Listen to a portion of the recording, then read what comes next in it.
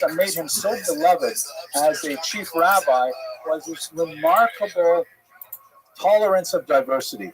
Even though he has the whole kind of Elvis getup, he was really very, very relaxed around non-observant Jews. He was welcoming to them. He was warm to them. All kinds of things because he felt that they were part of one people, and he did not want to alienate them under any circumstances. So he was elected with the support of many Ashkenazi, the Rishon LeZion, that was the first in Zion, in 1973. And one of the first things he did was he defended the Sephardic practice of Yibum.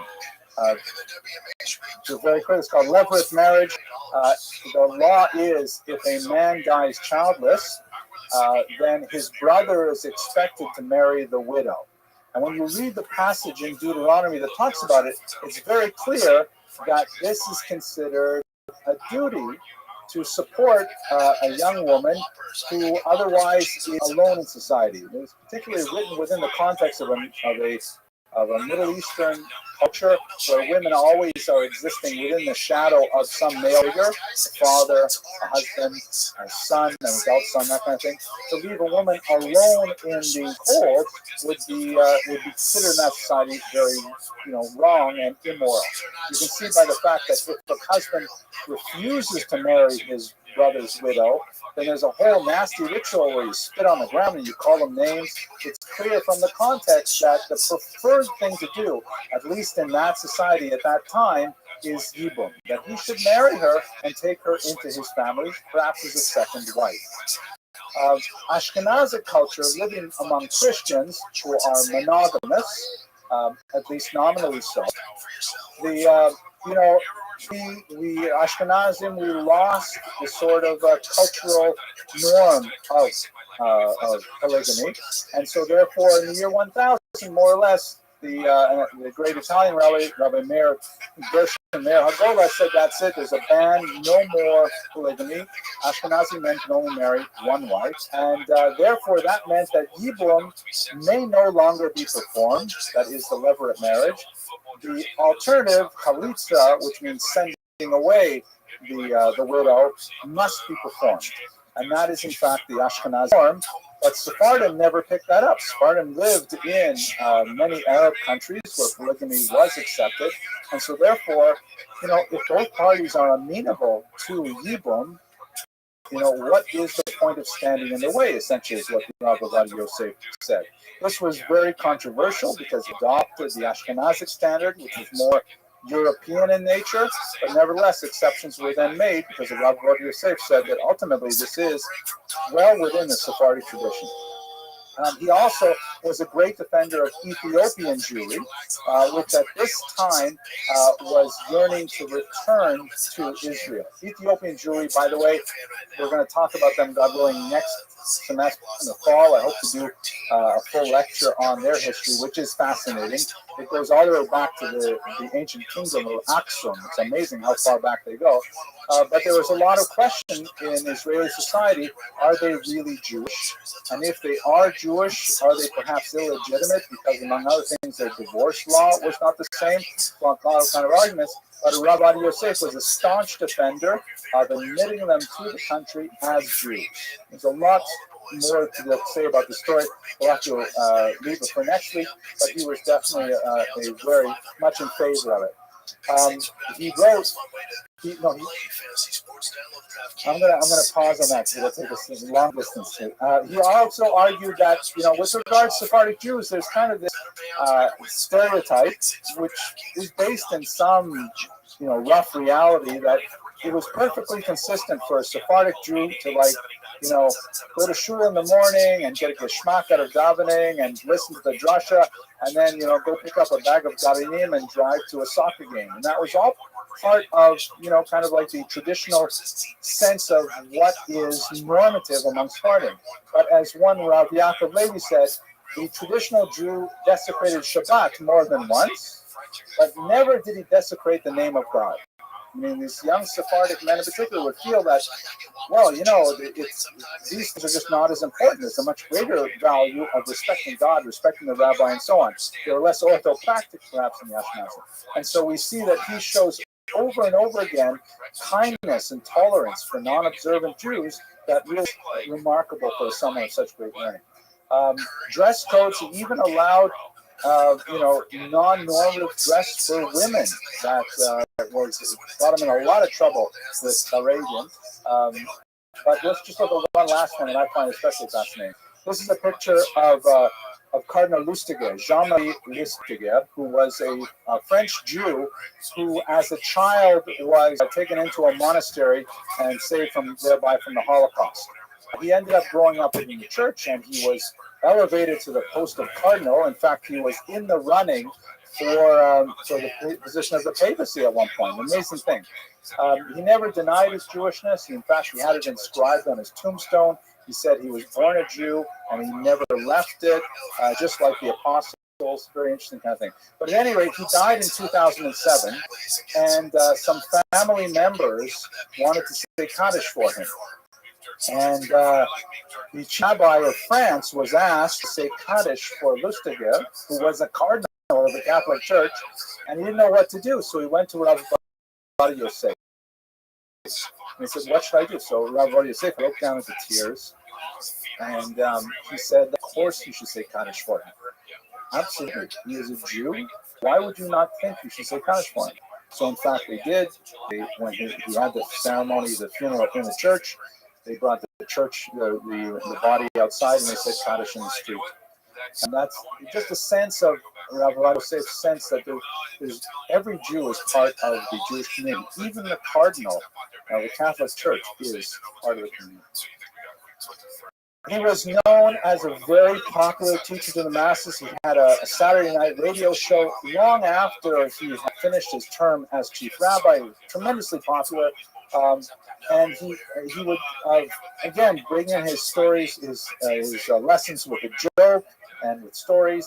He was very much in favor of teaching as a public demand for scholars. He wrote once on solitary scholars, meaning kind of like the Lithuanian ideal of a guy who sits in Shiva for 30 years and doesn't stick his head outside of the four walls of the study hall.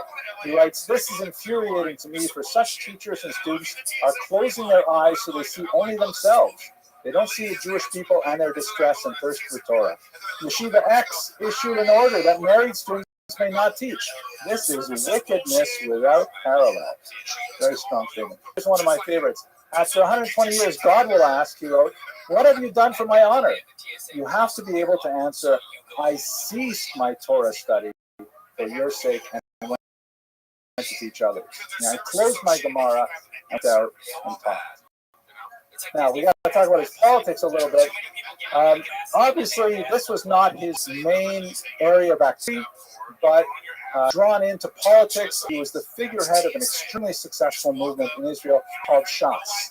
Shas stands for Shomrei Sfaradim, the guardians of the Sephardim, or the guardians of the Sephardic tradition. It also, ironically, is the common acronym for the Talmud. Shas is Shasidrei, the 6 orders of the Talmud. So it has both an ethnic and a religious connotation simultaneously. Up until the late 1970s, Sephardim were definitely second class in Israel. There was a very strong Ashkenazi dominance to society because all of the early pioneering Zionists, particularly in the leadership, came from Russia, Austria, Germany, England, France, and they all came, let's say they all, the vast majority of them came with very Western European ideas of what Israel should be. Shortly after Israel was established, you had all of these Arab countries evicting their Jews, and you had a massive onslaught of Sephardim, but they were coming into a society that was already well entrenched in European ways of thought, European ways of doing things, and it took them a generation and a half to really begin to find their footing in Israeli society. And that was expressed primarily through the election of Menachem Begin and Likud in 1977. Labor, the more socialist-oriented, European-dominated party, was ousted for the first time since 1948 by a coalition of more right-wing parties, like Jabotinsky-oriented parties, and the Sephardim, who said enough is enough already. We want to vote for a more conservative party, a more religious-friendly party, not a religious antagonistic party. And this was the beginning of when the Sephardim began to find their political muscle. It was finally expressed in 1984 with this organization called Shas, and Ovadia Yosef was the natural person to be the spiritual leader of the movement. He was not the political director. He was the figurehead that stood at the top of all of it. Unfortunately, that meant that he was also drawn into some of the political morass that involved in Israeli politics, specifically because in Israel, with the exception of the few times that it's had a national unity government to deal with the immediate threats, no majority party has ever ruled the country. It's always been a minority party horse trading with other small parties and forming a coalition, a very fragile coalition.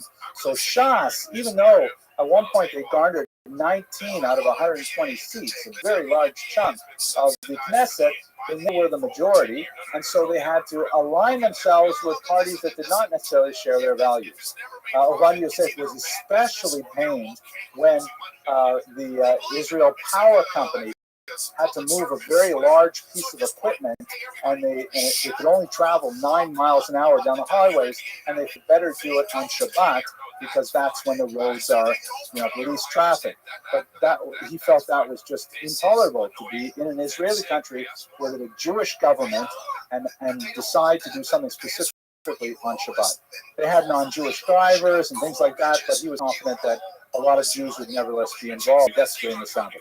But that was the difficulty of being involved in politics when you're essentially a religious figure. So to turn to his legacy and conclusion, and at this point, one of the things that I have not talked about pointedly is the many, many miraculous stories associated with Ovadia Yosef. We're talking about a very holy person, and there are dozens of published, very authentic sounding stories about miraculous cures associated with him. I'd just like to share two of them just to give a sense of, it's beyond our purpose to speak about spooky things like this. But nevertheless, just to get a sense of how people regard Rabbi Ovadia Yosef. Nobody says these things happen for me, right? So that's for a reason, because Ovadia Yosef was someone who was so great. One spooky story, apparently when he was a little bit older and he was giving a public lecture, and there were like hundreds of people in the room, a couple of young ruffians came in and started loudly disturbing the lecture in a very chutzpahdik and inappropriate manner. And apparently Rabbi Ovadia Yosef said to them two words. He said, "You are in Shamta," which is we don't have an exact translation for it in English, but it means you're excommunicated. You're outside. And that's kind of weird. They did actually take those two guys outside of the hall. Many years later, like about a dozen years later, one of them came back to Rabbi Ovadia Yosef and begged his forgiveness because he and his friend had been married for many years and were childless. And he attributed it to those two words. So Rabbi Ovadia Yosef told them to get his friend, and they had to both come, and he sat them, he told them they had to sit on the ground, and then he ignored them for about 5 minutes, and then he said, "All is forgiven, all is released, all is forgiven." And then they left, and in fact, they both had children immediately afterwards. Spooky story. Okay. One more spooky story, which is one that affects me a lot. I have to say, I was reading this on the Q train, and I started blubbering. It was bad. I got too emotional. What's wrong with this guy? But it's a story about his Rebbitzin. You don't normally hear stories about the Rabbanit, as she's known, but it's an amazing one. In 2004, a man came to Rabbi Ovadia Yosef with a 6-year-old child and asked the Chacham to give him a blessing. And he told him that the 6-year-old child was here because of his wife, who had died many years prior to his birth. And the story went like this: that the man was a rabbi who was hired by the Misrat HaKlita, the Egyptian ministry, to run a seder for a large number of Soviet immigrants, 300 people.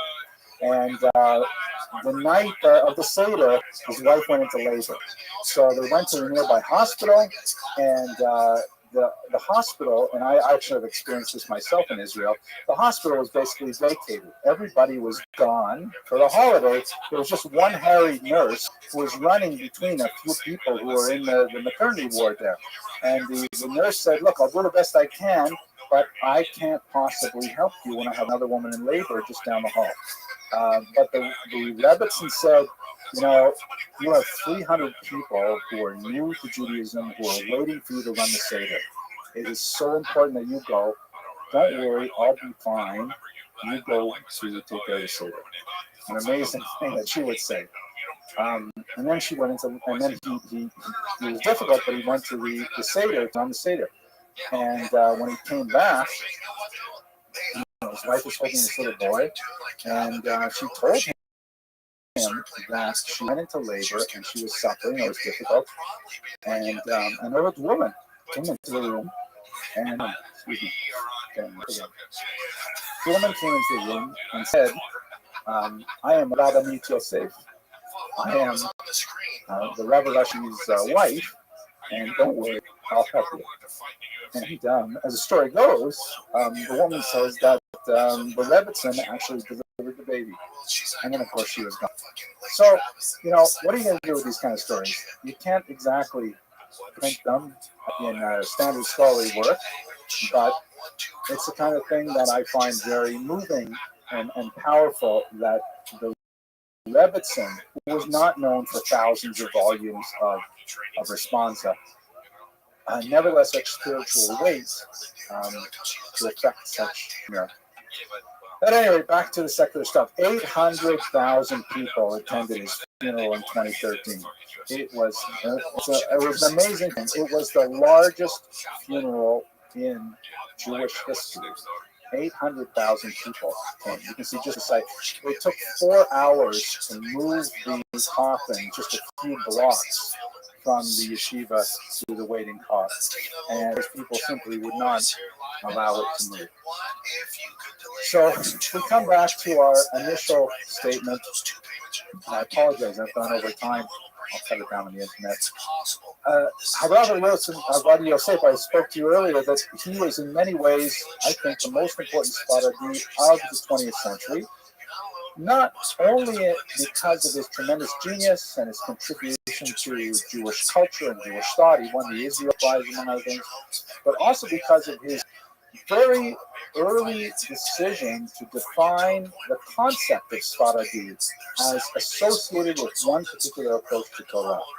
And in this way, he actually broadened the tent for who could sit within those boundaries and be considered Sephardi, and at the same time he constricted the tent, because he said it has to do with these laws as expressed by this particular thinker, Maran Yosef Karo. And so in many ways he gave the Sephardi Jews borders around which to define their identity, and in such a way he guaranteed the legacy of the Sephardi tradition for generations to come. Thank you very much for your attention and your endurance. I'll see you, God willing, in the fall. What about Calvin wants to be a comedian, he says. It's cute. I want to be like that. I want to be a comedian. He does jokes. Yeah, he does jokes. Today is the third in our series. He's looking at the history of Ashkenazim and Sephardim and the shaping of the Jewish mind. And we spent quite a bit of time in the first lecture looking at Ashkenazim, and then in the second class we looked at the Sephardim. And in both of those classes we spent time thinking about the kind of seminal moments, if there are any, that shape a culture, like kind of massive geological level changes that really force the Ashkenazim to sort of think in a certain way and forced the Sephardim to think in a slightly different way, and it may be somewhat crude to paint with such a broad brush stroke, but nevertheless, we argued in the first lecture that the Crusades were a scar on the Ashkenazic mind.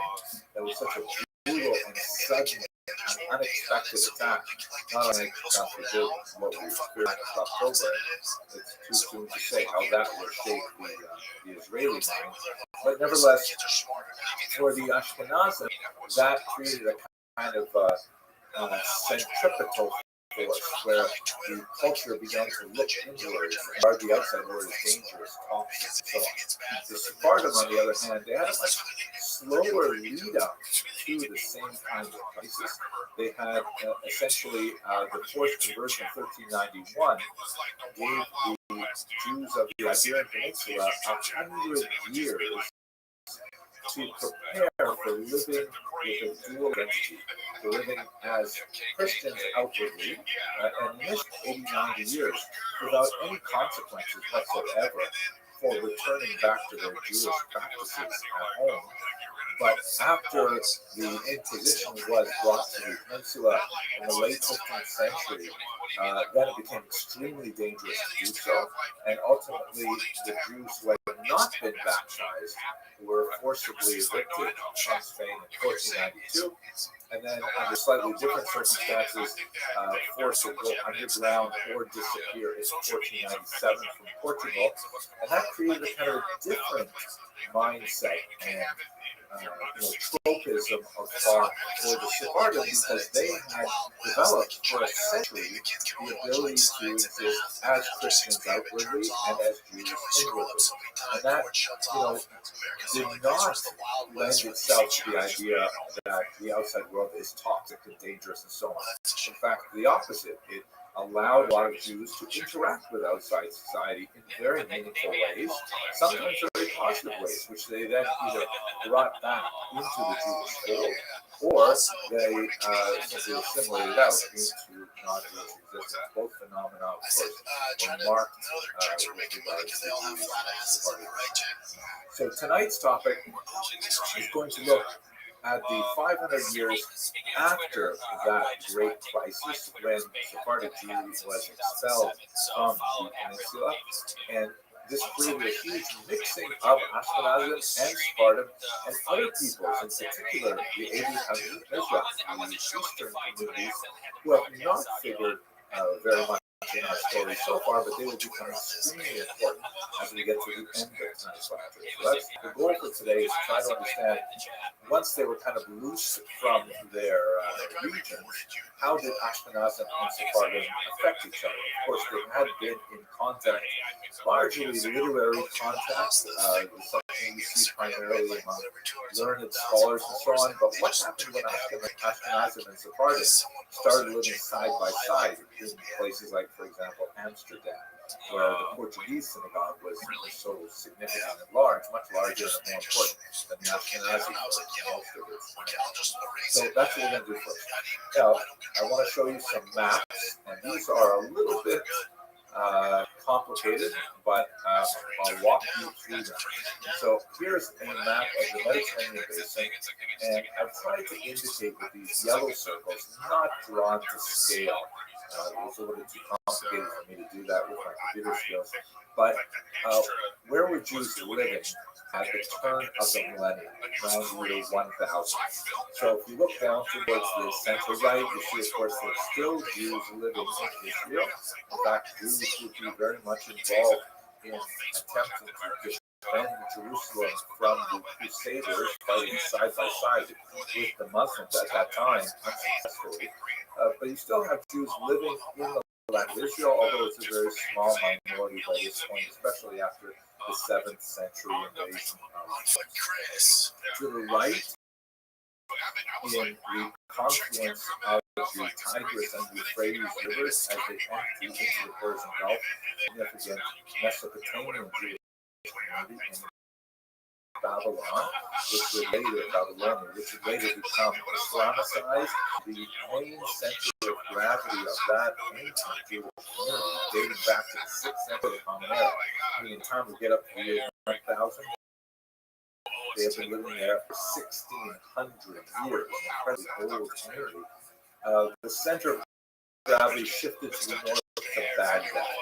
That's where the great yeshivas of Surah and Zavita eventually migrated, and basically the high point of their they will begin to go in decline after the year 1000. They will get smaller and smaller and less significant as the Spanish Jewish community, way on the other side of the Mediterranean, going all the way to the left now, that becomes the dominant region.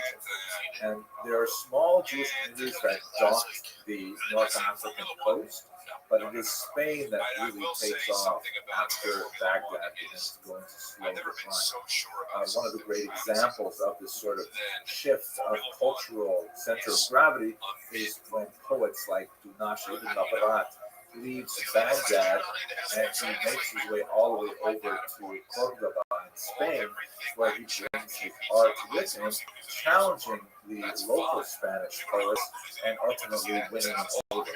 One of my favorite periods in medieval Jewish history is the fact that when Dunash came to Spain, he was kind of like the Elvis of medieval Hebrew poetry. His take on how to rhyme things and how to create meter was sort of from the traditional Hebrew modalities used that Jews had riots in streets, fist fights over which mode of poetry was superior. Dunash's specific mission was to take the Shva vowel. If you're familiar with Hebrew, it's the vowel that has sort of looks like a colon under a letter. And if you're familiar, of course, it has two different sounds, Shva na, very small with different sounds. In linguistics, it would look like the letter E put upside down. You see it sometimes in dictionaries. And he suggested that you should take that Shva vowel and use it as a half beat in meter, just like the Arabs do with Arabic. And this just opened up Hebrew to a whole new realm of poetry, which of course is celebrated today with songs that are sung around this table even today, like Glory of God, for example. So that's an example of like kind of the cultural weight moving from Baghdad all the way over to Spain. Moving to the northern part of the Mediterranean, we've got lots of Jews living in what would be Turkey today, in the Greek peninsula, a very large number in Rome, and in that sort of sideways oval, that's Provence, as a fascinating community in the south of France. And way up at the top, there's a fairly small population of Jews. It was much smaller in the year 1000 than Spain or even Baghdad. And also the Ashkenazim living kind of way up there in the Rhineland. Smaller communities, a little further south. Rashi was around this time, in Troy, but it really quite insignificant. So this is basically a picture of where Jews are living around the year 1000. Smaller communities that I can't know here, the Asian Jews, Central Asia, the Khazars that we spoke about briefly last week. Now, if we look at the next 500 years, we see a few different things. First of all, most important, the population of Ashkenaz just explodes. The Ashkenazi population grows at a remarkable rate from the year 1000 to about the year 1500. There's a lot of questions about how that came to be. Certainly there's a significant amount of migration from the south, and this is part of a much larger general population explosion from northern Europe at the time. Many historians feel that the reason for the population explosion after the year 1000 is related to climatic factors, that the ground became much more arable as a result of temperature shifts. And there's a lot of interesting theories about why that might have happened, but nevertheless, for our purposes, you have a really big population of Jews growing in Ashkenaz, which, as the great medieval scholar Robert Chasen points out, sort of cuts against the grain of most school of Jewish historiography that says that, suffering in Western Europe at this time when Latin Christendom was so brutal and it was so hard to make a living. But in reality, we see that the Jews, at least demographically, expand significantly over these centuries. But it is offset by frequent expulsion. That's what I tried to point out with these books here. You have expulsions beginning in 1182 from Paris, from France. France at that time was actually a very small territory, but it expanded much larger expulsion in 1306. The smaller ones right through the 14th century. The Jews of Provence to the south of France, who were not part of the French kingdom at the time, they also endure expulsions, and they find their way into the Italian peninsula in particular, and also the Jews of England are expelled in 1290, and there are much smaller expulsions from smaller principalities throughout Germany. So, overwhelming in the east. And the reason for that movement is twofold. There are the expulsions, which are motivated by several factors. There's a certain degree of anti-Semitism involved. This is the era when blood libel first appears in 1144, followed closely by the host desecration, this argument that the Jews needed, torture the communion wafers, and that's combined, probably much more importantly, with economic factors. Jews are, for a variety of reasons, one of the most important being the church ban on money lending between Christians. Jews are the only money lenders, the only people providing credit in Latin Europe at this time, and it's a dangerous profession. If they extend loans unwisely to larger populations, they risk popular uprisings, which they have in the 17th century in particular. And if they loan money to some of the more powerful noblemen, the noblemen might feel at a certain point it's easier to simply wipe out their debt by expelling the Jews than to try and repay what they have borrowed for various international campaigns and things like that. So a lot of economic and social pressures driving Jews out of Western Europe, and at the same time, Central and Eastern Europe is experiencing a vacuum of economic talent. They don't have, for example, any missionaries, anybody who knows how to handle precious metals and turn them into coins. A lot of the economy in Poland in the 12th, 13th century is still have barter, and the rest of Europe is way ahead of that, developing Arabic credit systems and working with lots of currency and so on. So the Jews are quite literally invited to Poland, which is much larger than it is in this map at the time. It was part of a large dynastic commonwealth formed with Lithuania that extended from the Baltic Sea to the Black Sea. And so the Jews are being invited into Eastern Europe, and so the Jews make their way there in communities, in waves, all the way up through the 17th century. This is what will result in the massive population of Ashkenazi Jews. They're originating in the Rhineland, really populating Eastern Europe, Russia, Poland, Lithuania. Now we get to the great expulsions in Spain. And I know the map is getting crowded. It's going to get even more crowded in the next slide, but hopefully we can stay. Now we're looking at the red lines. And this is the colossal experience the Jews had during the expulsion from Spain. As you recall, Spain was a towering citadel of Jewish culture. It had long eclipsed Baghdad as really the religious and literary center of the Jewish world. And to expel the Jews from Spain was like absolutely mind-boggling. It would be akin to expelling the Jews from New York and New Jersey and Connecticut. It's unthinkable. Such a massive amount of people, so central to the economy and culture and so on, but nevertheless, it happened. As you can see inside that red circle, the first wave of Jews went to Portugal, because that's was the most convenient land crossing. Many of them went to the northern region along the Douro River, where I'm going to go in February for an advanced visit before we take a cruise there in May. And also many made the short distance across the Mediterranean into North Africa or over the Pyrenees Mountains into Bordeaux, France.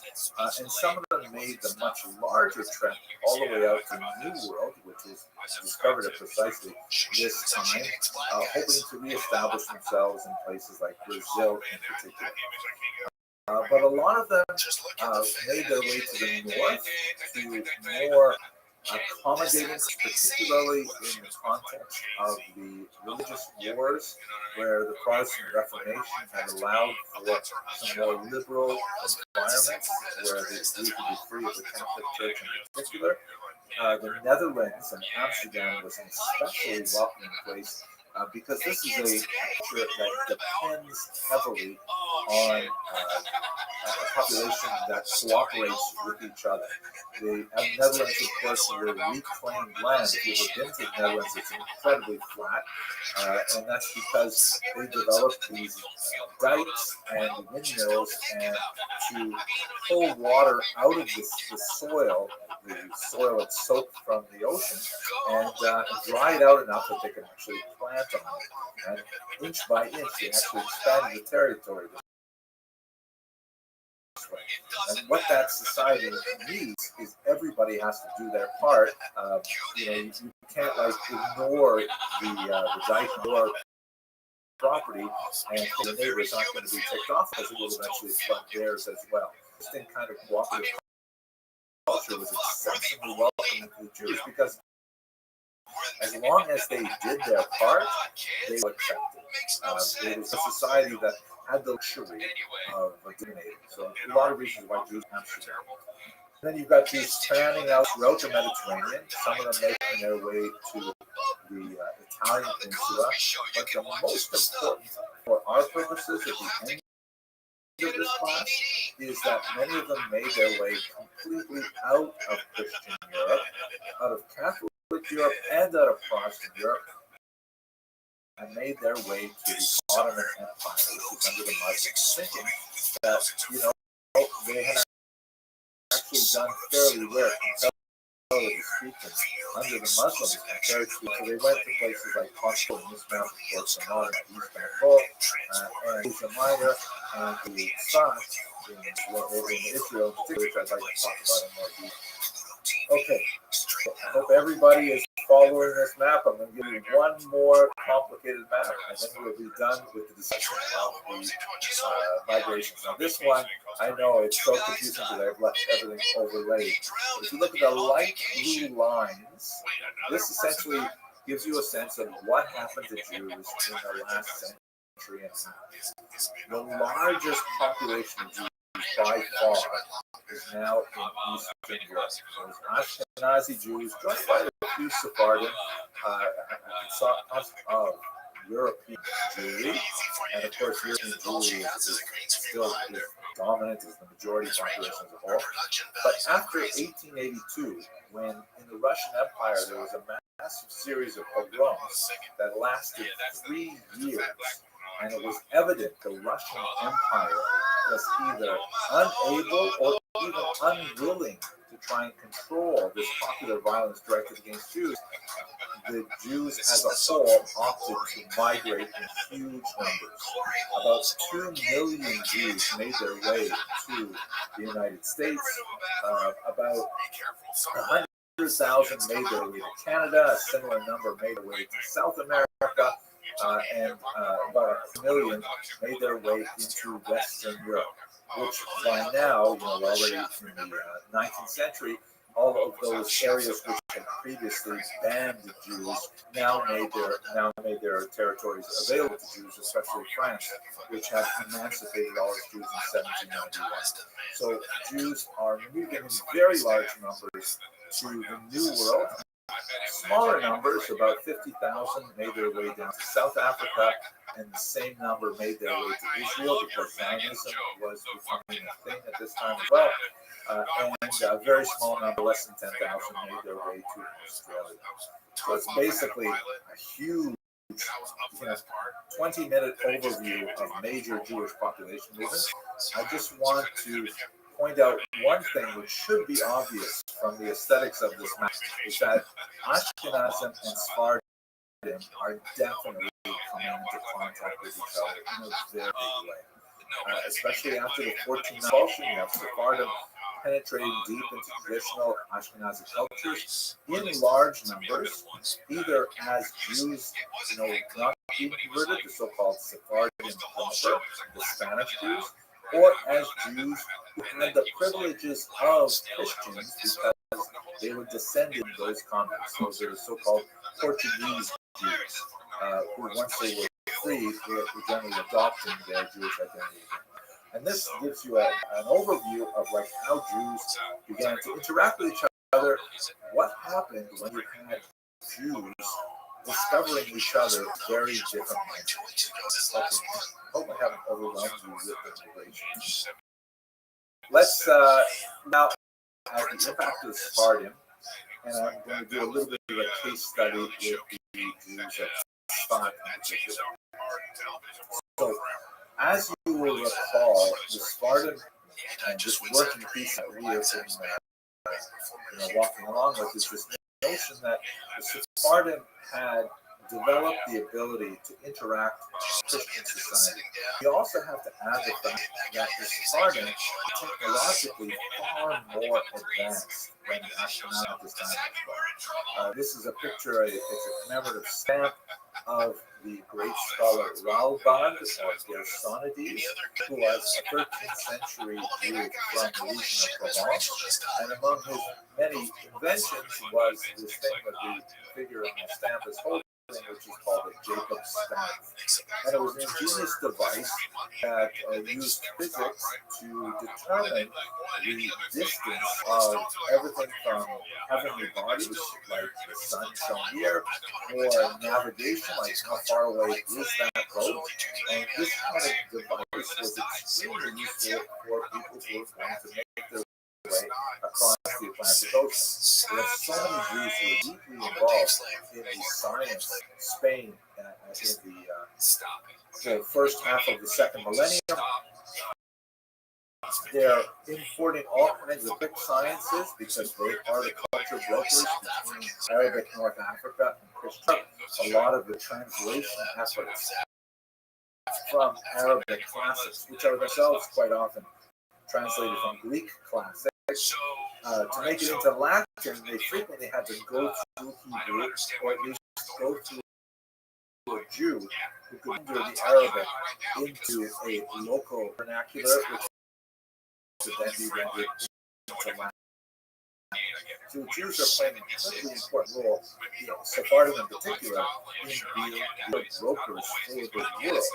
Also very important for the culture broker of Jews. They're bringing, for example, great Arabic classics like the Guide for Plex and the duties of the heart and these things, and making them available in Hebrew for Ashkenazi readers as well. And this has become extremely important. I'll just put a little tag in this or X for later. The printing press, which may have actually developed in a Jewish shop in Provence about a decade before Berg invented his. It's not impossible suggestions to prove this. But the printing press was certainly something that Jews, if they didn't invent it, they were in love with it.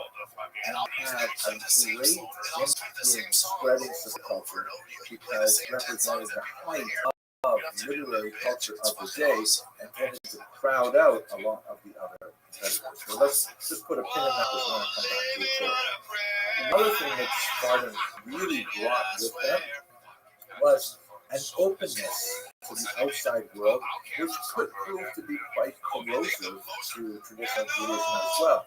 Witnessing Amsterdam, where people like Baruch Spinoza really had no problem engaging with non-Jewish ideas and ultimately bearing the brunt of an excommunication effort by the Jews of that community in trying to control the spread of his philosophy, which was, of course, deeply unsuccessful. But if you go to, for example, the city of Sfat, you see a very different phenomenon that the Sephardim brought with them as they went to Israel. So here's a map of the Ottoman Empire, right at its peak, really.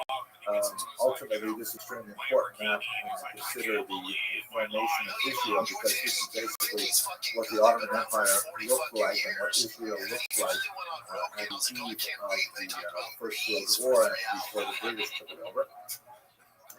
And this was all Muslim territory, and it was quite a bit freer territory for Jews, especially through the Inquisition in Spain. Jews proceeded at their own risk to live in other parts of Europe under Catholic domination. For example, in Italy, there's a horrific example of persecution in the middle of the 16th century, when a group of crypto Jews, that is, Jews who had been converted to Catholicism and then made their way as a community to a place called Ancona on the Adriatic coast of Italy. And once they were there, because conditions seemed to be acceptable and the Pope at the time didn't seem to mind, they essentially went back and started observing Judaism. And they had, it was just a known thing that there was a group of Jews living in Ancona who were actually, outwardly Christian, but inwardly they were Jews and they practiced Jewish rituals right amongst each other and so on. Unfortunately, as we see in the book of Exodus as well, a new pope arose who knew not the Jews, and he was infuriated that there should be these backsliding Judaizers right there on the Italian peninsula, and so he arrested a large number of them and ultimately burned 25 Jews at the stake in 1555. This is an example of how it could still be dangerous as a Jew anywhere in Catholic Europe. And the Inquisition was active right up until the 19th century, so they were really not safe. But moving to the Ottoman Empire, to the Muslim Empire, it's a really different thing, because the Islam has a sort of a model for the existence of Jews within Islamic territories, called Umar, which is some Christian doctrine of it, which essentially says that Jews are allowed to live as long as they submit to largely, it's definitely a class status kind of thing. They're not allowed to carry weapons or horses. They would have to wear a particular color, maybe it was yellow, to distinguish themselves from others. And a lot of these things were ignored in many places. They couldn't build their synagogues new. They had to just renovate the old ones. This is why some of the synagogues in the Ottoman Empire were actually built with several sub-basements, because they couldn't make them taller, but they could make them deeper in the ground. So many Jews said, "Oh, forget about living in Christian Europe. It's a loss." And they went in particular to Istanbul or Constantinople and created, a tremendous amount of culture there. The Sultan of Istanbul was actually quite delighted with his new Jewish subjects, because they brought with them a tremendous amount of economic activity, and he was very happy to expand those possibilities for the Jews. He considered Spain's loss his gain. And that's what connects us specifically to the town of Sfat, which you can see labeled here on this map in the blue letters. It's kind of in the north of Jerusalem, and it's not a very well-known place. It doesn't appear in Tanakh at all. The word Sfat probably comes from the word Sofer, which means to look out, because it is about 5,000 feet above sea level. You can see it here with the Sea of Galilee, the Canary in the background. Very beautiful, kind of picturesque area. And it was a backwards town. It was very little to say for it. But the Ottoman Empire extended tax breaks to textile merchants living in Sfat. And textiles are a field that Jews have historically been very involved in. My own father, was a dealer, and so all of a sudden, Sfat became a center of tremendous commerce, rivaling even Jerusalem in many ways. And that was joined with a national phenomenon of spiritual tourism. A certain number of very important Jews made from the Spanish exile to Tzfat. By the time he got about 70 years out, which is kind of similar to the way we are related to the Holocaust now in terms of time, there was this amazing effervescence of Jewish spiritual activity in Tzfat. A remarkable number of figures of colossal proportions, really, all living in this tiny little village and making tremendous creative efforts in Judaism, particularly in Lurianic Kabbalah, a type of mysticism that you can see here. It's very common to use this particular shade of blue as a way of warding off the evil eye, especially to different the kinds of people who lived in Tzfat in the middle of the 16th century included, some of these graves on the bottom left is the Holy Ramah, Rabbi Moshe Cordovero, who was one of the greatest systematizers of Kabbalah, who took a series of really bizarre, very difficult to read, complex, cryptic books, and he condensed them and he made them accessible in a book called Pardes Limonium, the Orchard of Pomegranates, which became an instant classic in his lifetime.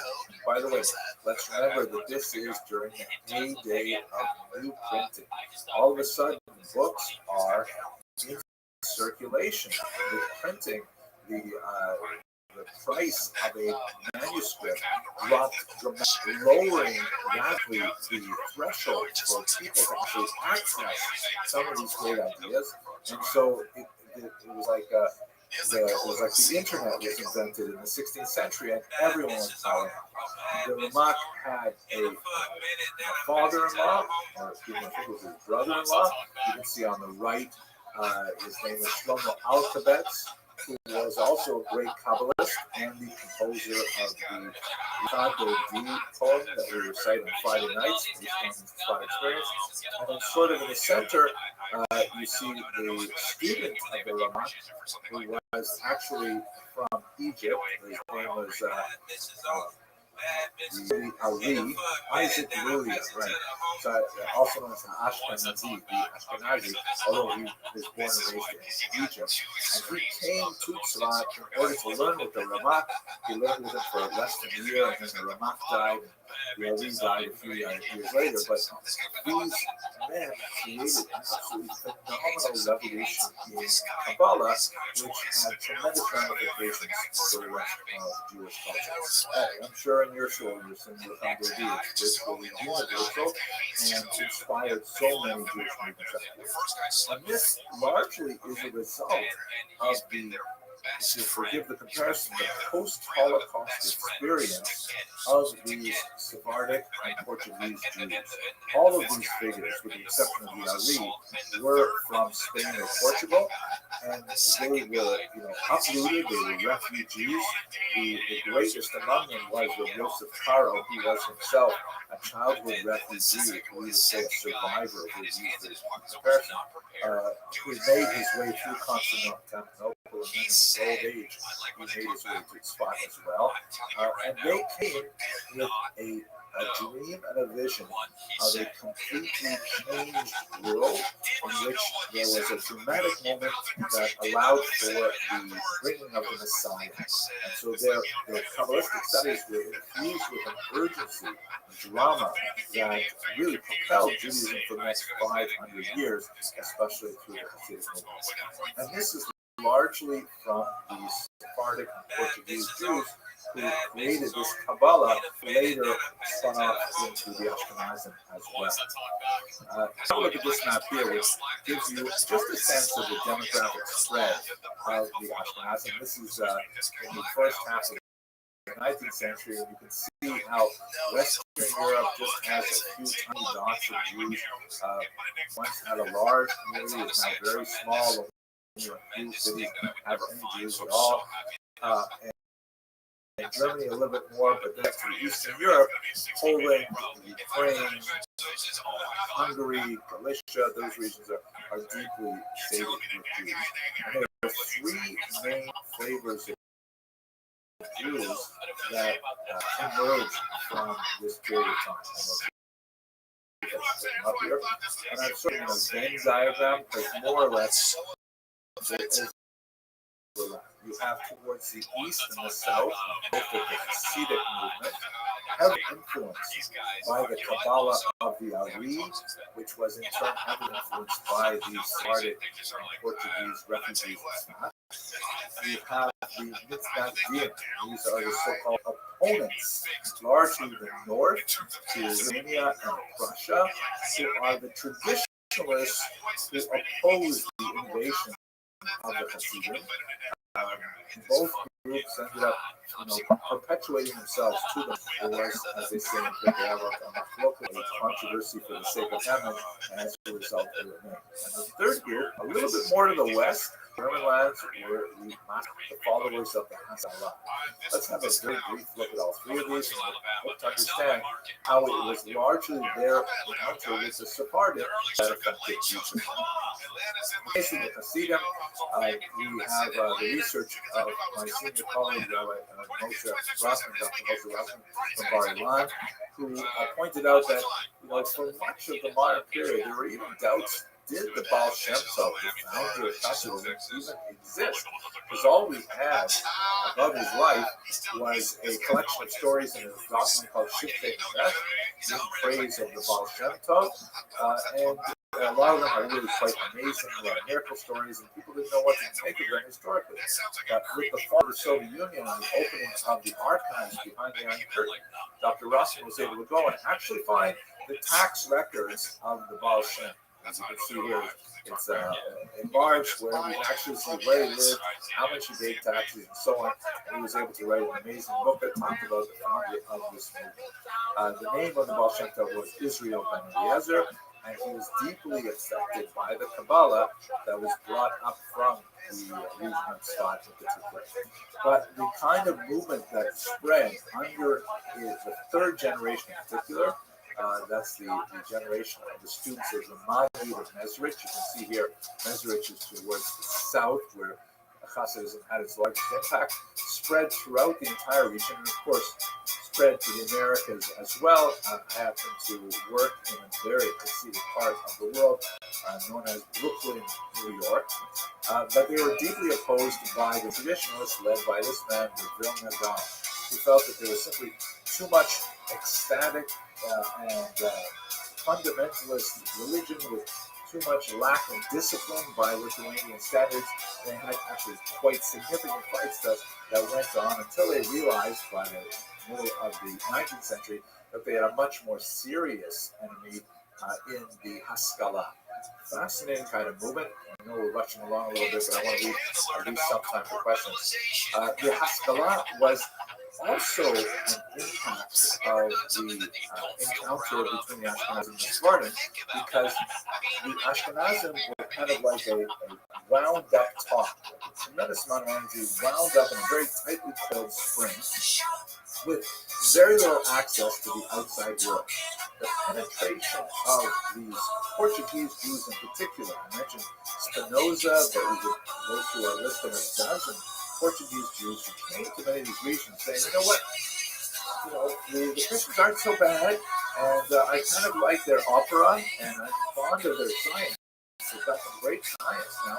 And so Jews, Ashkenazi Jews, slowly began to enter the outside world and to question that initial stance that was developed from the Crusades and had lasted for about 750 years.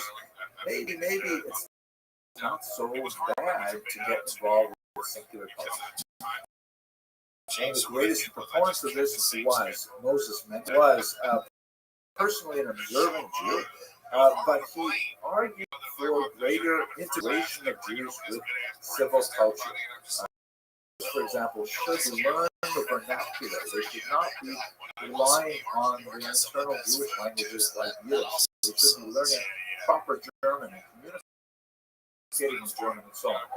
And he figured, particularly among German liberals and among the sector of Jews as well, but at the same time, his ideas were so controversial that in some parts of Europe, his books were actually burned by Jews. He considered too radical. There were others, like Solomon Lyman, who were his rough contemporary who simply abandoned Judaism altogether. He wrote a fantastic autobiography in which he is growing up in a Hasidic family, actually in a Lithuanian family, but he encounters Hasidism as a youth. And ultimately, he just discovers the outside culture is way too attractive, and he throws his Judaism overboard. But he writes, I jumped over the convent wall book to go on.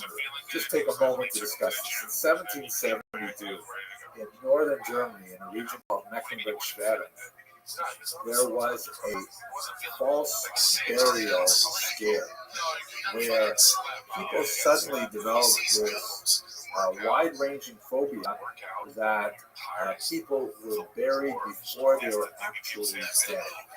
And this caused really quite an uproar, as you might imagine.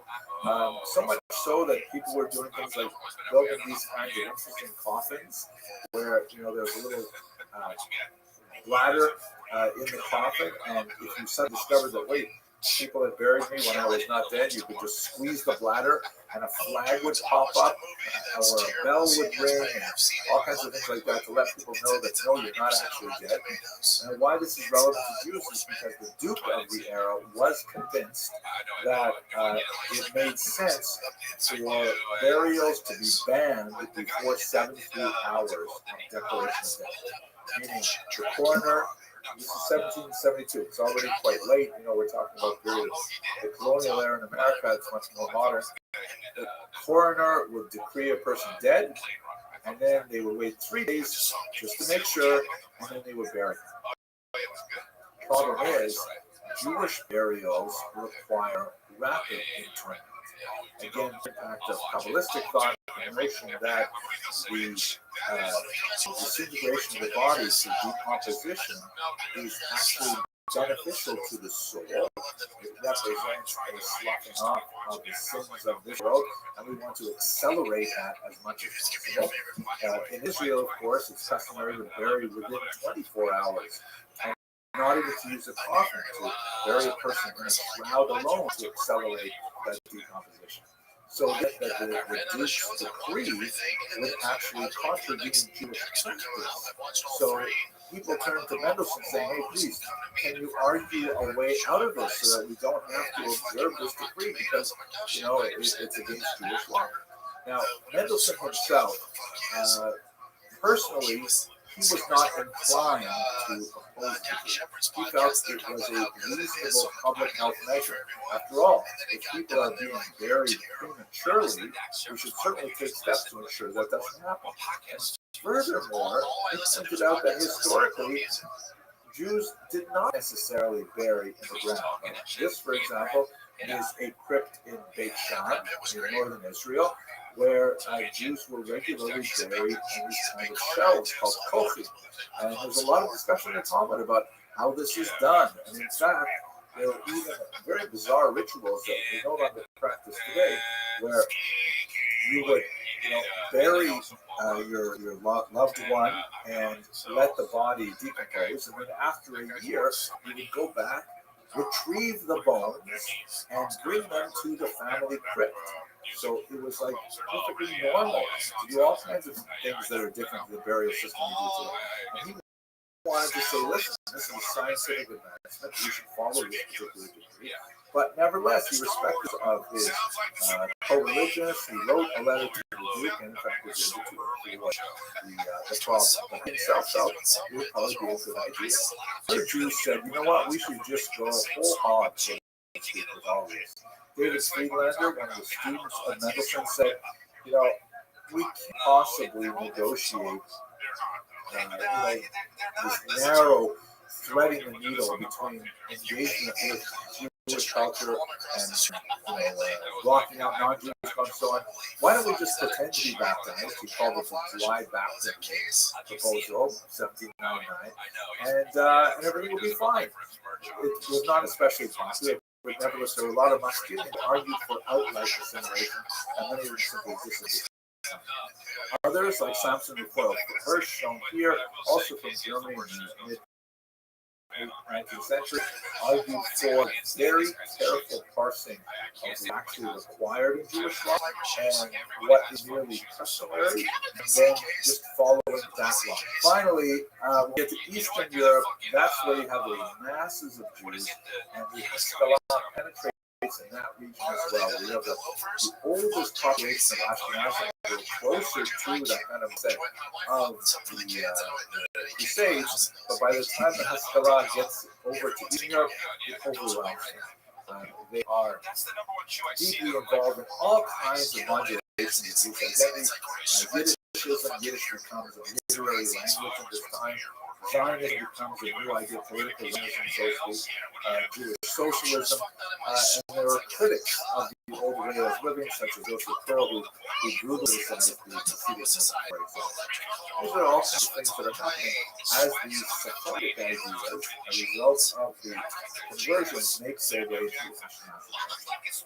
Now, we should spend at least a few minutes talking about that big population that we have ignored largely till now, the so-called Eastern communities, or the Mizrahi. And they have been largely quiet for much of the period.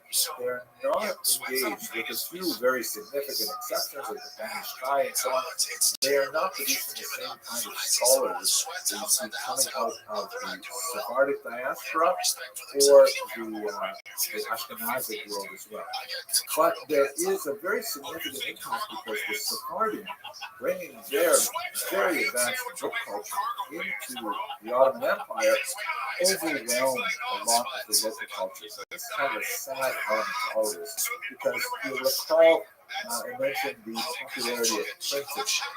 So one of the things that tends to happen in just the 16th century in particular is that whoever publishes the first most book tends to destroy all kinds of smaller things. Like they say, this is what's going on in contemporary publishing today, partly as a result of loss of our local book. That people browse for books anymore. They go and they buy, the dozen or so popular authors over and over again. But it's very hard for new authors to make their way into the field because there's just no exposure for them. And so when the Shulchan Aruch is written by a Sephardi rabbi, Yosef Karo, and it is published, it gets the imprimatur of the commentary of the Ashkenaz that shuts down all of the Siddur that we have. So many other local modifications to prayer that we see in local towns in France and in Germany and in Italy.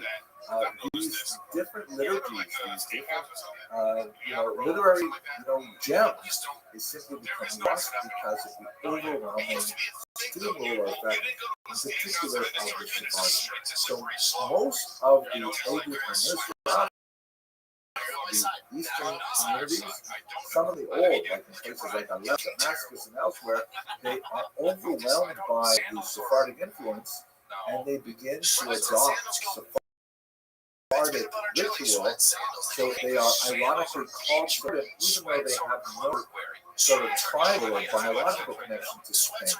They're really the Odu and Israel, but they have been overwhelmed by Spanish culture. They will, however, to the fore when we get to the 20th century, particularly after the establishment of the State of Israel, because then you'll have the so-called Jewish Nakba, where many of the Muslim countries of North Africa and the Middle East expel their Jews as a kind of a revenge for this of the State of Israel. And the number, which is ironically pretty much the same as the number that Palestinians claim for their Nakba from the land of Israel, you have roughly the same amount of Jews who are either expelled or coerced or flee in fear from their countries to the land of Israel. And these are essentially the Mizrahi who make a huge impact in Israeli culture. You look at the demographic population of Israel today, you'll see that Ashkenazim constitute about a third, right? And the Ashkenazim were the pioneers in the early part of the story, from about the 1880s to the early 1950s. And by the way, that's not considering the reaching the old Jewish community that was kind of like the descendants of the centuries Jews who had lived there, along with smaller numbers of migrants from Ashkenazim and other lands. Mizrahi Jews constitute another third, but as you'll notice, no one here is Sephardic in this chart. It doesn't say Sephardic Jews, largely because Sephardic Jews, when they left Spain, they actually dropped in numbers significantly. And many of the Jews who call themselves Sephardic today are really coming from places like Turkey or Syria, or where they definitely have absorbed Sephardic culture. This becomes a political significance when Menachem Begin, shown here when he was in disguise because he was on the run from the British mandate authorities, and so he disguised himself very cleverly as a rabbi. He actually was quite learned, and this is Eliza, who was his political advisor and everything, and something never did. He was able to, even though he was himself Ashkenazi, to tap into the voice of the Mizrahi community and bring them to the political movements that resulted in 1977 election, turned over the traditional elite and really allowed Sephardim, aka Mizrach Jews, they had their own crew. Those two people like Rabbi, who was himself from Baghdad, but nevertheless was the chief Sephardi rabbi of Israel and genius when it came to the Torah and formulation of what is anyone who follows Lacha of the Shulchan, as opposed to Yad Ramah, which is an allusion to Rabbi Moshe Isserles and his commentary on the Sephardi Shulchan. So defined that way, Sephardi is actually a very large tent that includes all kinds of people who may not necessarily be connected directly to Spain, but have a share in its cultural culture. So that brings me to the conclusion of these three series of lectures, and I hope I've given you some insight into the factors that shape the Jewish mind, specifically the Ashkenazim, the Sephardim, and also the Hebrew Mizrach. There are many other smaller Jewish sub-ethnicities. God willing, maybe in another series we'll have the opportunity to explore those as well. But until then, I want to thank you very much for your endurance and your attention to these three lectures. And I think we have time for a few questions. With cheese on the plate sometimes, and they don't smell great. It's okay to me. But you have to understand, people need to eat on a 5-hour flight, so it's fine. You can't just bring pretzels and shit. I'm forgiving if people bring, but if you bring curry, well, no, forget it. No, forget it. That's, you know what states that they have them at some airports is when it's a teriyaki. Begin right on time. Oh, he just wanted it. By Mr. Bars, Mr. Rose. This is history of Sephardic Jewry, right? Mr. Kaplan, Mr. Koshaya.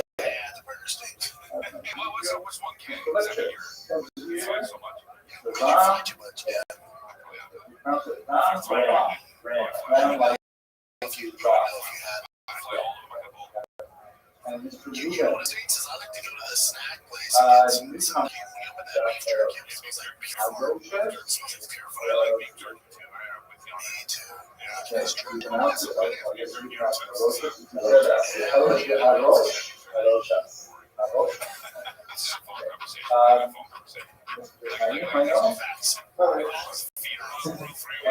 Anything else that I forget? Okay. It'll take me a while to learn your name. My apologies. Okay. Let's explain some material. What I'd like to say. Well, no, so you know what? That's So today's class is the real material we'll actually talk about today's class. So we're also going to do it's gonna be all the the same. syllabus, but we distribute So this. 30 years to get back there before 9/11. No, check this out. This is the thing that I bring my phone. Okay, clear your ID. I'll introduce myself. We have the opportunity. They have a thing now called touchless There we ID. go. There's a nice picture of me just taken in this hallway just a little while ago. My name is Henry Livingston. I am very pleased to be so full of new dean of this campus. I've been with First since 2000 and in several different campuses, but this is definitely my new favorite for a long and hopefully successful. My background is I have a PhD in history from the University of Toronto. I specialized in history at that time, and my first book was published by Harvard on the history of the Jews of Ukraine. I did afterwards got interested in a few other things, some art history, the history of the Talmud, and I wrote a few different books that I was interested in Spans and circle that was active there for a while. And right now, my big project, which I've been working on for about 5 years now, is a 3-volume history of the Jewish people. First volume is already with the publisher. I'm working on designing my master stuff, and I'm working on the second volume now. I had the good fortune to study at great universities while they still were great at Cornell or Oxford University. And in terms of my work study, I came to the university as an adult. So most of my studies were conducted around the same time that I was in the Southern. I studied history at Orson Math, this one from Detroit, I went for a month, and the law goes on Canadian. I get it. Sorry, I am very sorry. I apologize for fans. I've been Canadian, but okay. I wrote a few books, History of Thought, and my friend Ben, some of you might have heard of my podcast on Jewish history, Dr. Yomi. Be careful with the volume, I guess. A little bit of feedback. It's probably true what we're going to do. That's a good idea. There's a volume right here. Let's try this volume.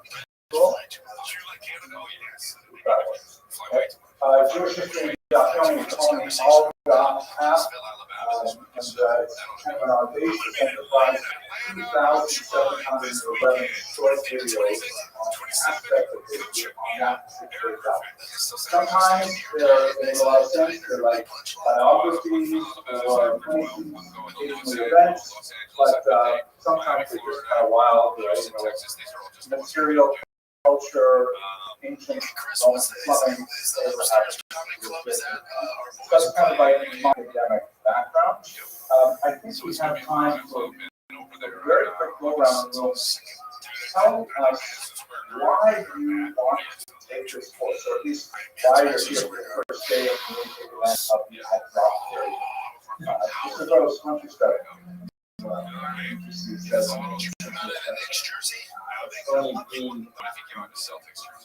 I would like to say born, and but I also say we're elsewhere in the house, the way I identify myself. That's allowed me. So to me, I still look to say.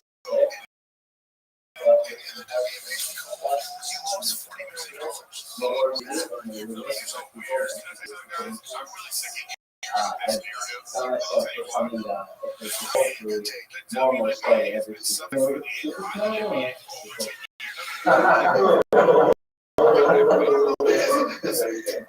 And for this, I am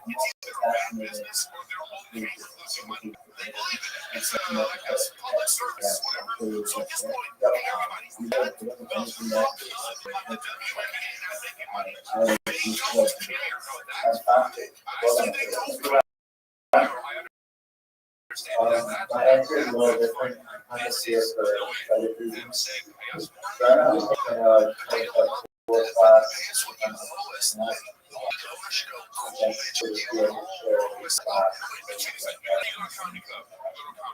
Yeah, I think I wouldn't call it a chill class. It's not chill, but like not like sensory. Yeah, Like you said, that, I like that better. I'll show you in the next slide how we're going to grade this course.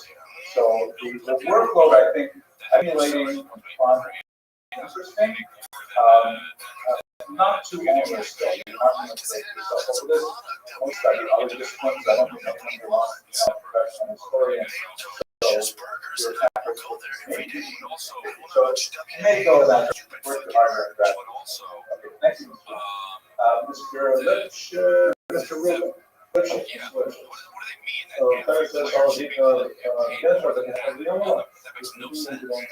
three. That makes no sense because they're idiots. Except for Caitlin Clark. And I heard that Custer advised this.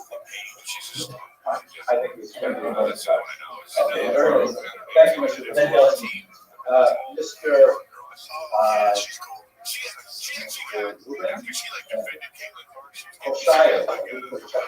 Please go ahead. although I know After you protect Caitlin Clark, and you protect your house with ringing, you know what I mean? It's like, good shot endorsement. Mr. Arosh. She's Eric's type. She's tall.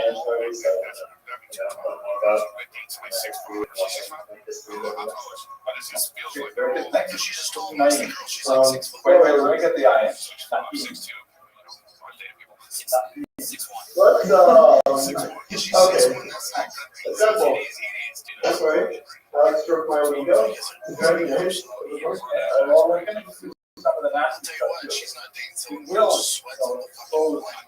heroin, phenomenal creativity, archery, but there are some problematic aspects that things will not follow.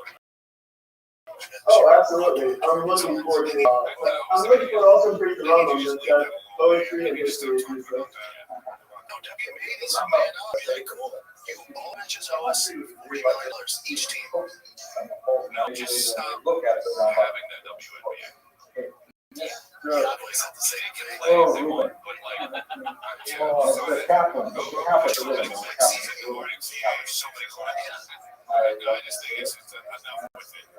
Stop talking about this.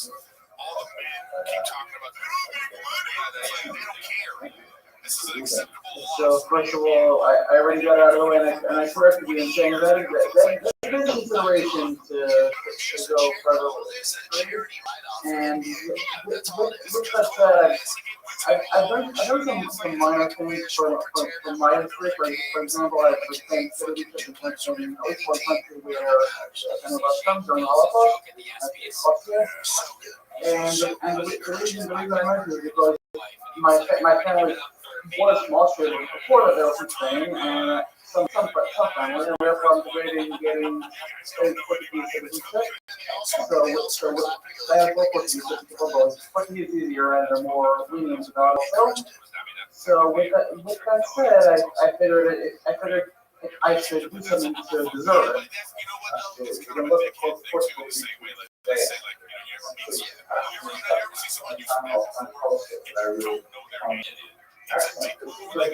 Very productive group of young intellectuals, and I hope that let's back off is completely wrong. So I think you my watch, and it's close enough.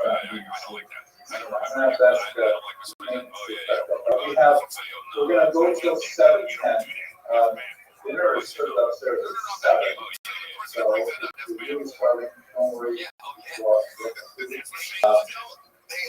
We'd be singing a different tune like the baby girl if she started playing basketball.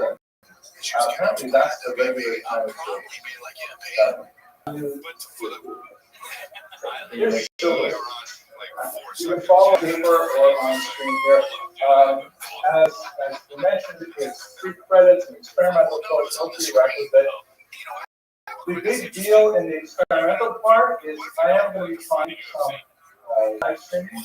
This record and put them onto Canvas, so you'll be able to watch the the live stream audience after. They're not going to be able to participate while we're talking, but they might watch it and it might have other benefits. The really cool thing about this AI for the experimental grading. I'm explaining what I mean by the artificial intelligence is going to change remarkably since already. And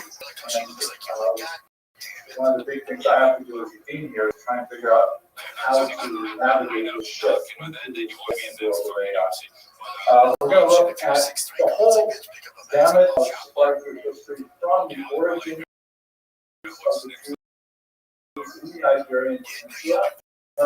First, basically Spain and Portugal today, Central Africa, at the support of diaspora, more than half and half.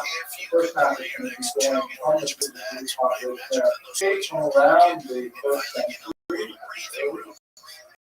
up until the expulsion. And then we're going to look at both the cryptocurrency and cross-border. We'll also have the crazy interest rates, Mediterranean basin, Turkey, Poland, Western Europe, and of course, the Americas as well. Of course, China.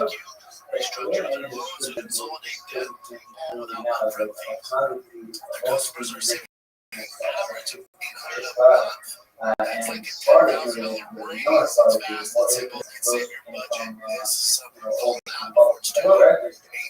it had some value, but it's probably better if we start from the beginning. We'll video look at it today, and especially on Thursday, we're going to do that. How does the garden differ from astronauts? Where do they come from? Why do they come from different places? So Thursday, right? We can. They're not really part of it. They're actually, when you talk about astronauts, it's part of it, but it's not binary. Not either way. They're identified as partner, but they actually have fun. Hold on to that first for Thursday. Don't drop the class after Thursday. Okay, so let's look at the grading. The text. There is a required textbook that basically a good one volume survey contained by James Gerber.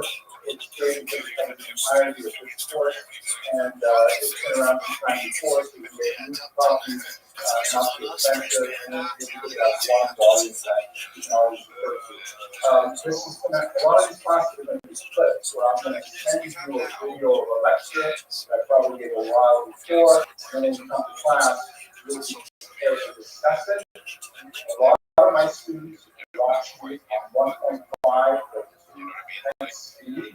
I think come around to 20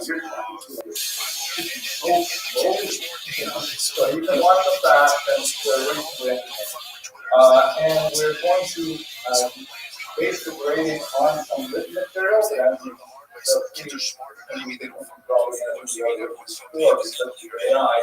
also one live presentation to a class where you will choose some figure in part of history that you want to use by part of genius, and then you will make a presentation in 15 minutes on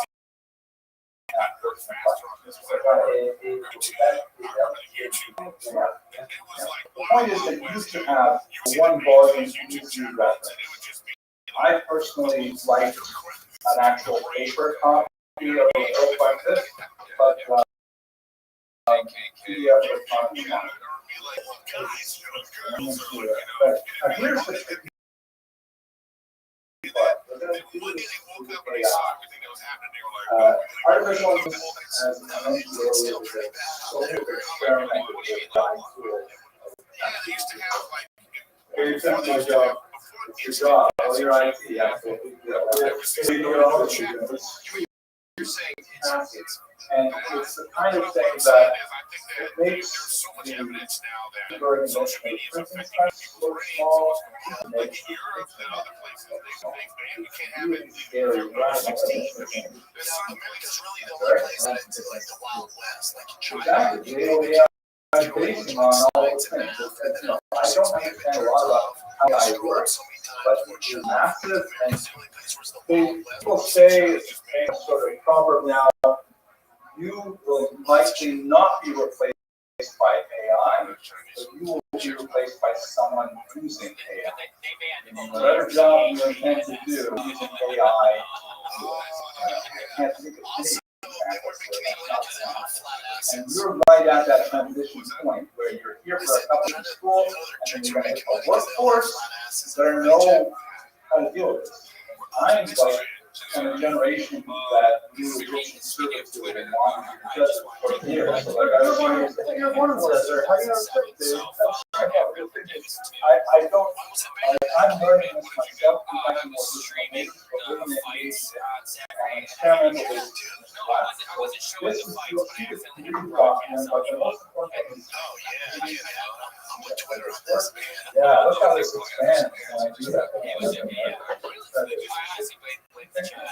Well, go check out the paper. Green, yellow, red, right? These are symbols. You can use AI for ideation assistance, like to brainstorm, figure out ideas, to plan topics. Also, it's kind of useful for, management. You might want to say, what was Maimonides? You can actually tell the AI. Pretend you're Maimonides, the actual kid down. I was like, yo, right? And then you can ask the AI. I don't control it. How Maimonides might be responded. It's all based on material that's called hypothesis. What you can also do in the yellow region is you can actually write stuff telling AI to write for you, but it has to be with attribution that help it to reveal what is not your writing. A simple paragraph you can write based on this prompt. And this is I'll show you in a second. Tremendous lies that it really knows. Unless you're prepared to test it, you can get caught up in flies, so it's actually report that. Not acceptable is AI generated content where you say, write me a 3,000 word paper that will make Dr. Richardson happy on our history, then print it out and send it to me. That's not great. So we read this and we will experiment with different varieties of how to use AI. Here's an example of it lying. Okay. This is ChatGPT 3.5. Know that there's 2.0, by the way, able to score high enough on the LSAT to accept the IQ colleges. You can pass the final AP exam on the first try. It's scary how smart it is.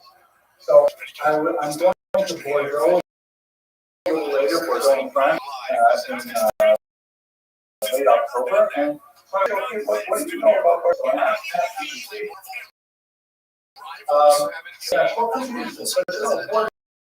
Bordeaux, France. I gave you this really nice answer, and I thought, well, that's really good. So you know what? I want to know more about the ancient history. I want to know what archaeological evidence demonstrated Jewish life in Bordeaux, France. And I haven't read some stuff on it, so I was sort of testing ChatGPT myself. So then I write, tell me examples of ancient, and ask it examples of ancient Jewish evidence in Bordeaux. Listen to it, sir. One of the most notable examples is Talmud, a medieval manuscript that contains commentary on Talmud written by Rabbi Meshulam ben Yaakov. This manuscript is considered an important example of politics.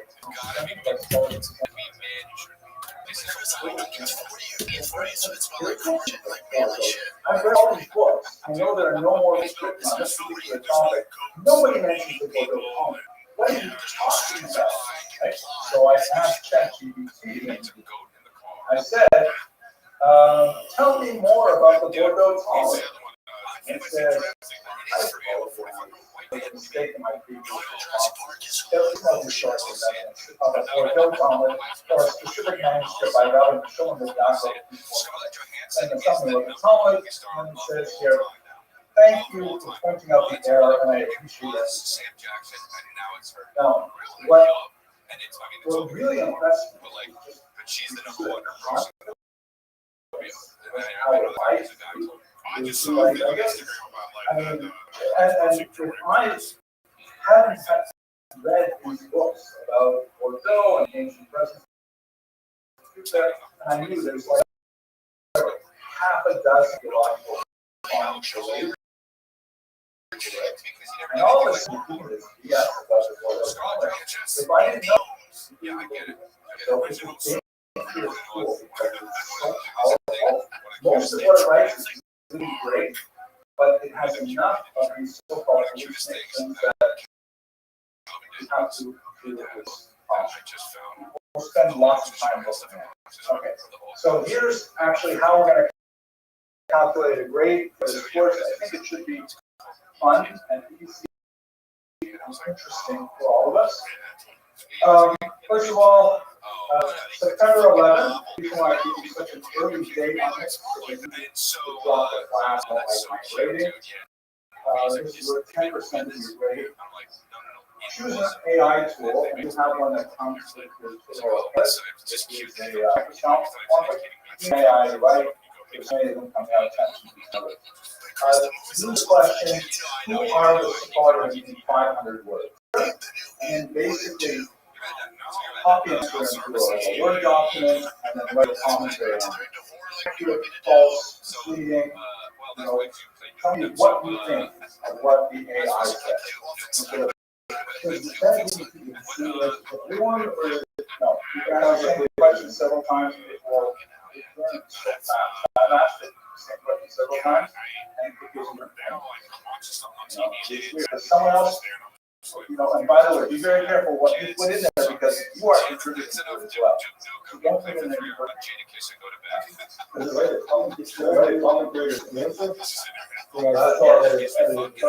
depends on the program. Like the Copilot is kind of interesting because it will it'll give you an answer. And by the way, you can also make pictures. I use it sometimes just for creating images. Along with my room or whatever. It's fun like that. I have a few here on Shabbos on the Rambam Shabbos Tula, and I said, the last pair is all about being, sick with love for God. So I told ChatGPT, draw me a picture of my mom's love sick. It's a pretty funny example. So then it gives me a little suggestion. Put some Hebrew characters in the background. How about a tortoise scroll? The last one. Sure. So that's one of the things. Yes, I wrote yeah.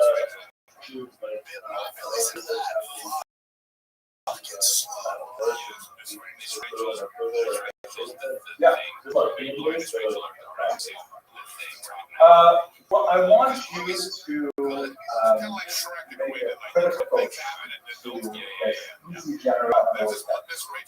I guarantee you something like 90% of it. You're going to come back and say, wow, this is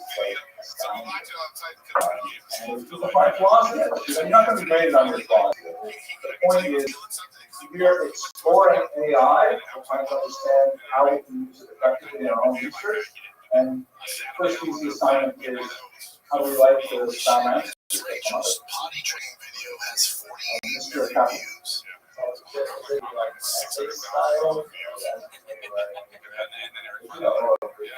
You can do it any way you want. You can write a line by line, you can write a response afterwards. The main thing is the objective of this assignment is to get you to encounter AI and see its power, maybe see its limitations, then no more comes up.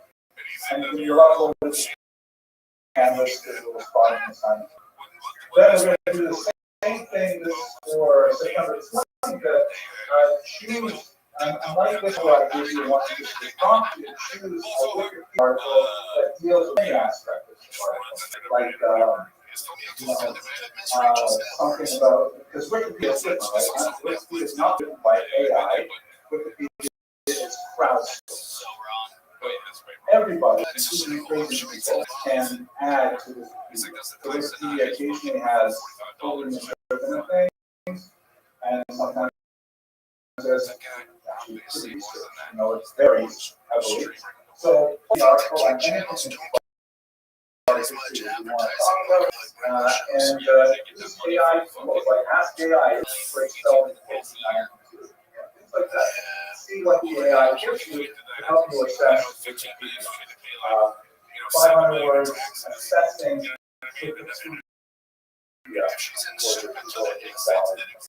That's basically you're going to write the 500 words, you say I to write that. Red, yellow, red, white, red, yellow, red. So yeah, you guys can go wild with AI. Just try to follow the stuff. Then we have a 20-minute presentation in class where we'll talk about real or about then, November 26th, a research proposal of 500 words plus bibliography, proposing research on a topic. What person inspired this? Yes, absolutely. I'm glad you pointed out, Mr. Gross. This is one of the time and energy saving devices here. You can do almost all of this on the same content. In other words, your research proposal, your research paper, your supporting presentations, and all be on the same topic. The idea is to come up here in this class, you will really have a good understanding of that topic. Final exam is going to be take home open book and open book. Hopefully by the time you get into this, you'll have some experience with the AI tool. Use of it, read of it, and you'll be able to use effectively. There's also a 10% bonus as you schedule and attend a library consultation session. Sit down with the librarian and just take a selfie with the librarian and upload it, or you can do it online. You have like things like that. The idea of the 20 bonus is designed to try and encourage you to make yourself a conventional library. So that's basically the range of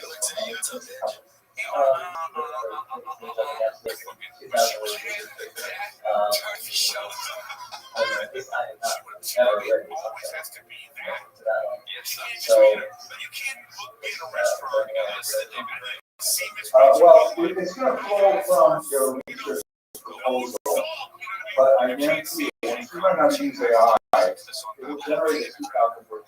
I don't think Miss Rachel has kids, though, does she? And you have to decide, okay, am I going to spend, 22 hours doing this research to write and then maybe another 10 hours writing it? Or am I going to go to AI and test to write a paper for me? And then I will teach it. Like the whole idea is you will not be replaced by AI, but you will be replaced by AI. But there you go. It's scary, right? Yeah, but that's the world that's going into. You want to understand it. No, I'm not going to use it. You're going to be like,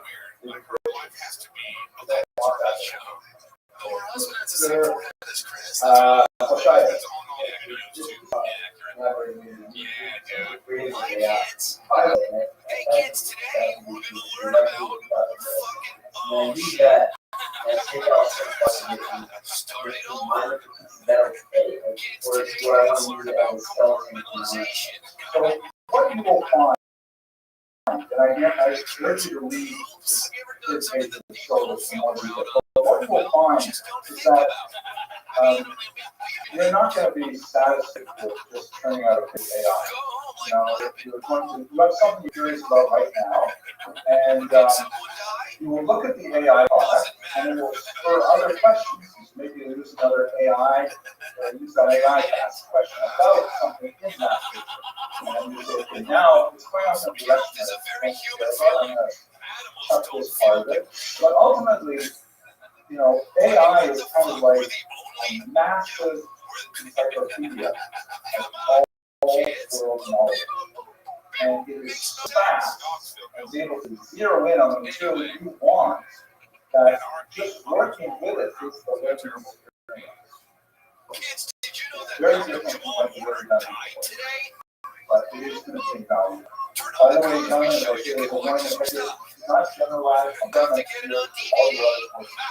other courses, because we are all trying to figure out how to use this technology and how to train you to use it effectively and effectively. So don't assume that the way we do it here is okay elsewhere. Like you can talk to your instructors and say, listen, I want to use that. I use AI like this. We'll do that. Yeah, so go ahead.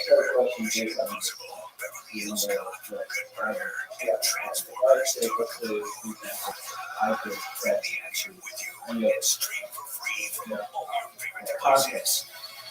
I would like to get a text. This is what I want in production. This is the body of the skeleton. Actually, I would just like to phrase structure that is acceptable. Is acceptable, it's called AI assisted, in the sense that you have to go back over it, review it, make it your own, edit it, make sure that you're comfortable with it. Sometimes it often have you reaction. Yeah. But I usually do is what I just mentioned, but also once taking it and after, between the conflict and protecting all the nuances. It's like, you not actually do that much writing with our crazy construction situation, but at the end, I am responding again and again and again. Yes, absolutely. That's it. You can do that in this class, no problem. Again, attributed. What some AI tools offer, especially in primary and secondary levels, they have trackers that will log in to this particular AI tool, you use it, and then it will send a report to your instructor exactly what you did with it. The instructor will be able to verify that you used it in an appropriate way. So that's okay to do it all. There's also one really amazing program that's called Goblin, that allows you to write something and you can adjust the tone. For example, a person wants to break up with his romantic partner and says to her, I've had it up to here with you, I never want to see you again. I never want to see you again. And then the whole scale where you say, more polite, more gentle, harsher, whatever. And it will take that text and really the most amazing way. So AI is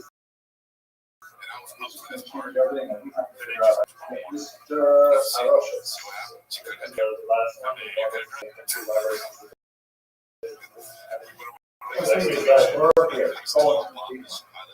I go to the library, I want you to change I should have changed the way I phrased that. I should have stayed out of it. Nice. I'm actually probably going to last ever treat but yeah, this means go to the librarian and one of their tutorial programs, or even a one-on-one meeting to explain library are. The goal of this bonus is to get you to the library, onto the virtual library, and to get information. I would accept library, but why not use this one? You just performed like 2 weeks ago. Is this last one? Yeah, so that assignment, that's the Prince of Darkness. That was the reality show king. The goal of this assessment, what I want you to walk away with, is a sense of power. Just waits after reuniting with Also, if you can find this nuance, that would be great. But if there's no word count on this, you tell it to write 500 words. Because usually the 500 words because I don't know. That's the rest of this year. So, you read a statement in that, and there's a Bordeaux comment. You say, tell me about the Bordeaux comment. See what happens. Come back to something that may be firm, full of self. Things like that would be really good. It's really out there using Yes, it's cool. It's cool. You want to tell us what's the name? Yeah, because you're right. Yeah, that's how it is. That's why I do something I know there's Rolling Stones are like 100 years old. Yeah, I know they're still there. You know, he's still. We're going to be learning this together. This is pretty good. Okay, let's go forward though. I want to do some actual history stuff. Here's what we're going to cover. I'm not adding specific dates because one of the challenges of teaching a course when I have administrative duties is that I'm going to be traveling a bit. Usually from Toronto, I do have one personal travel, so we may not meet every single day.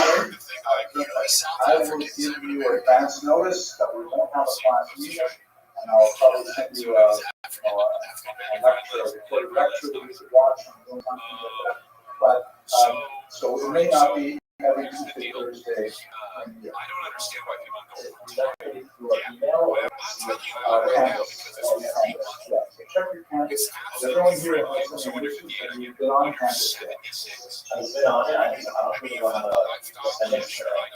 So there's this little inbox on the left, or you can use my regular email. It is on my Canvas. It's not well, it's just Henry Rothschild. What I do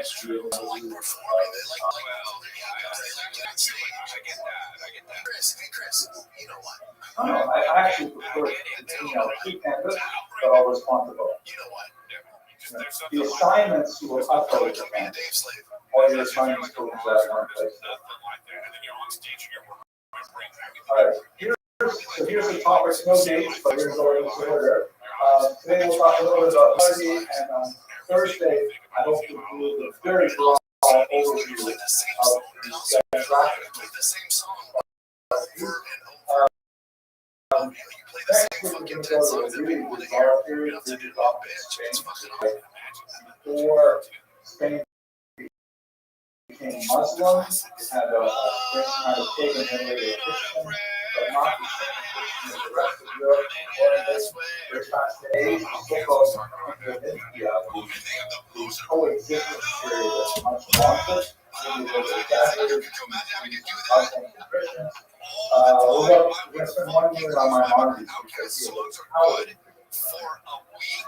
towering period. We really got to spend a lot of time on him. And we're specifically going to look at the controversy around him. Then after my Maimonides,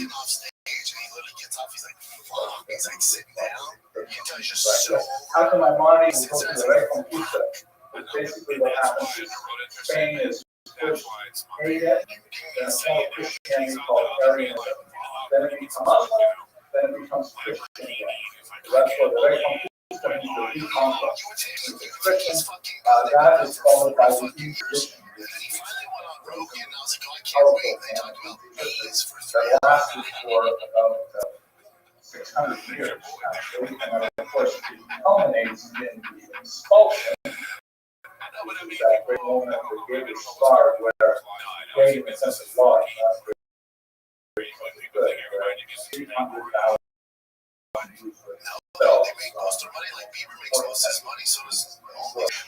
then we're going to look at Jews in hiding, the idea of Israel, and then afterwards, because they have the domain of hiding there, so afterwards, in 3 different units on the planet, part of diaspora. Look at their existence in Europe, primarily in places like London and Hamburg. We're going to go to North Africa and Eastern Mediterranean, Turkey, Constantinople. We're going to look at Senator, the Orif was there, the Carl, the Lamas, the Rizal,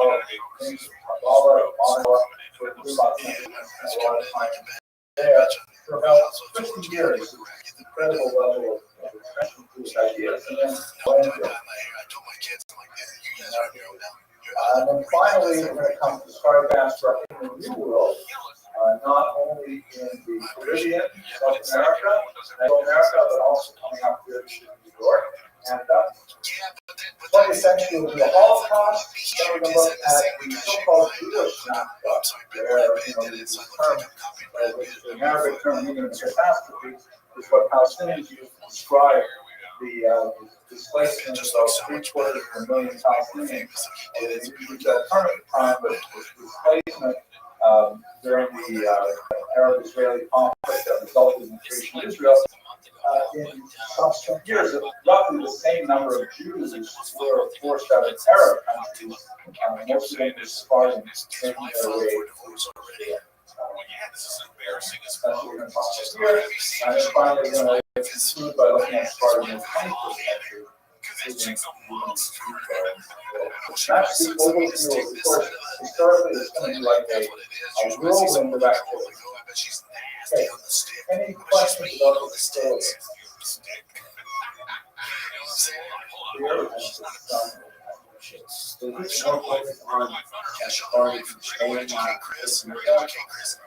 We are going to do 80 per mitzvah, but it will be probably more like, let's say, 15%. So we're going to the roots, especially the electrical spiritual.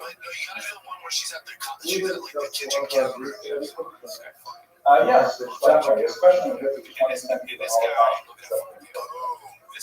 But again, this is a broad survey, so we'll probably just spend 2 minutes here looking at more larger trends rather than but that's what it could be topics for research. Yeah, the one where he blamed the Coldplay staff. That was real. The answer is no, but he really liked people thinking. Played it up quite a bit.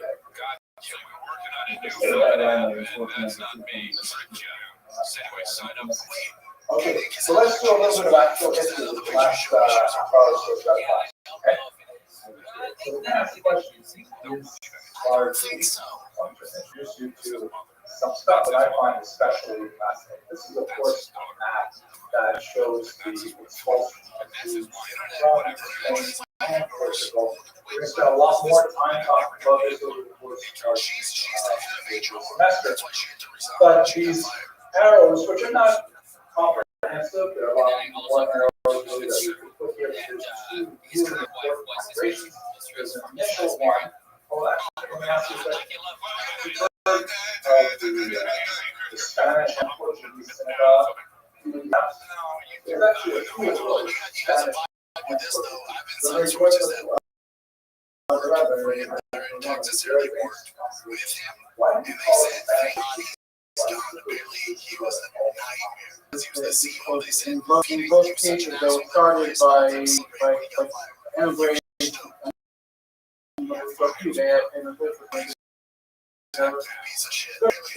Any other possibilities? Sure, okay. Saint Peninsula, why don't they call it Iberian? Or what, the term Portugal, not especially refer to well, I mean, it's Farad, it's like whole culture. Like, for example, I was really not a Faradi. I have one of my sons tomorrow is Faradi, but I am a Litva. So Lithuania, the concept of Lithuania has nothing to do with the actual borders. So, Farad includes Portugal.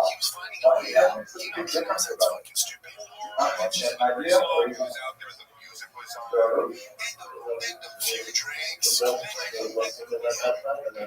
only very, very briefly, and actually only after.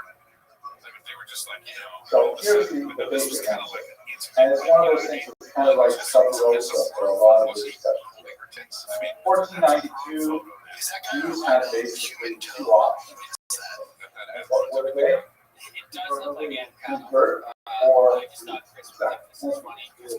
so those Jews who left, like the Abarbanel, for example, they're called Spanish. A lot of the Portugal are at least 50,000, but no problem with location. Right? Portugal is on the edge of the peninsula. It's a similar kind of Romance culture, and those Jews have lived there for a long time. So many of them fled to Portugal.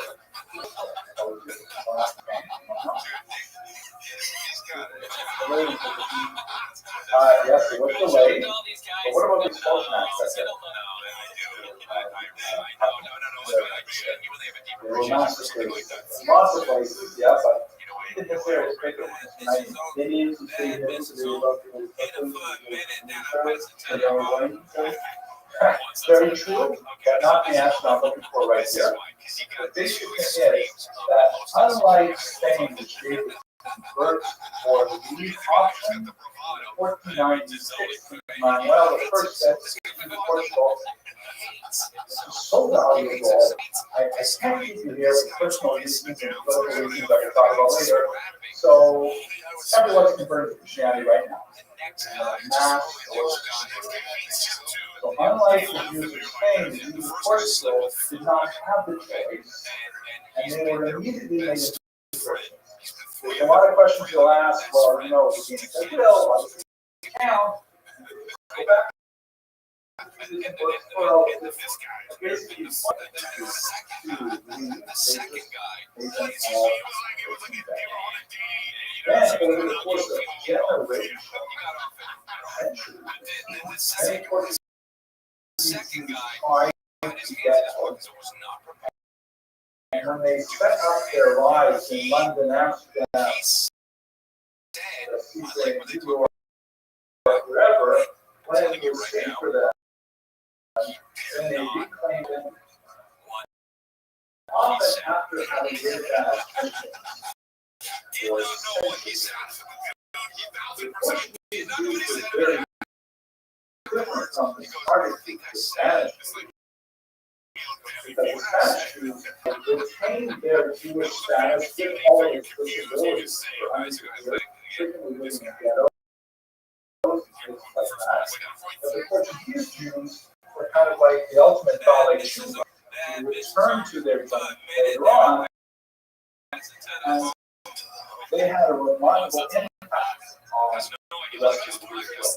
We spent a lot of time talking about that, but the reason is Portuguese, the Spanish Portuguese Jews, two quite different populations that recognize their common roots, but often have very, very different attitudes how to deal with those people. And it was not always, so then that explains okay, Spanish Jews. A lot of blue lines represent Portuguese Jews. And there's two different centuries here as well. So it's not Portuguese because the 17th century where they kept on migrating. What about all of these Jews way out here? What about all the Jews who live in Damascus, Aleppo, that lived there before the Sephardim came out? Don't we call them Sephardim? Do we call the Jews in Damascus not Sephardim? Mizrahi. Okay, very good. And what supposed to really call it? Because it's somehow related. We use the term Mizrahi now in particular, especially 21st century. But last then, let's say in the 1900s, right? So really, yeah, I'm going to have to modify the question. What I want to say is,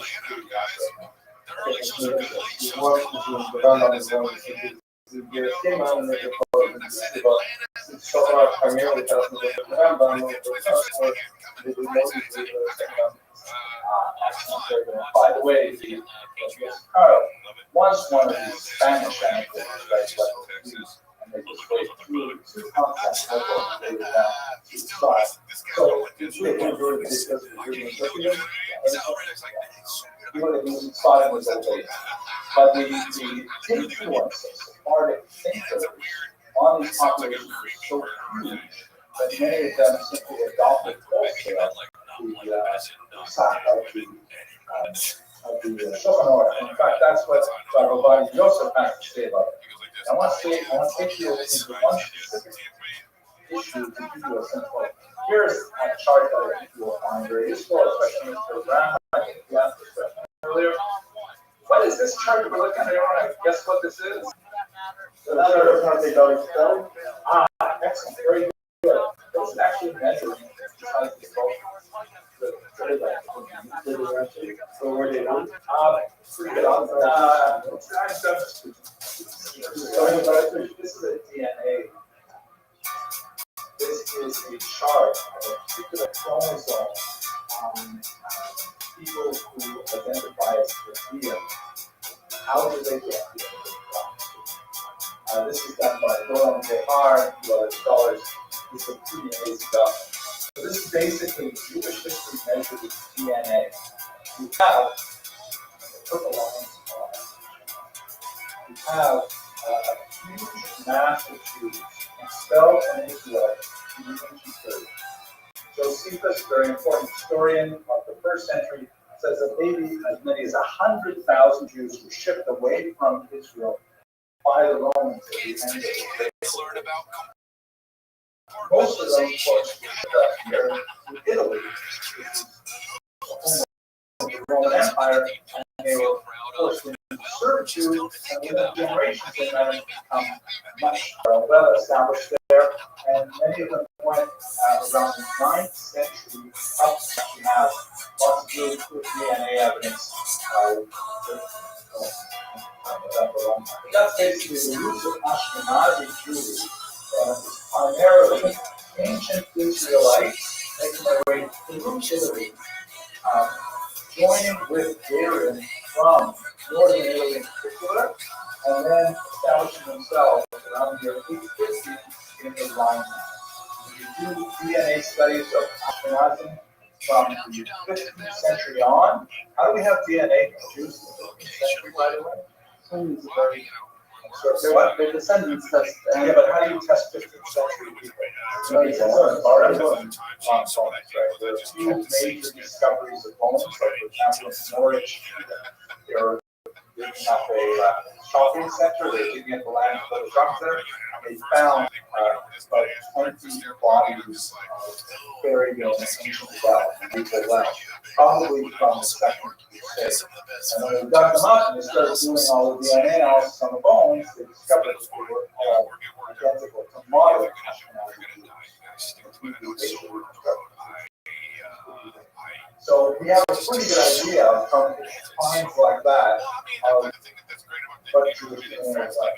Then a lot of them moved in the 16th century, they began to move to Eastern Europe. So that's where the vast majority of American Jews, about 70% of Americans, come from these Eastern European mass. Sephardic Jews, on the other hand, a lot of them made their way, also expelled, but also migrating across the coast of North Africa, and they're making their way into the so there's a significant amount of admixture, but they have a different path taking them to Spain. So this is based on scientific evidence, as it is combined with DNA evidence.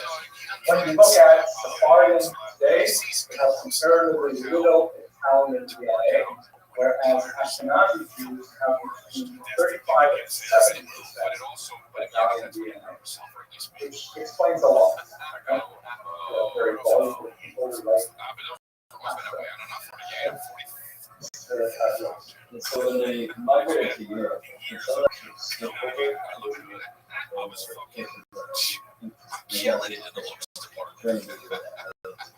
This is basically France. Like Germany is right next to it. The Rhineland is Ashkenazi. so a lot of them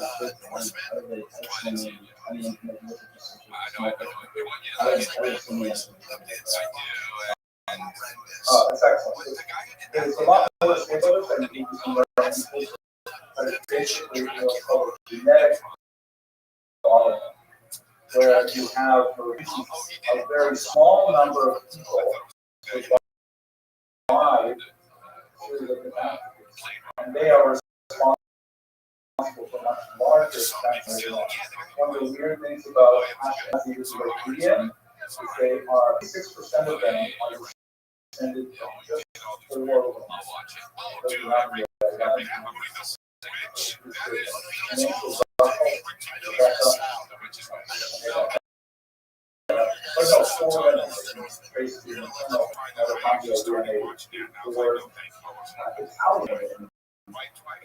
some point, it's all they must have had to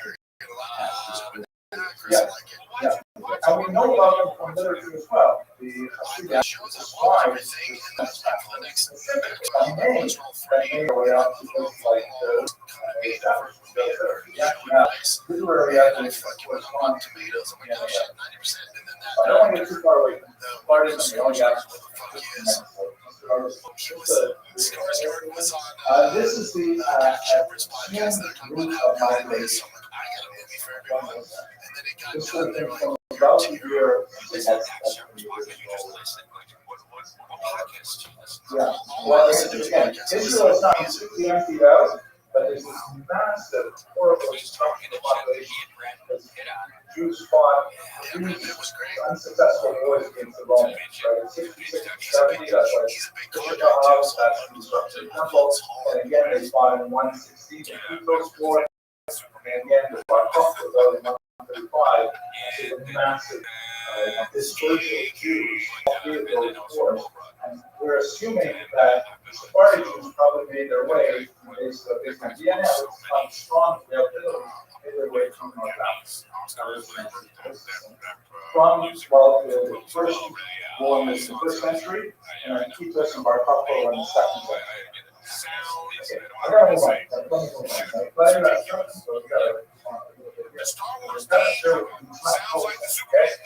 so the question I asked is who is Sephardi, but let's go to Trancoso, which is one of my favorite things.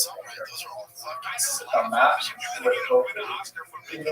all that I mentioned that you have something like 60,000 maybe more Jews when they're forced with this choice of flight or conversion, they made their way across very permeable border into Portugal. There's a river that runs here from Salamanca down to Portugal that is called the Douro River, and the most easily navigable rivers, and a lot of Jews made their way that way to Portugal. And there's this little town here called Troncoso, which has both where there are, for example, I've been there a couple of times with this, so you'll find like these so-called Jesus stars, so regular homes, normal Jews in Troncoso, but there are what is it? The East Coast. but you see, like the Jesus standpoint here, indoor doors, outdoor doors, for the walls are actually That's the number one choice. See that? no, this one, It's lazy. It's like no, that's more of a, my favorite thing. It's actually a double door. You gotta choose the line here. This is a star. I like but this is what I think is especially fascinating about let's remember that Emmanuel the First converts all the Jews of Portugal December. So all of a sudden, overnight, all these Jews are now Christians. Emmanuel says, listen, don't worry, I'm not going to bring in the dreaded Inquisition right away. Relax, I'm not going to really force you to stop stuff like that, but it comes in 2 decades later. And when it comes in, the Portuguese is fiercer, more onerous than the Spanish Inquisition. It's terrifying. So, we'll talk about what it meant to be part of the Inquisition. Have to go underground. And little villages like Troncoso, which have like a population of 5,000, spotted around known neighborhoods, about 250 bizarre inscriptions. I'm going to ask you about who can. There's a lot of theories, and no one has really come up, I think, convincing these are all inscriptions primarily in the old Jewish order. Some are outside the walls, and they look like this. This is like where the mezuzah would be. There's like a cross. With sort of a box on the bottom of it. And here is another one that has another cross in the box. Or cross and anchor. Nowhere else. Still now, a large Jewish population. And to live there for 100 years, the large. Yeah, well, when they just put cross.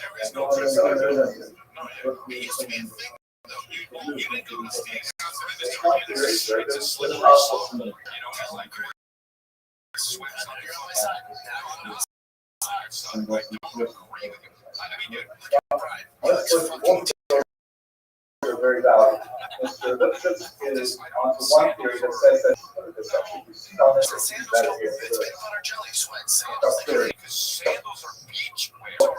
one of the is these were Jews were marking their house as Christian cross. But for other Jews, they're kind of thinking a little away. Possible. But it's hard to believe, I think, in a small town like 5,000 people. Don't know these, Chris. So it's not cool. By the way, you only make exactly translation levels and that's crazy. That's insane. Another theory is that when you see this other cryptocurrency town like Belmonte, that Christians may have just gone and placed the doors of Jewish homes and put a really huge cross on them. Several examples of this. It looks like, like planting a cross and setting it on fire outside of school, right? And these are very soft stones, and you can make these inscriptions without too much, but it's hard to repair it. Exactly. So one theory is that the Christians want to mark these things that we now Christians. They have a kind of this themselves, like a mark of shame. These players never fired it up. Some of them are really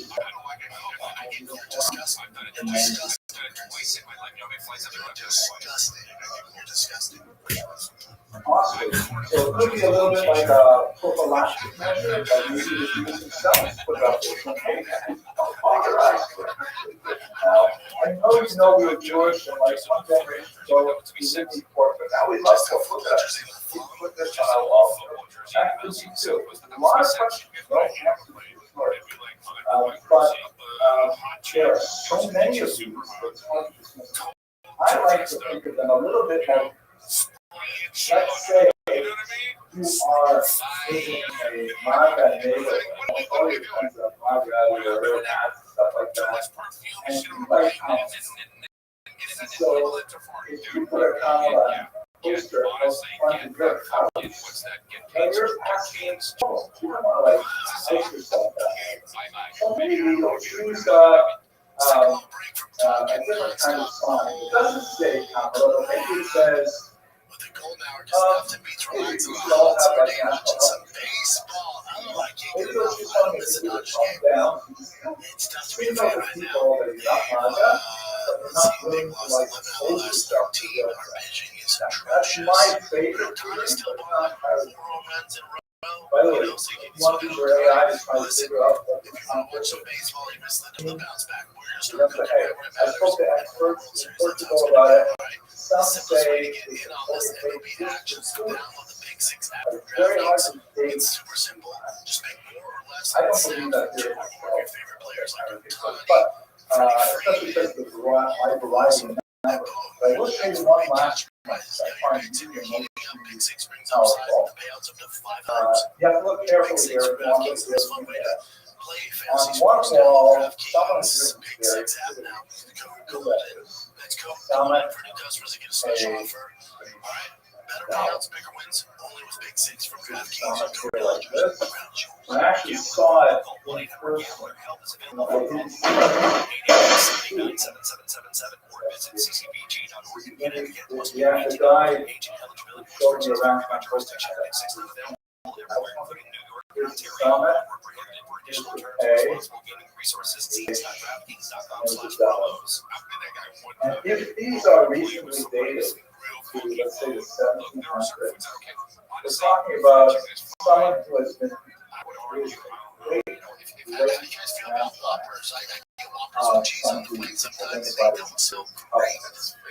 they've had 4 or 5 generations living as Christians, but they still hold dear the idea of not related. Give you one example.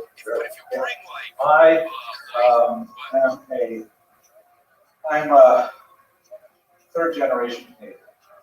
My Sadie and my buggy immigrated from Lithuania, both sides of the family, beginning of the 20th century, and they spoke Yiddish. That was their native language, that's what they spoke with each other. My parents can understand Yiddish very well, and they can answer into like kitchen Yiddish, but they're not, they're not like reading books in Yiddish, and they're not like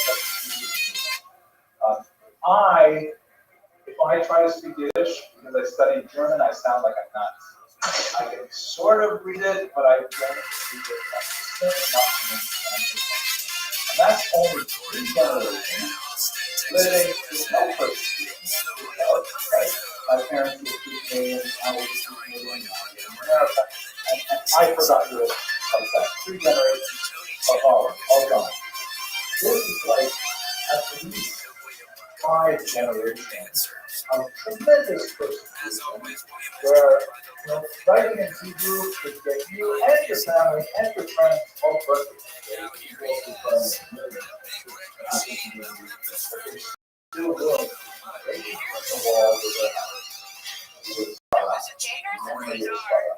She's crazy how sweet she is and very beautiful. And she likes to get kisses. It's written in cursive Hebrew. But this is after Rothschild anyway, but they definitely show She does not get a call. She's getting this glove sometimes after she's been all active with her barking. She gets a cough. Yeah, it's like I didn't plan on it, so we can go in that area. Other coughing. She's so little. Like this one may cough. Was there any other neighbors, part of the family, this is symbol that everyone needs to be I took her to the vet, and normally she's 4.5 pounds, and the veterinarian lady This was is the only concerned inscription that's found in some Just cultures. 6.5 pounds. The other, yeah, and there's also literature, especially she's when like, those I get it, it doesn't like sound like a lot, but since used she's so to live in small, the ghetto, for it's example, then significant. they published their memoirs Just in looking at her, Back thinking, down to 4.7. yes, in Chicago. Because how I think is everywhere, like your little treats and stuff, you just give them dating is based on guesswork and oral, every now and again. so it's not really, Peanut butter finger. not that well. She gets on I'm showing you kind of like cutting edge stuff. The only thing written about San Francisco is maybe 4 or 5 articles in Portuguese. It's like gizzards I and don't know what it is, but it doesn't sound good. like inside of But it's amazing, this is like the national stand drawing. gloves and smelly You know, like shit. for And I real, hate opening the bag because every time we somebody have a lot of questions. It's kind of carbon date. That's crazy. Are we live? Wait, well, why didn't you tell us? We wouldn't have been talking about that. Okay, so bottom line though, you ask the question, who inspired we? And Rabbi Yosef was asked this question, he of course is coming back to that. So clearly the issue of What are the your thoughts on, do you like a Butterfinger? Like, do you, of the if you were to scholar. eat a candy bar or So whatever, he's what are showing you choosing? Theon, right, the chief part of Rabbi, well, really fine. See that? His answer on the top was, Yeah. Twix anyone is my number one. follows Yeah, because you get 2 of them. the on Two of them in a package. Funger's kind of decadent. I know. I don't They have further breakdowns. They have Rabbi, they have Rabbi, they have and so on. But all these I watched it, but not just most who people. are Spartans, Mentally ill cousins probably used to the watch a lot, and every time I went over there, it just reminded me my of them. daughter And they had a lot of animals in their house. married recently, so maybe my They had grandchildren will multiple be exotic about our birds. age. Was it like animal But, hoarding? That's Yeah, basically like- what I wanted to bring up Like to about tonight. it. We have Yeah, four my names left. uncle's wife. Questions, She of liked animals. course, She's material. nuts. And she would, Gross. she's still with us. That's fun, It's right? the crazy ones that are still with us. But yeah, she's hoarding all kinds of exotic birds in her house. But we had to stop going there for the holidays because she was feeding the macaws stuffing off of her So fork. nearly all And my dad was like, that's fucking disgusting. Back there, those people are not hygienic at Ashkenazi all. Jews also have Interacting with them. Middle Eastern They're DNA. very mentally ill. They have exotic animals. Be so careful that as But well. I mean, it's a Listen, proportion. thinking about When, maybe getting you know, when we study kind of where we have the best information, like when you look at the Don't Y get bring home multiple exotic birds. and that's those things the can known diseases, I think. patrilineal progression, like everyone They thinks like in their crate, Not they everyone, like but rock back and forth and like pluck out their the feathers theory because they're is to that the people sky. who are Not Ohana fucking Calabasas, bitch. have claimed maternal You know, descent little from a kids. single ancestor within 3,000 years.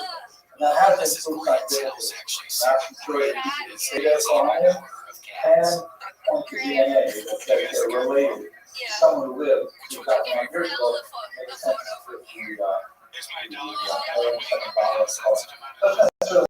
that they are Ohana, right? There are lots of ways that you can color yourself. That's there is the genetics. No, but I've never And here's one to answer your question. Studies in places like looks like it has an eye infection. walk along the beach, ask guys, are you a Cohen lady? Yeah, Cohen. They all look stinky. They test them. Sephardi Ashkenazi, they're much more closely related to each other. They are tremendous amount of It is giving grandma. So answering questions, even though Ashkenazi Jews have much more Italian DNA, you can see it in our skin tone and our hair color. We have a tremendous Jewish relationship.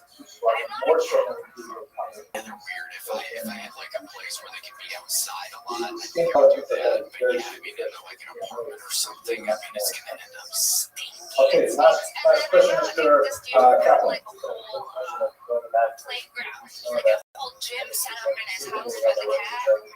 Like the activity center was like a huge stretching post, and I was like, this is way too much. Yeah. Our living room is a gymnasium.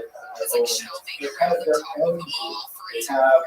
unfortunately, when printing was invented and expanded in the 17th century, a lot of smaller homes, like for example, the Moneo or the Golden Child, they just disappeared because they crowd around the art school.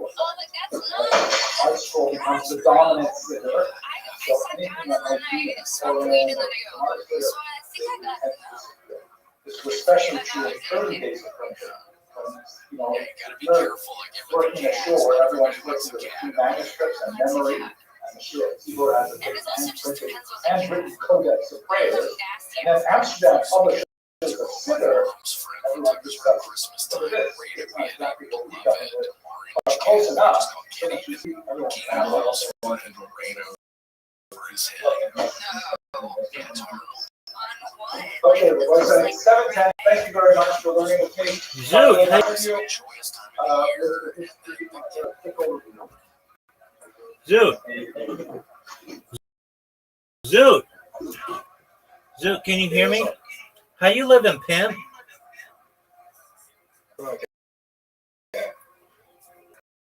You know you have 3 days until you do stand-up comedy? Sunday, tomorrow, Saturday, Sunday, Monday. Yeah. Trying for Less than 72 hours. Yeah, Are you really? yeah. I'll come here. Oh, you don't have to record it in here, but just record it on your phone and then play it for us. I'll put my phone on live. No, because nobody's gonna. I'm like the sound quality is not always that good. Just your recording on your phone. Record yourself like any real comic does. Hang on.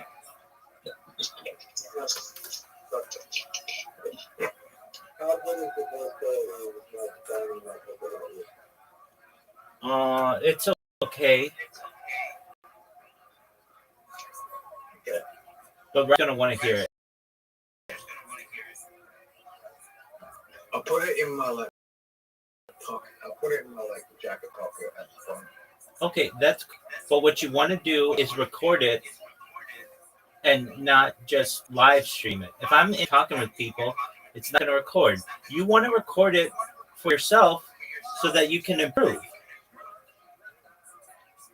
What if I got NATO encouragement for that shit? Then you want to live through what you did because you want to be able to replicate it.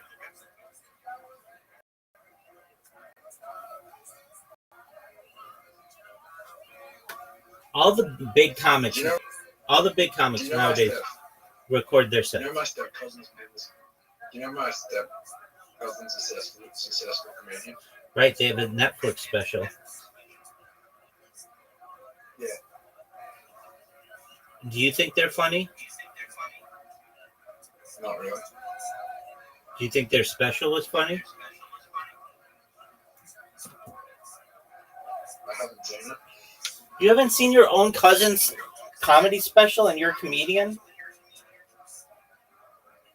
No. All right. You know what we haven't played in a long time? I'm not a comedian. You even said to me that you're a comedian. I've done stand-up twice, 3 times before. Doesn't mean I'm a comedian. You've done stand-up before? Yeah. All right, Riser. I'm sending you an invitation. I mean, I shouldn't say. I know you're not. Zoot. Zoot, you have so many different accounts. Zoot 11.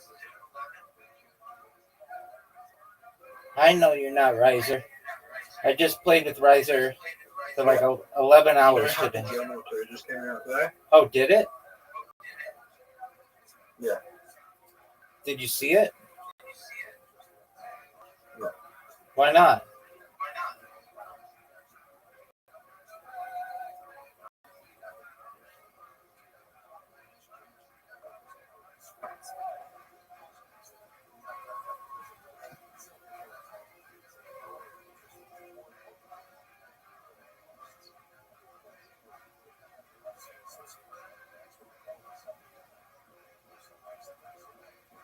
Do you miss Blitz League?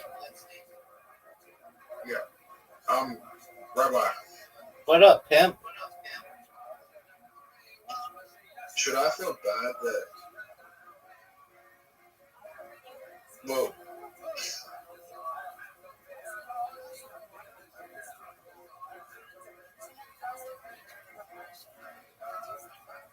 What are you saying, big dog? Use your words. should I feel bad that the girl I've been talking to for 5 years, best friend, wants to make me out? Yeah, dude, it makes you a scumbag. How does it make me a scumbag? You should at least tell your Armenian friend, look, girl, I like you, but your friend likes me or whatever, and I like her too, and I want to see her, and so we don't have to see each other, but I want to see her. Why can't I say both of them? You can. I'm not saying you can't, but you've got to make sure that it's cool with the original chick, or else you look like you were basically two-timing that chick. Dude, Zoo, what the fuck, man? I mean, she's okay with it. She was a little bit jealous, but she said it was her fault.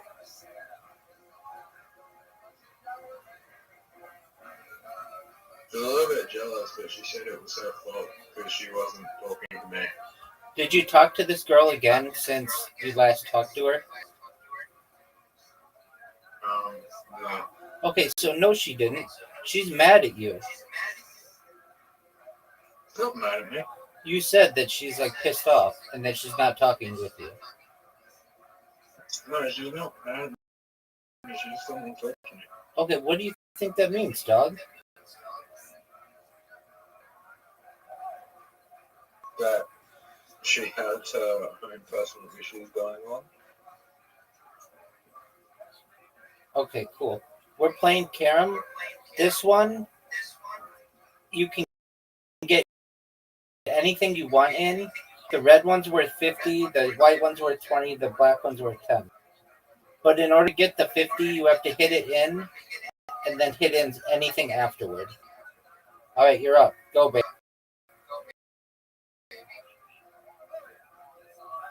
It's Zoot's turn to play. So I'm going to show you how it... Just like this. If she didn't like me, she would be like, you'd probably tell her friend, please don't talk to him, you know? Not necessarily. You, especially if you're going to travel 4,000 miles and you don't want to be... How many? 8,000. Okay, 8,000 miles. If you're going to travel, especially that far, you need to check with this chick who you originally liked, and you need to be like, hey, you don't want to see me, and that's cool, but your friend wants to see me, and I'm just making you aware that I want to see her. Is that cool? And if she's like, what? I mean, you can do what you want, but you at least have to make her aware, or else you're going to cause all kinds of drama between her and her friend.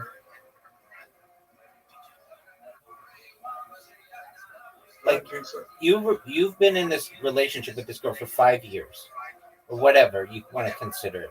You've seen her naked. You're not going to travel 8,000 miles to go see her friend, perhaps. And if you choose to do that, you got to give her a heads up. If not, it's basically like you're, like, it's a scummy move.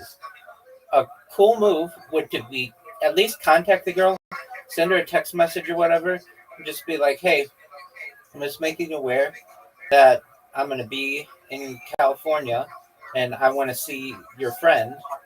I'd like to see you as well. If you want to see me, cool.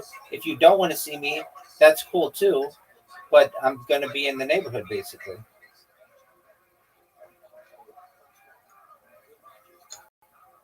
I don't want to just travel for them, and I still want to see California. Well, that's fine, but you have to tell her, you have to tell your friend, or else it looks like you're basically cheating. It's good to communicate these things.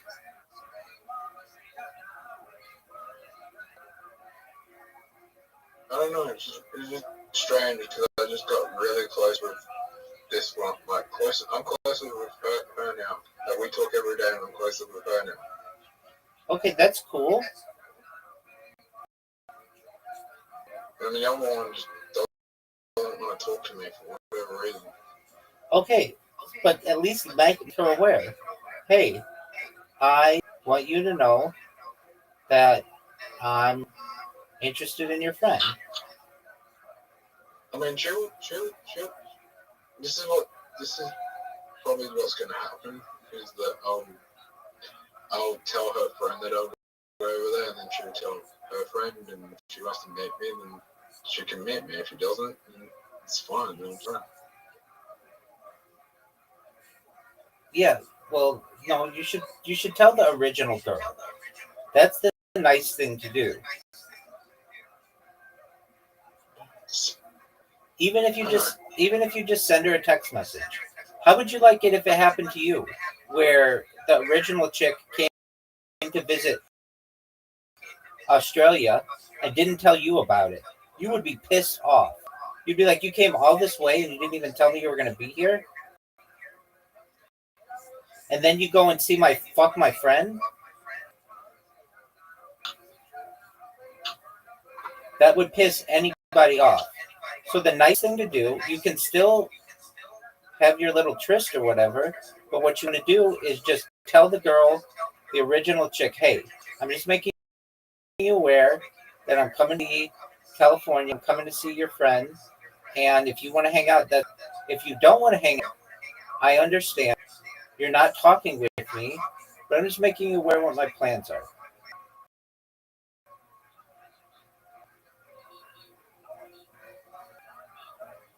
It's really easy to do. You be straight up with people, and it's a good way to communicate. If you don't do that, then you're going to look like an absolute scumbag because basically you're going to be like traveling 8,000 miles to go see someone who, or to not see someone who you really liked and who you anticipated, being in a relationship with or whatever. I didn't anticipate being in a relationship. That doesn't matter. Whatever. You were serious with this girl. And even more so, you're going to cause issues with, like, these two aren't going to be friends anymore if you don't tell the original chick what your intentions are. All you have to do is just send a text message. It's not like you have to do anything hard.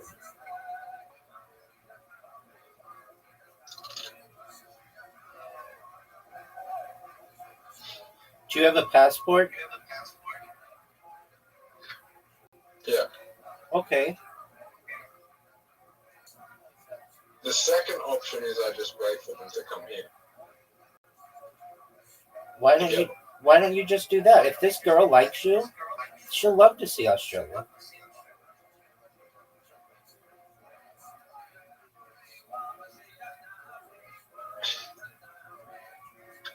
So just make arrangements with the girl, the friend. Now that you can do, and you don't have to tell anybody that. I mean, it would be nice to, but like if you just start dating the friend, just say, hey, here's where I am. Dating anyone. I know, but just whatever intentions. You have intentions of at least being physical with these people. So tell Yeah. I'll be in a relationship. But like the two tell the two chicks. it's gonna be difficult. Tell the two chicks, hey, come visit me in Australia. Yeah, because I prefer that because if they don't like me, which I doubt, I think we way we thought they like me a lot. I want them to have an experience where I don't want them to just come to Australia for me. I want them to come to Australia and enjoy that experience. Exactly. So just talk to these chicks about visiting you in Australia. And it's way cheaper for you to do that. You don't have the money to just be traveling internationally for months on end. How did you? 6 months ago, I looked at on the fucking retail. I know, and you'll have that money again soon. Good job, Zoot. But it's not good for your financially. So just have them come to you. It's not good for them financially, though. So, It's not really your concern. If they like you enough, they'll come visit you. yeah.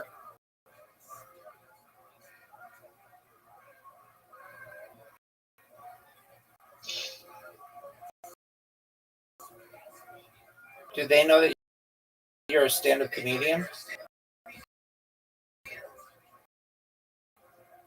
Yep. Now, but I think I would tell them about at least your interest in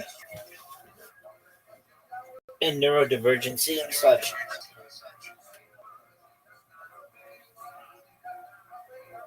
Oh, that one. Oh, they do? She has ADHD as well. Okay. Well, the one that I talk to more often.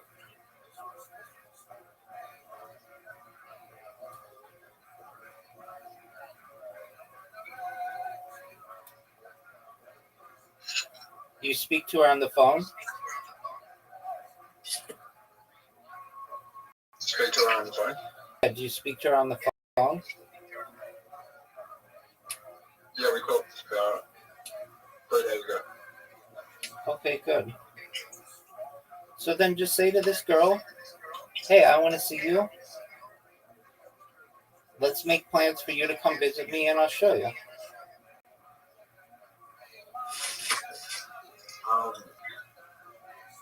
Yeah. They both want to come here.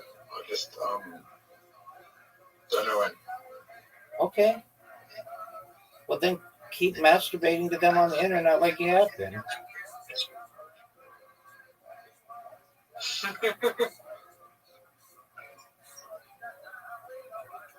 Good shot, Zoo.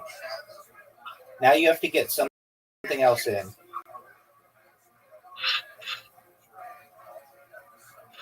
Nope, then the red one moves well. Oh, you have to get the red one in and then get something in. Yes, I said that twice actually, but that's okay.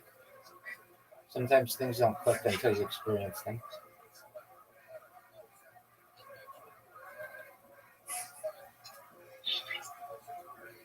Ready? Yes.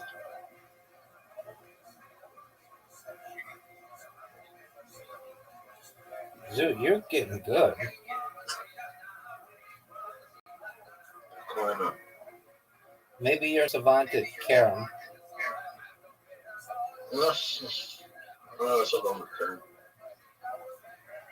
You never know. You've never played it in real life.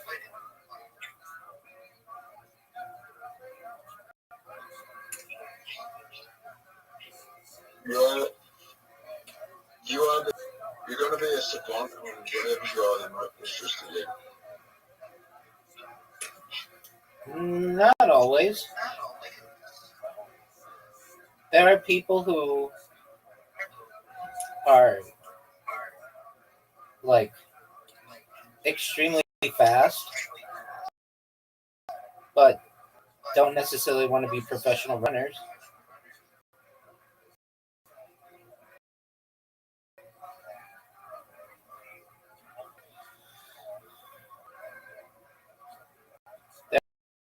There are people who are really good at cooking, but don't necessarily want to be professional cooks or even cook at all. I bet you a lot of people who are really good at cooking can like memorize recipes and have like a really diverse palate and all that other stuff. A lot of them don't like to cook at all. They just like go out to eat. Isn't that most people?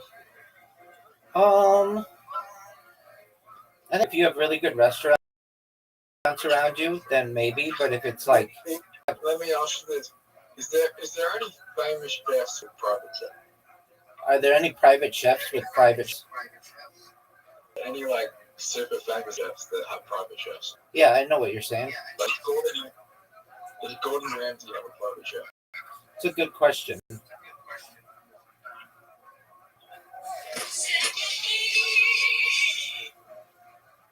I don't know, but he has chefs in his restaurants. Like, would you be surprised if Gordon Ramsay had a private chef? It's a really good question, Zoo. Probably sometimes I bet he does. I bet he does. Yeah, exactly. Like, let's say he's shooting something on location and doesn't have the time or all of the, yeah, he doesn't have the time to buy all the quality he needs. So he'll have somebody probably go out and at least buy that stuff and maybe even make the food for him too. And then he'd compliment them on their cooking.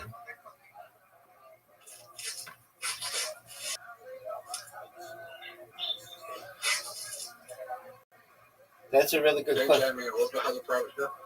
Probably at times. He's not as big.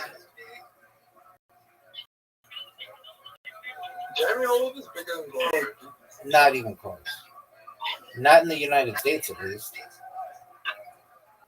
Oh, in Australia, it's fucking huge. There's like 70 Jamie Oliver restaurants. I bet you one in 100 Americans know who Jamie Oliver is. Is he British or is he Australian? British. Yeah. Now Gordon Ramsay, because he has so many shows in the United States, he's much popular. But Gordon Ramsay's bigger in the United States. Gordon Ramsay's an icon in the United States. Probably because he's a TV show and everything. Exactly. He has MasterChef, Kids MasterChef, Kitchen Nightmares. He had Hotel Hell. Like, those are all a bunch of shows that people in the United States really like. And they were on Fox. They weren't even on, like, cooking networks. They were on Fox. And then on top of that, he yells at people. And Americans find that very entertaining. He's like Simon Cowell. Simon Cowell's big guy? Yeah, definitely. He was on American Idol for He's a director. like I don't know, 15 years, and it was like the biggest show in the United States every year for like each of those 15 years. Then he was on the X Factor, and then he was on, I think, America's Got Talent. So he's been on television so much that Americans just are used to him. But And then you discovered. Then you discovered One Direction. yeah, that was on the X Factor, right? Yeah, X Factor UK. Yeah, and didn't he put that band together? It's not like they were five friends who were like, hey, we have a band. So I can't remember her name, but there was another judge that put them together, and there was a boy band. They split up One Direction into a boy band, and there was also a girl band the same season, but the girl band wasn't a popular One Direction. Right, I do remember that. What's your favorite One Direction song? Story of My Life. That's a good one. My favorite is Best Song Ever. Okay. You guys generally listen to Do we what? listen to One Direction. I mean, I honestly only know like those two songs. I think One Direction's pretty good. All right. Well, you're allowed to have that type of opinion. I listen to Justin Bieber, man. You like Justin Bieber? I rather listen to Justin Bieber than One Direction. All right. Well, cool. What's your favorite Justin Bieber song? Probably the one with Hodge. What's it called?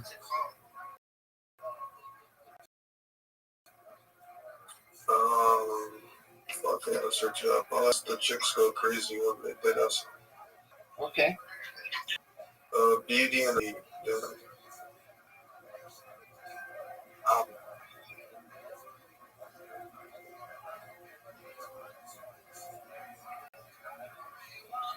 if the girls love Justin Bieber, man.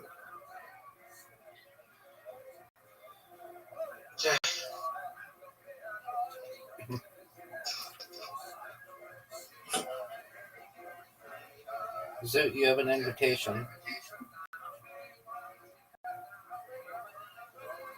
What? Zoot, you have an invitation.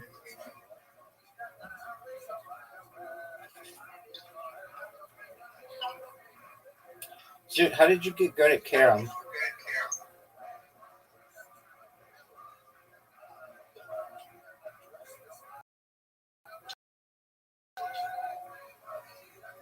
Zoot. How about you going into the I asked you a question, Zoot. How did I get good at Karen? Yeah, dog. I just did. Apparently.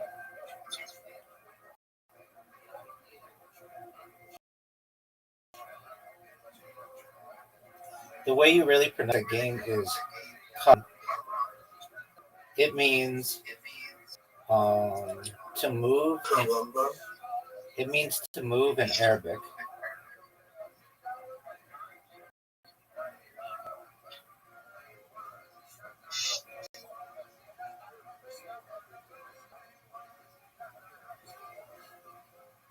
What's your favorite, man? What's my favorite movie? Bubblegum. Bubblegum's that movie. Yo, Tanya, what's your favorite movie?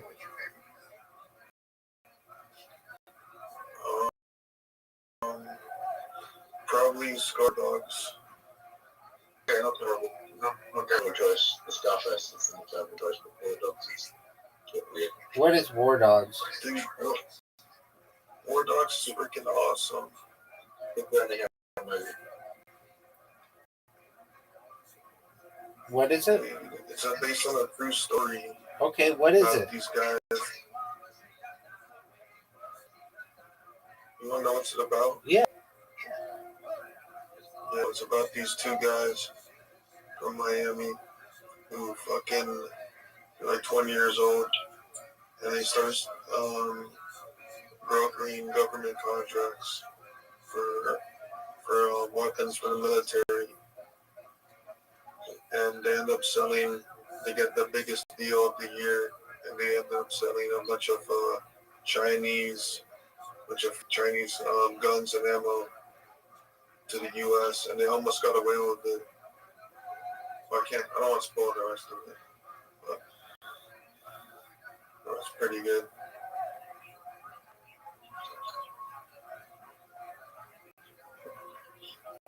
Is Justin Bieber in it? No, but Dan Bilzerian is like one scene. Who else is in it? Jonah Hill and this other kid, Miles Teller. Oh, Zoot. That was fucking amazing. Yeah. I don't know why this guy doesn't like it, man. It's freaking awesome.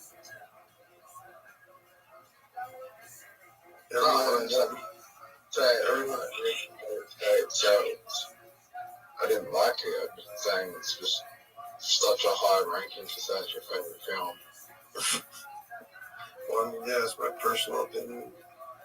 Yeah, I'm from Miami. I don't know, I'm from Miami, so I kind of relate to it. Are you from Miami? Is it filmed in Miami? Yeah, it's all filmed in Miami.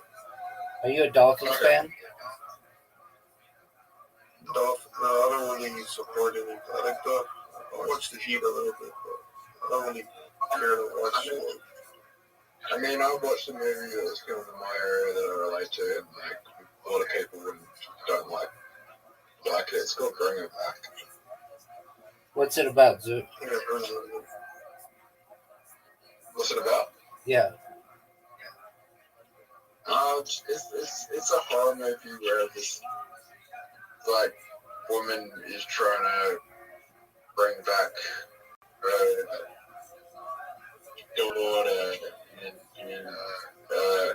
adopts a child, and like it becomes a demon. She does a ritual and it becomes a demon, and then she kidnaps a child, does a ritual, makes the child become a demon, and tries to bring up the daughter by doing this demonic rituals. That sounds freaky. Yep.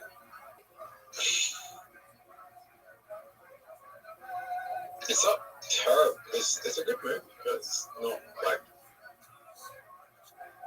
a classic. It's just a good movie.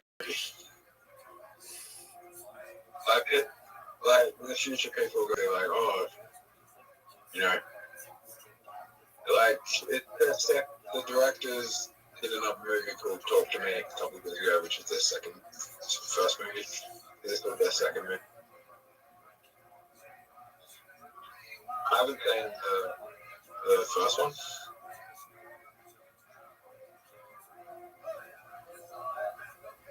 Do you want to see Naked Gun? Do you want to see Naked Gun? Yes? Yes or no? Yeah, it comes out August 1st.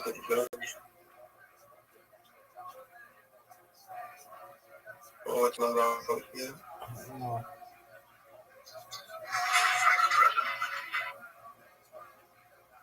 Nice. What, were you Rabbi? You already have access to the movie? No.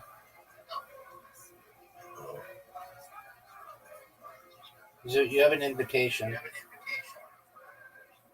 Oh, no.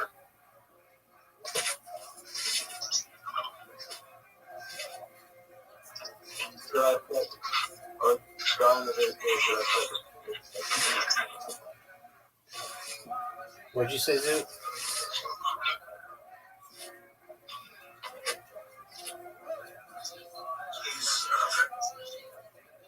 Zoo, what did you say? I said that I wasn't in possession. All right, let's see you. This is hard. Let's see how you do.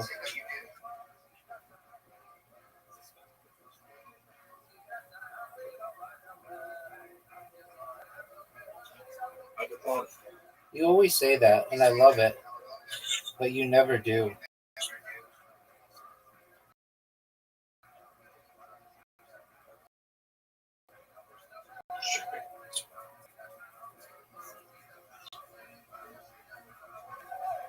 This game, playing the hard version, is very difficult.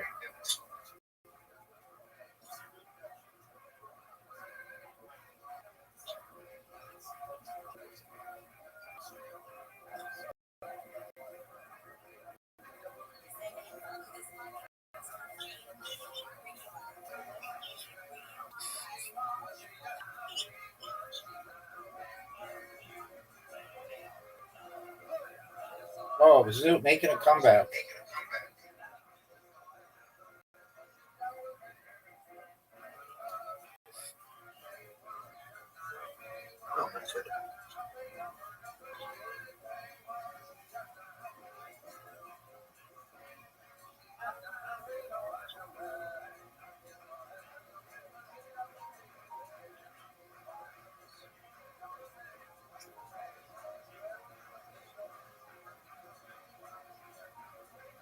Zoo, you have a big lead.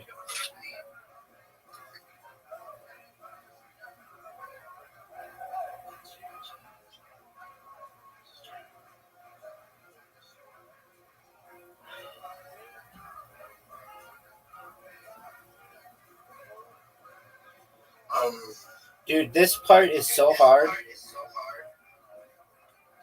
Yeah, especially the fact that you're right next to me right now. Making you nervous.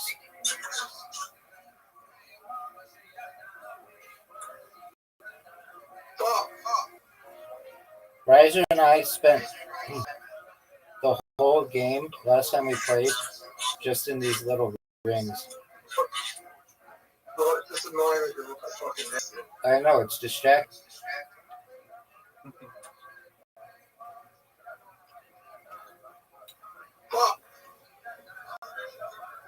I think that I had to do it. I think I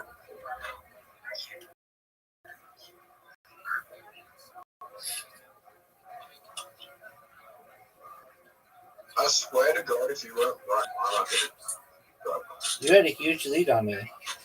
That lead is now gone.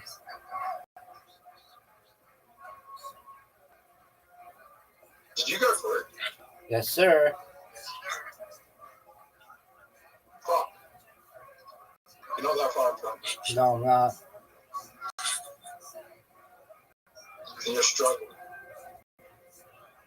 A little. So you go for the difficult part.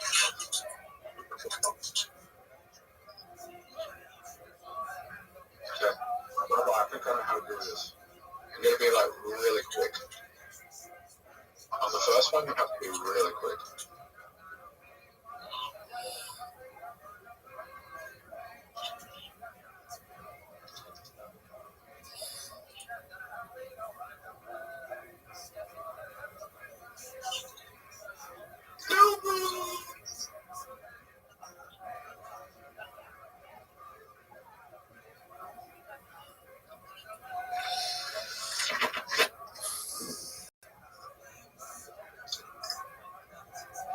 Did you make it through it yet, Zoo?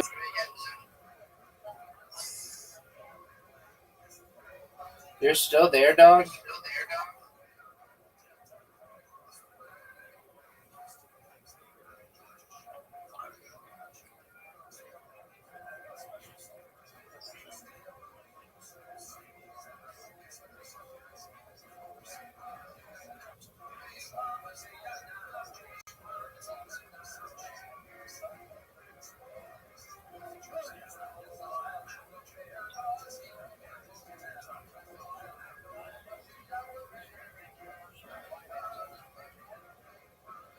Zoo, did you make it through yet?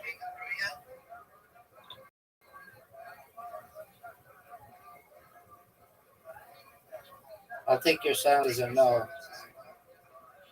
You still struggling?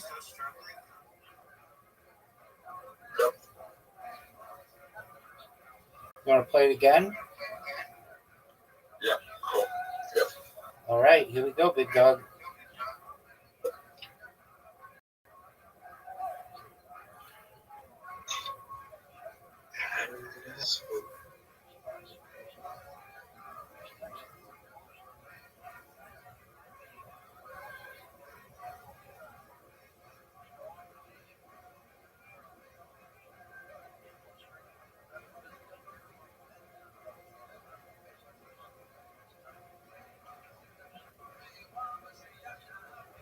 We're right next to each other. Did you know that?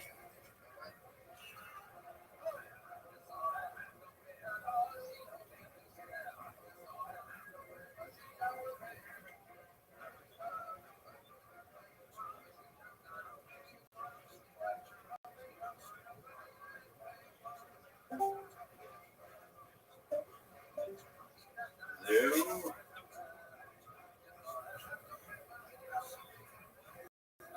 Yo. Yo,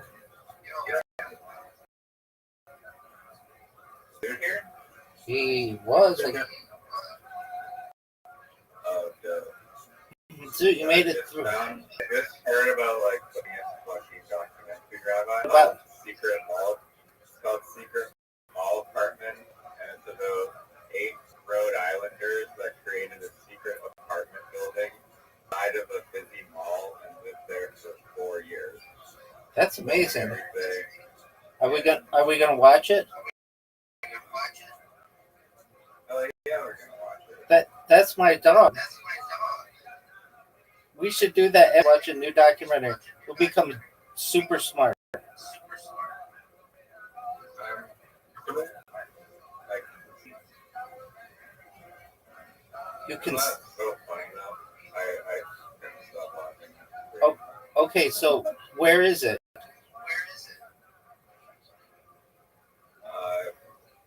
New Robinson Mall. No. Where do you stream it?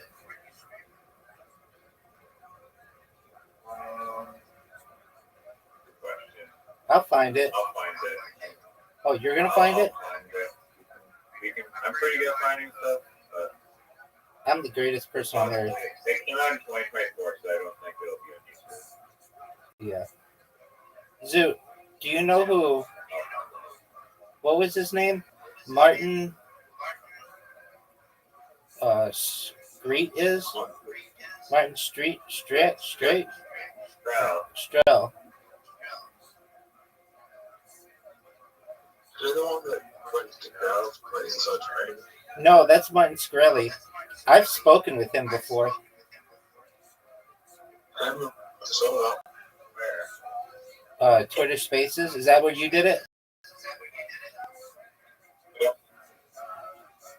He's a nice guy. Kind of told him I was in conversation with Montreal and maybe I pumped him down, and I don't know if he was trolling me, but I'm very sure I'm not predicting the Telegram chat. You think Donald Trump? You think Donald Trump was in the Telegram chat? No, Aaron Trump.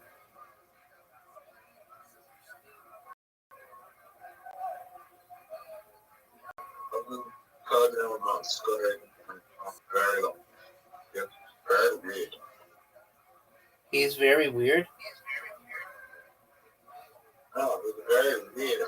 know if it was really Barron Trump or not, or if the kid was trolling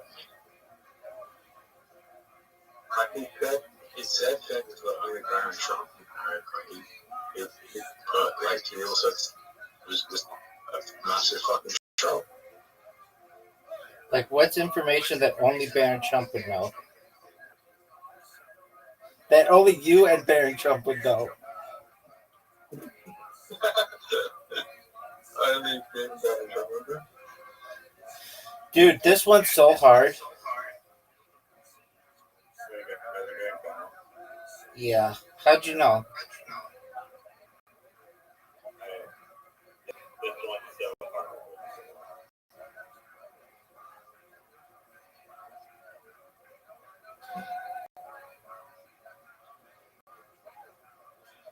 Oh, It was just a lot of bad finance and a lot of, yeah.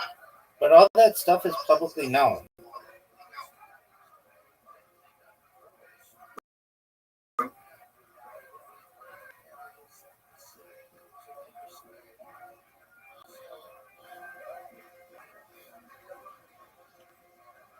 Oh man, I made it through.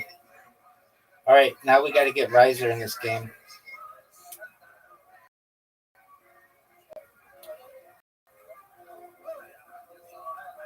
It's more about just Melania Trump, his mom not wanting him to have a public profile. That's very known, and it has been known for like a decade. Riser, you have an invitation, and we're all waiting on you. Are you just J-ignoring it? Hey, Zoot, did you know Hulk Hogan died?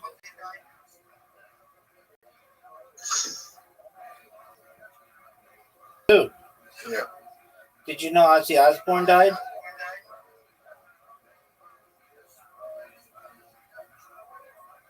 Zoot. Who?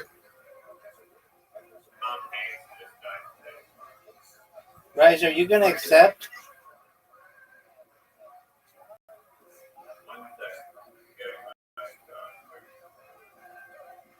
Tom Hanks didn't die.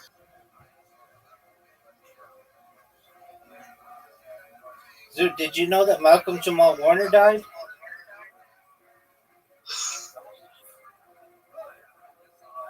I don't even think Reno is dead. Zoot, what character did Malcolm Jamal Warner play most famously?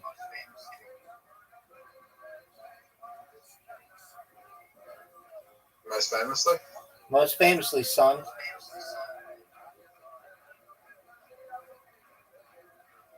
He played Theodore Theodore Huxtable in The Cosby Show.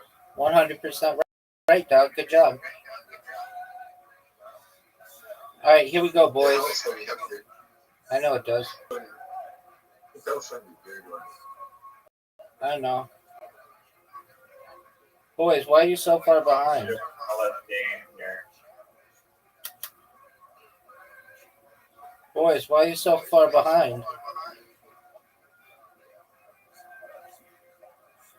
Oh, I've had like the greatest start I've ever had. Oh no. And one of you is like right behind me.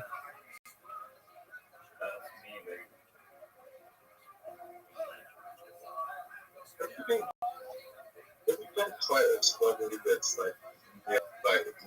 we'll die in the next 2 years. They really don't have enough levels in this bounce game. It's like the same thing over and over again. Right, so who do you think it's just celebrity that's been done?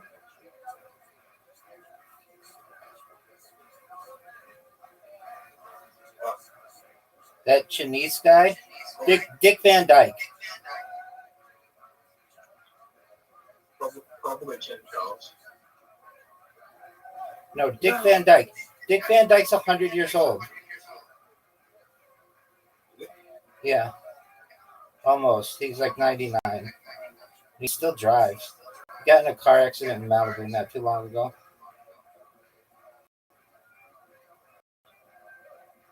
Fuck you, Riser. Do you think when you get to 100 that you think that age is still comprehension. Right. Yes, intelligences comprehending. It depends. I love this one with the pills that go up.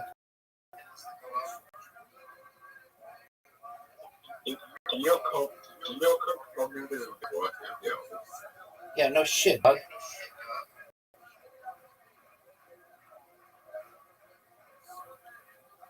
And then agree.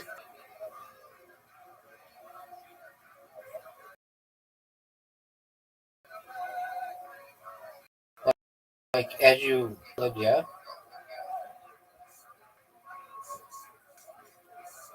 Fuck.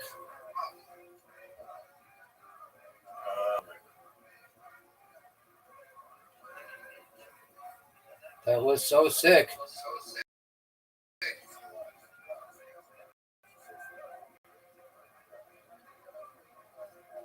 Are you serious?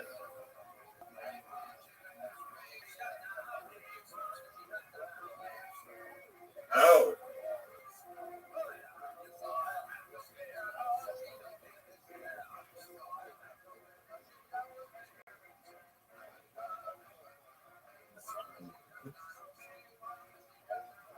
Dude's pretty close to us.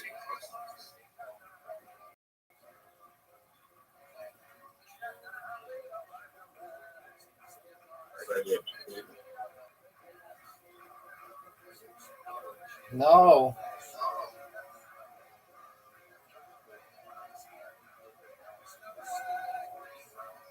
Riser, do you know who's on the William Montgomery show this week? Sarah Weinshank. Yeah, I saw that. I have no idea who that is. She's a comedian. She started on Kill Tony. She's from like La Palma.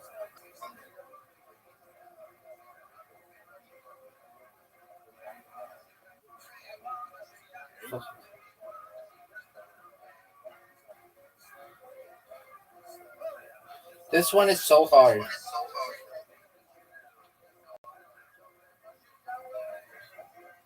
Dog, this one is so hard.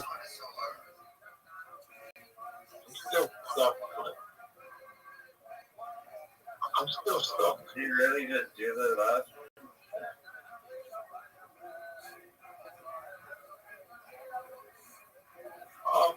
Stop. You did better than I thought you were going to do. If you guys get, have you guys get hurt? It's like impossible. No, let's go again. Basketball. No. Not basketball? No, let's go down to them. No. Basketball? Yeah, Rise up.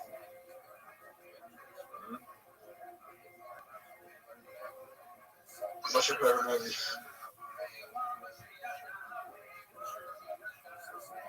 Oh, Big River Man. I think you are a funny person, Riser. You're welcome. What's that about? About this alcoholic I knew you were Slovenian gonna say guy that goes insane and decides to swim the entire length of the Amazon River. Who's a roommate? You got one. Who's a roommate? That's fake. Movie. It's a documentary. Magnus Carlsen, maybe. Are you going to play Magnus Carlsen or at least Magnus Carlsen's body double? Stunt double? How do I do in a Norwegian accent? They just need your body. No, Dog. You just need to do like stunts. If he did anything like cool cartwheels or anything. There's no Norwegian, right? Meow, bitch, get out the way. Meow, meow, bitch, get out the way. He's Norwegian. He's Norwegian, right? I don't know. You're his body double.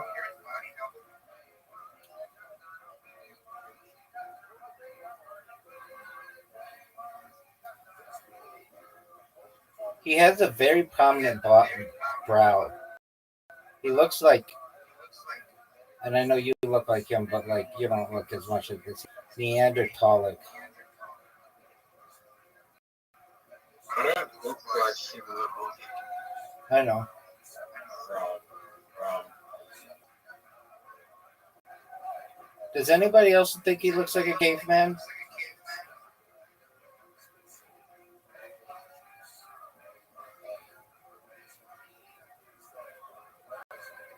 I don't know. Did you know I got 11 in my first round? But he is Norwegian. Damn, why couldn't he be Australian? It would be so easy to play. He speaks English.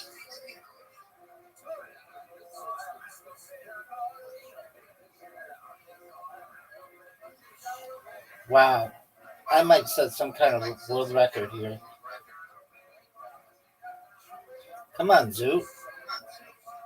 I bet Magnus Carlsen could beat 6. Go, baby. Zoo, go. Zoo. Zoo, did you disconnect? The Zoom tried block out his green bars there. Right. What happened, Why is Zoo? your internet so low, dude? Shit. How long did it take to learn Norwegian? You don't need to know Norwegian. He speaks English. Yeah, but I want to do justice to the role. It was longer to speak Norwegian than it would be to make the whole movie.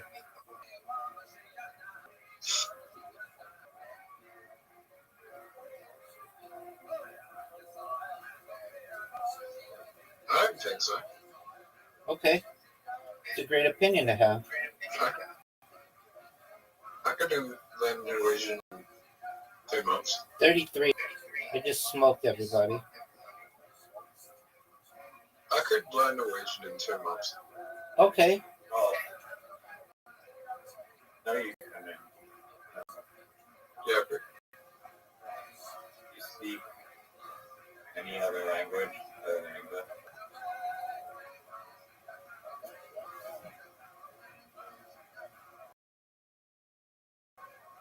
I speak Norwegian. Norwegian.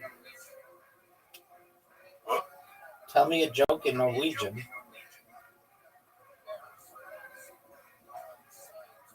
Give me a sec.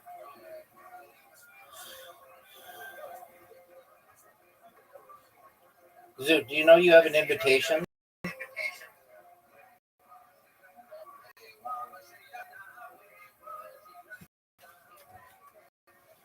Zoo. Zoo. You just said you gave me that. All right, so we're going to watch a documentary about people in a mall. I'm down. Aber för la specklefest istället komma för det. That's hilarious. That's a hilarious joke.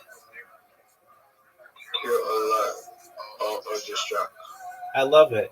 Dog, you know you have an invitation, Zoot?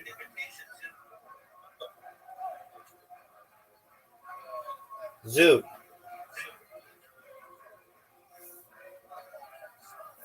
Zoot. I don't even know what that joke means. No one does.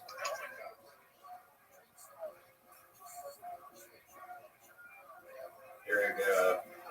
I don't I think just so. asked.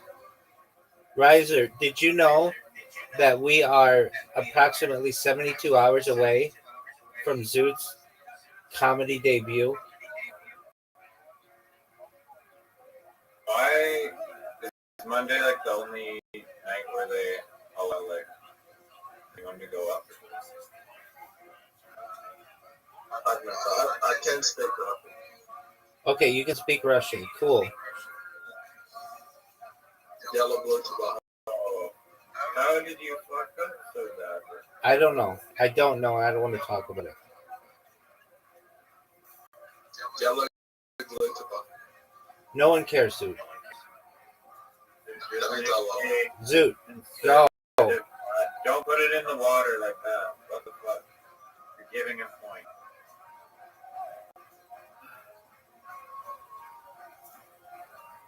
Just make a conservative shot.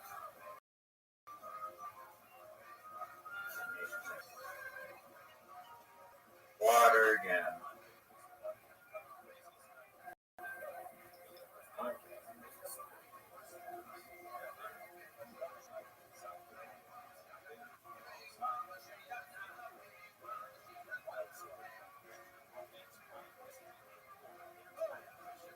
Oh my Lord, Zoo. Wow. I just put it right around the game. Oh my god. You don't even deserve a point on that.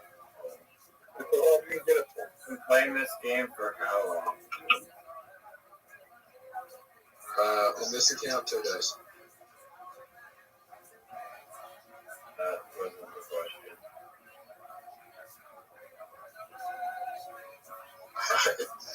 If someone looks at my golf history record, then I've only been playing for 2 days, okay?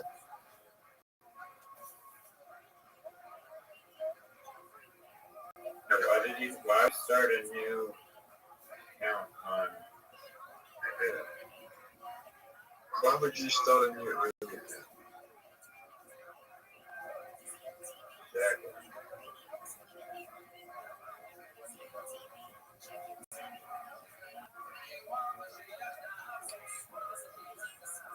Come on. I hate this bull. Look how sick that shot was. Dude, fuck up your next like 6 shots like me. Fuck! Zoot, you had such an opportunity to win a point.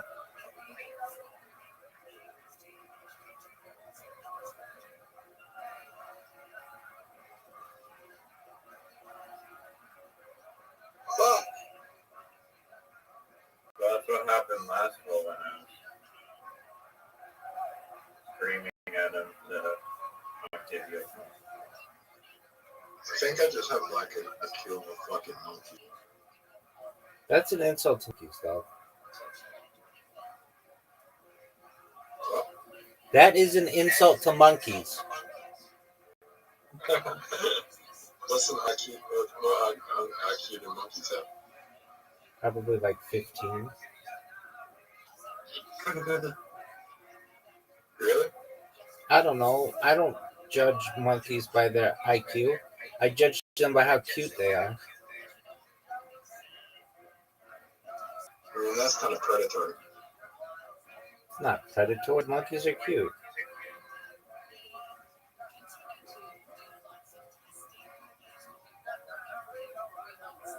If you take an advantage of a monkey with more IQ because you thought it was cute. Why is your mind connected to having a monkey?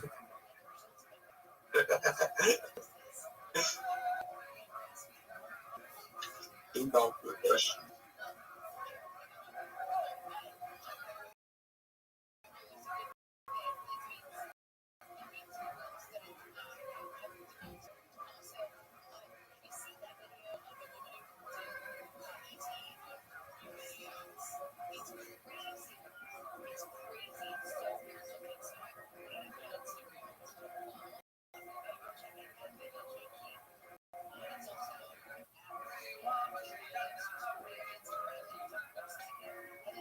That was a sick shot.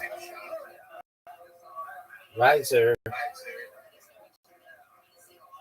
Beautiful shot, Riser. Almost fucked up. Riser, you had a beautiful shot. The wall saved me.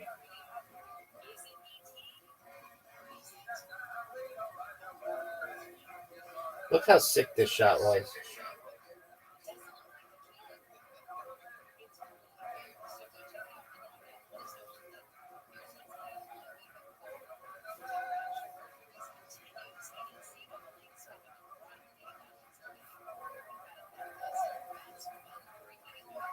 Hit my ball.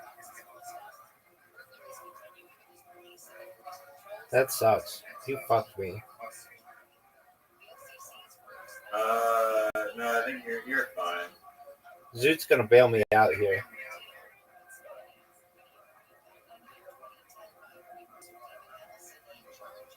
You're fine, but you're not gonna. There's no way of you getting it up in two. But if I hit the perfect tempo, Are you going at the tree? No way. That's gonna hit my ball.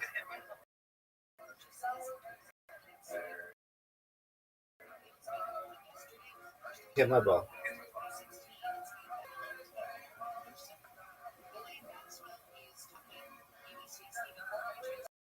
oh, Zoo. Zoot has the perfect shot.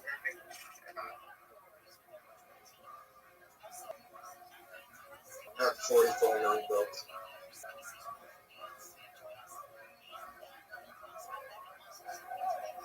I mean, you have 44 million fat girl tokens. Worth $44 million. Look at Zoot's shot. That was almost amazing. If that trade, I would have gone in. Rabbi, rise up. If you intimidate me, if you can, like, intimidate me, like, so, if you copy my first shot, you get it in.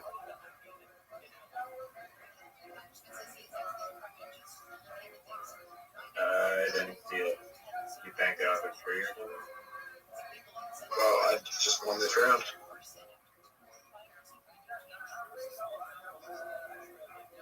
One Is of that the the record from you? no, What's the record? 3 shots? 4 shots. It's So, so balls 3 though. If the ball's in the right place, you can do it in 3. Yeah, I think we can do it too. impossible. Maybe if Can you do this one? Can you do this one too? yeah. You get it for the first one, like, Riley Buster, yeah? Oh, boy. Why has it got it for the first? They need to widen that gap. I agree wholeheartedly. Is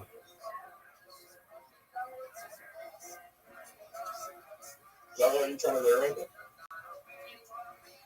I actually got it like close though. Look at this shot, though. I'm gonna hit this 7. You know, it's one of the best shots you've ever seen. Well, this one's good at riser shot right here. It's just not getting it through. There's no way. Impossible. Riser's in a better position than you. Actually, you know who's in a better position than both of you? Me. Knocking me to the black lagoon. Rabbi, I know you're gonna do. Riser, knocking into the black ball. Riser, this is your shot. You have to knock him into the black lagoon.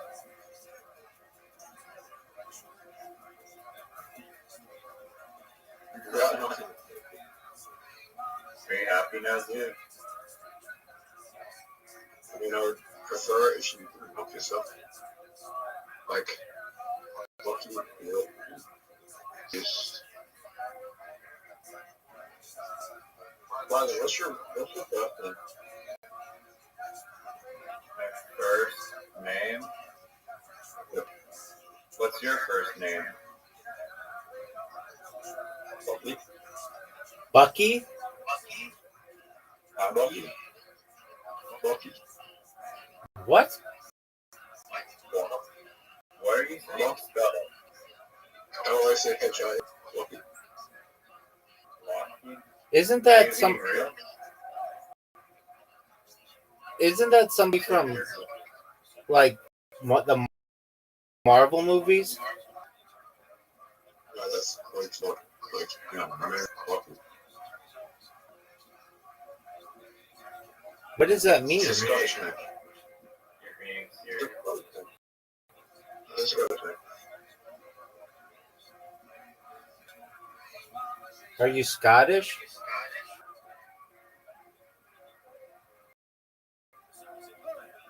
Irish, Scottish, Welsh, all those. So it's like low key. Lucky. It's lucky. Yeah, it's short for Lachlan. So is your first name Lachlan? My first name's Lucky. Lachlan? Yeah. I've known you for like a year and I had no idea. I know your birth name, Michael. All right, John. calm down. John? No. Michael. Yeah, Michael Rothschild. correct. I can't remember his middle name. Israel. Michael Israel Rothschild. Word. Your middle name's Israel? Yisrael. That is the most Jewish middle name I've ever heard. Cool, man.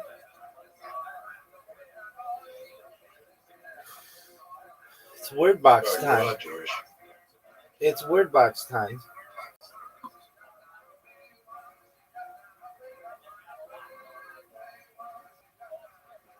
Rabbi, you might be the most Jewish person I've ever met. You may be the most Jewish person on earth, baby.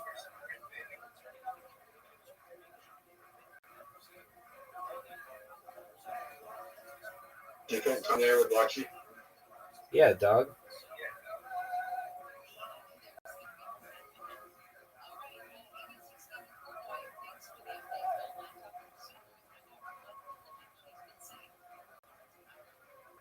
Would you allow Kanye West in this chat?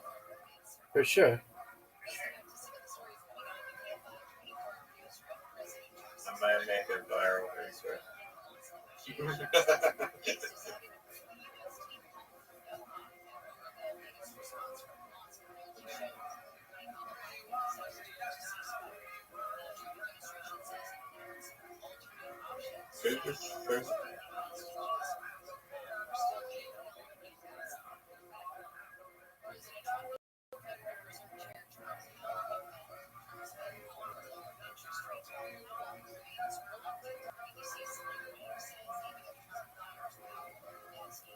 Where are you two, dog?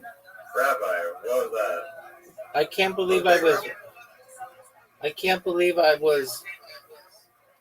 I'm not in it. This is the first time this has happened. Oh, how did I hurt you?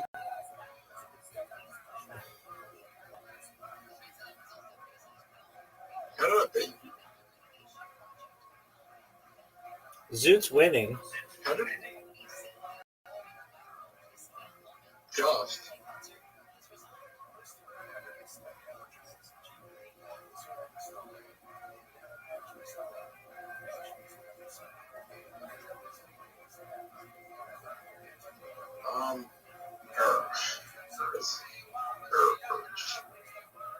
Zoot's gonna win.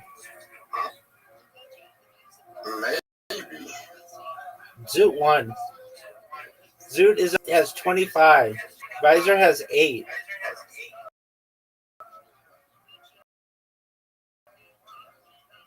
Zoot has 27.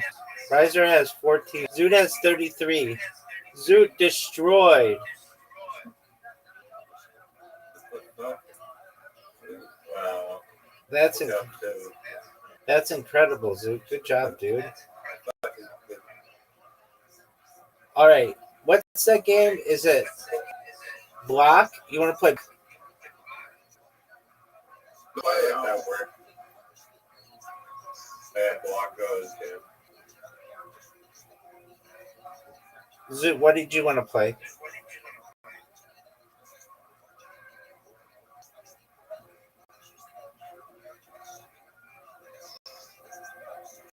Zoo doesn't know how to play.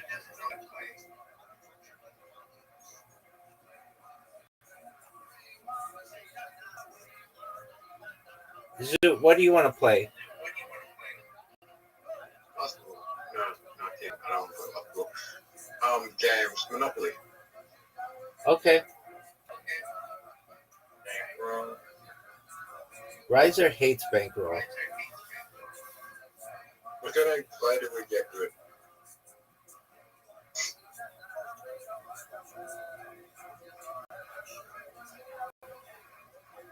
Raza, when was the last time you got a haircut? A long time ago. I'm probably gonna get one very soon. Oh, what the hell? Facebook is showing me full front nude woman. There you go. Oh, Rabbi, do you cut your own hair, Rabbi? Word, dog. Okay.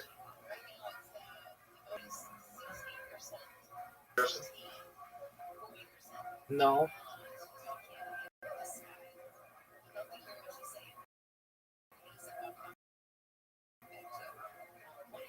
Don't buy that, dude.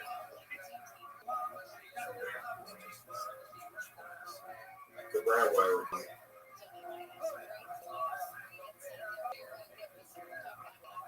But I don't see. No way. Yeah. And he has a lot of money. No way. That's such bullshit. I need a one. Give me a one.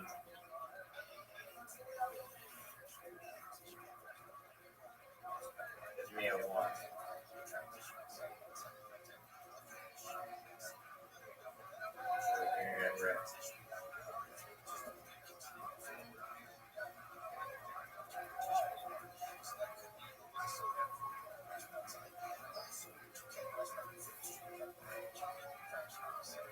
Dude, this always happens to me. Okay,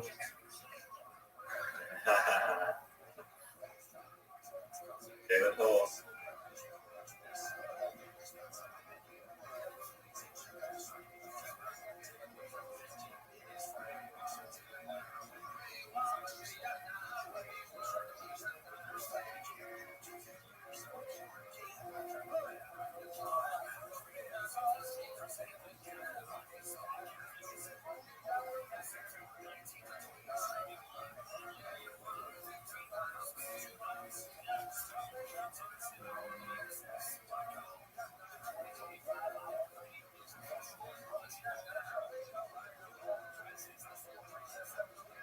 Oh no!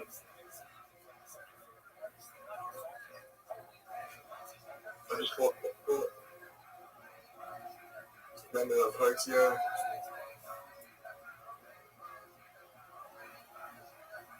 Fuck off, dude. Stole my money from. Stole. I just gave like the money and you stole back from me.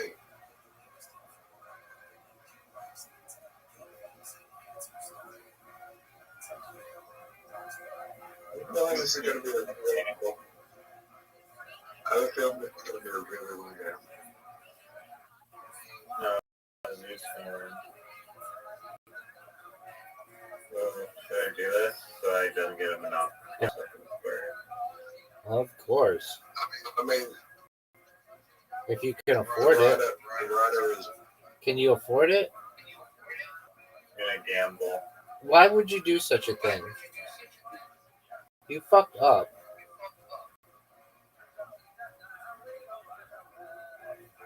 Shit, everything seems. Why would you not do an auction? You get $100 for doing it. Give me like a sec.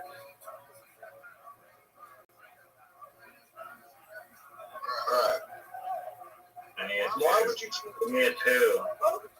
Why would you chance for an auction? You get an extra $100 auction. You need an extra $100. But that's. Yeah, I guess they could have traded. too.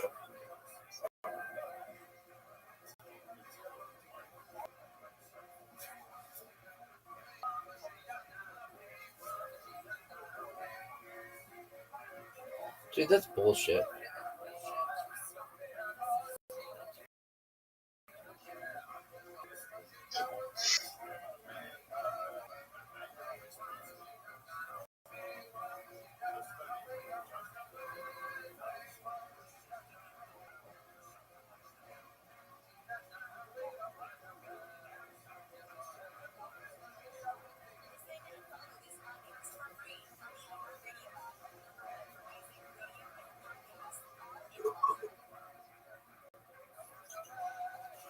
I just won. I didn't.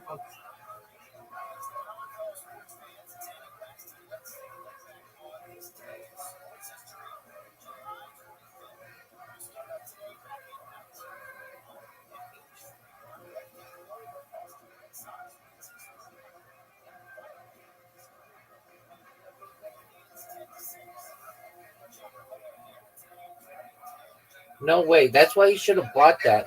Now you fucked us.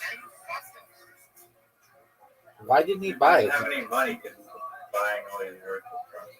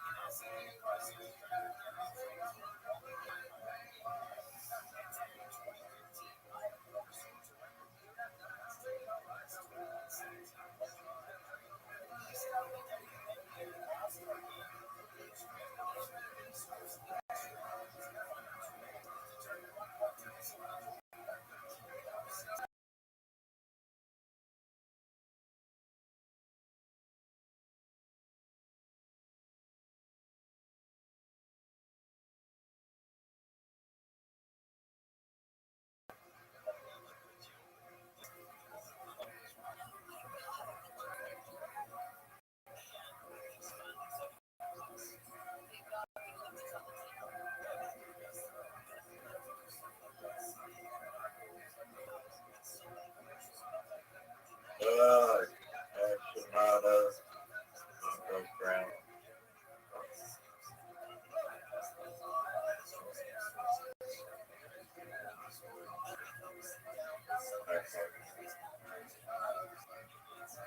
Oh, fuck!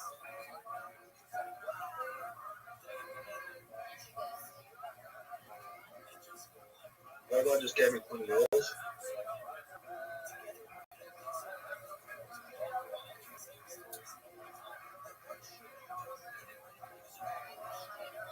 So I buy for one card. Oh, I have to buy for one card.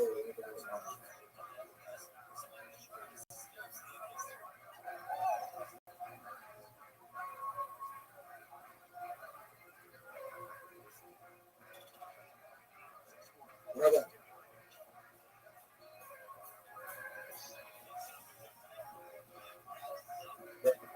For Toronto.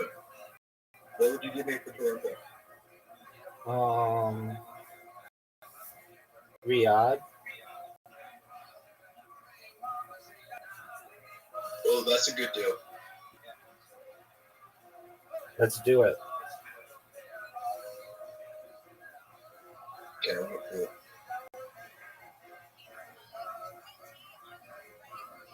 Guys, you got money? All my money's gonna get stolen from me. I need to roll a freight. Do it, baby.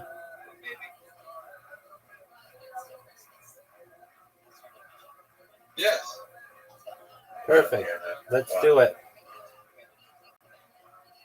Put up Toronto.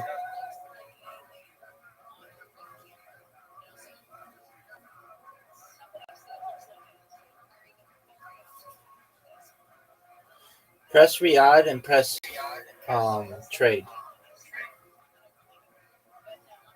Cairo sucks. Oh, but you got $100 for it.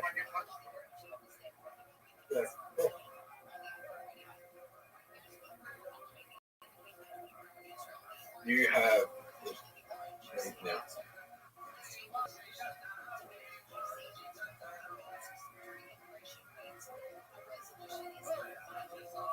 Give me a fucking Hong Kong here. 1, 2, 3, 4. Give me a 6, please, game. 6. 6. Yes. Careful. That's not good. That is not good at all. We need, Rabbi, we need New York.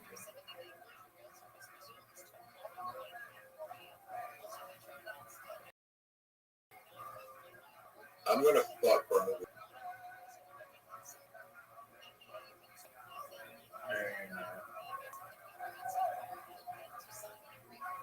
I'm gonna replace him.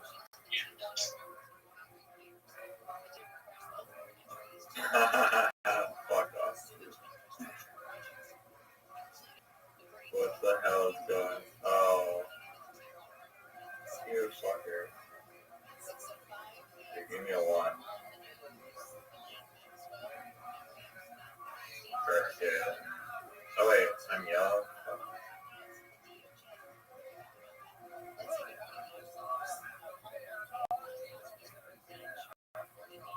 Oh, what is this shit? Fuck.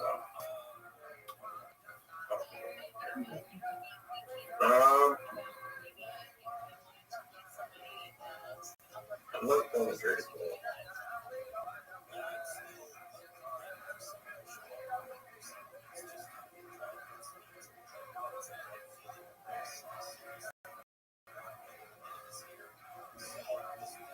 How did you?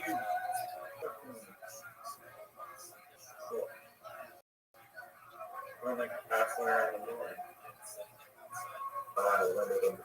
The lender of community. Oh, wow. 30. I gave you $95 for us the lender of the community. Holy shit. If either of us lend us the whole thing, I'm done. We could go bankrupt and so arrested for this. I know, I see.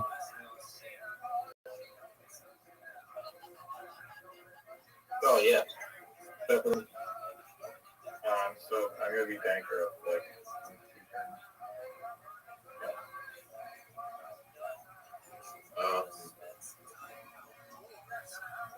I want to place rent that.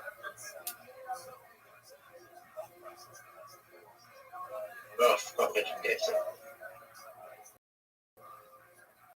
The corner of the death trap.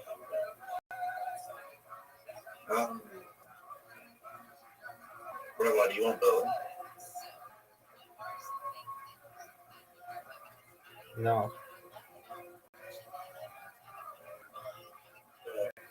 I got you.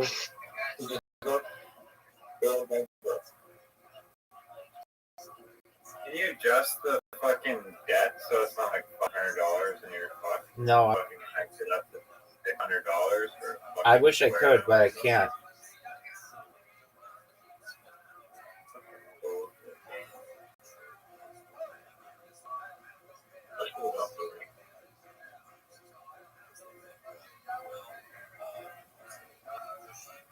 I think your best option is to buy that.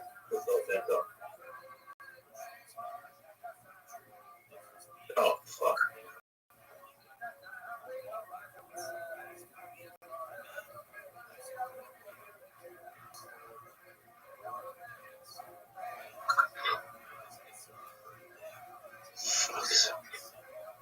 I'm not sure that's Sydney. That one row is like orange squares are just death traps.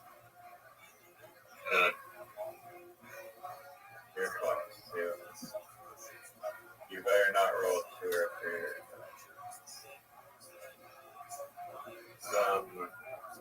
After that, we can get.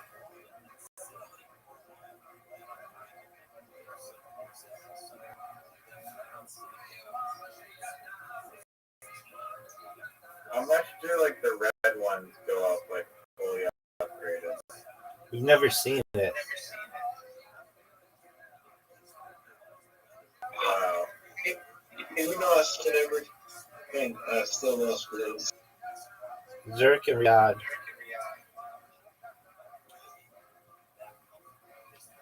Champion. Yeah. Dots and boxes. Dots and boxes. It's a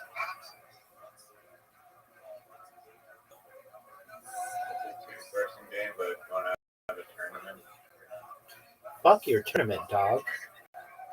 I wouldn't say it if you can't say it. Zoot, get your shit together.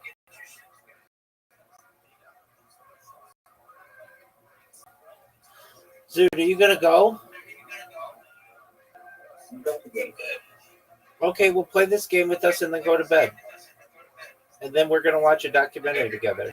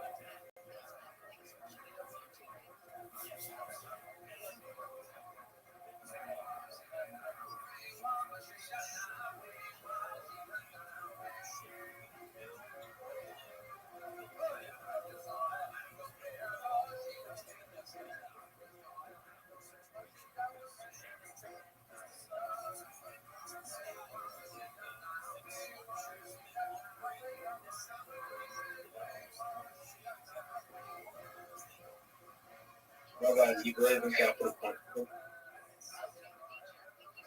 Me personally, no, because everybody could be exonerated by DNA evidence.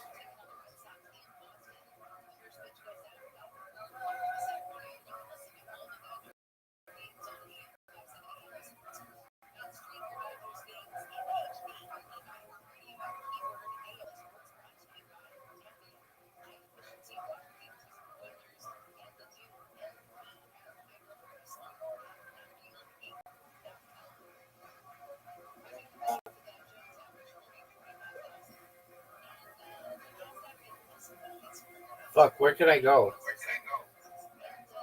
There's tons of stars on edge.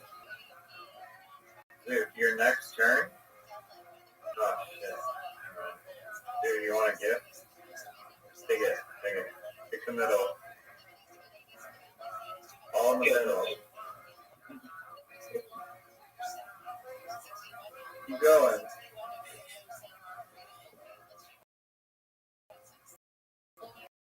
Yeah, okay.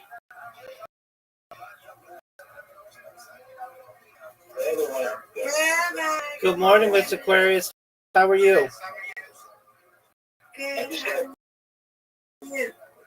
I'm lovely, thank you. Glad to hear your beautiful voice. You ready to take on the day? Yeah. Excellent. We'll see you tonight, God willing. Oh my God, really? Well, so,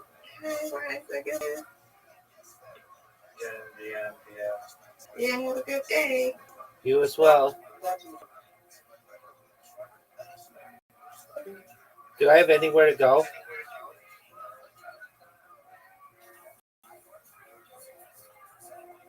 Yeah. No, I don't. Any ball that doesn't have like 3. That was bad.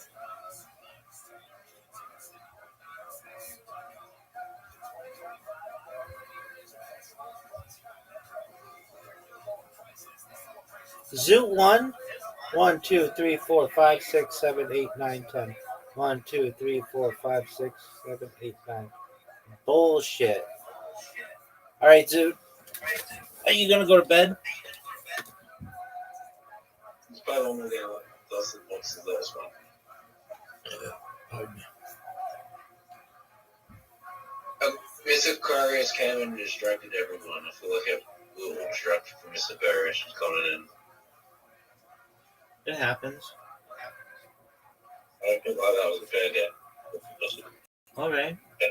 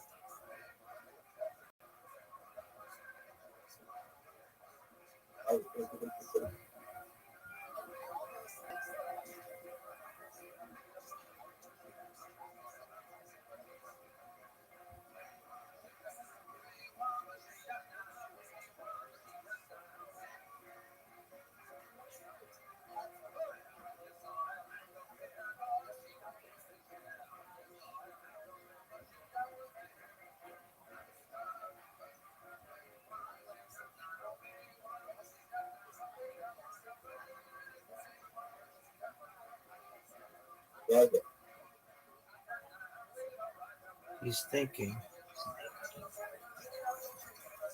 There's nowhere to go.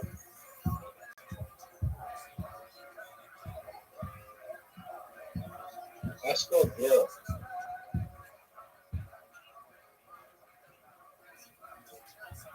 1, 2, 3, 4, 5, 6, 7, 8, 9, 10, 11, 12, 13, 14, 15. Verses 1, 2, 3, 4, 5, 6, 7, 8, 9, 10. All right. Dude, are you done? Yeah, going back to Sweet dreams, big dog. Guys, ready for a documentary? yeah, find Well, can I find it? What's it called? secret mall apartment.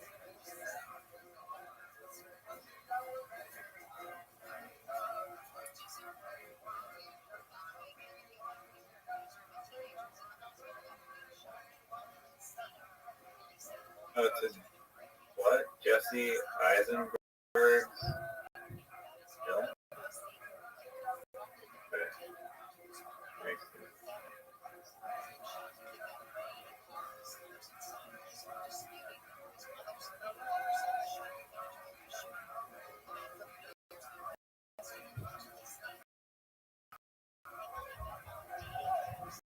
YouTube? No. I'm looking on it briefly. Oh, okay. I see how it is.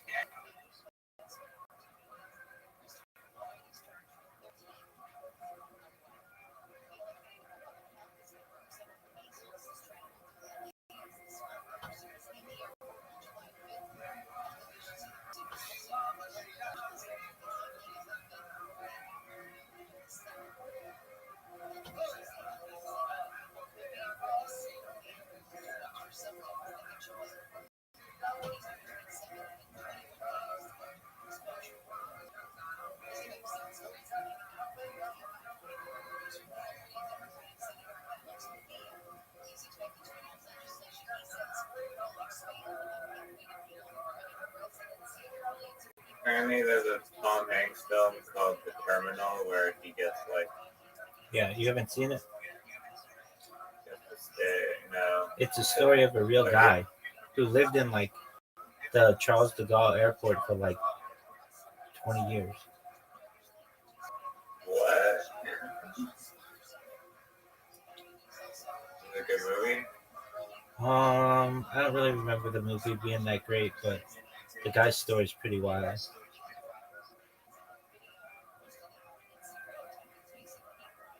Living in JFK for 20 years. Oh yeah, it was JFK. No, it wasn't at Charles de Gaulle Airport.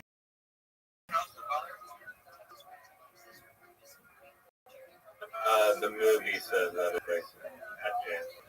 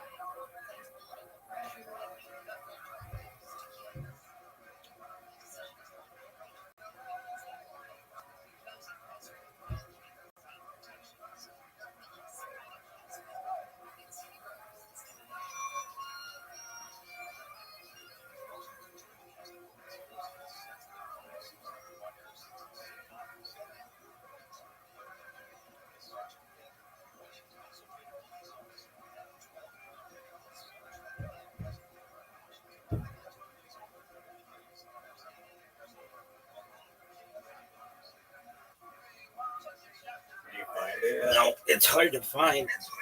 I'm sure we'll find it though. I'm positive. Oh, Happy Gilmore 2 right today. That's right. You know who's in it?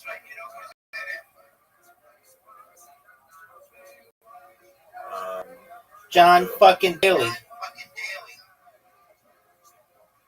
you really? Yep. Same with Scotty Schefter and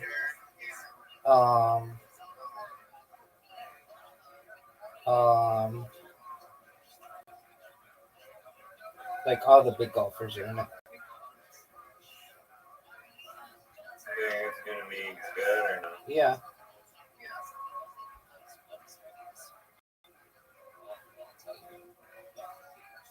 Are you sure it's called? Yeah, it's called the Mall Apartment.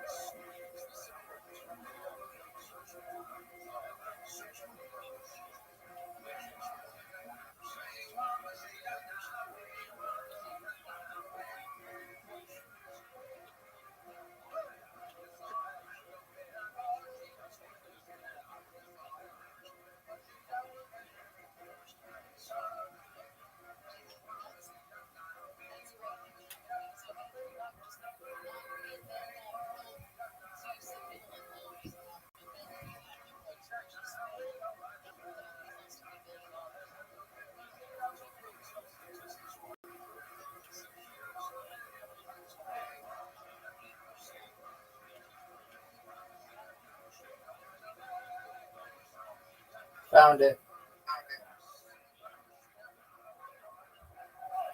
Really? Yeah. Go to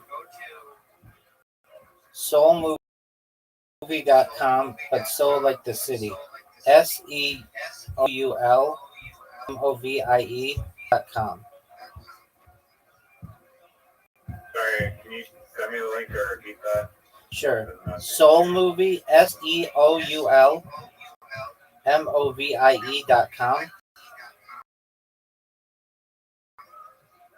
Okay. And then type in the search Secret Mall Apartment. Nice. Oh.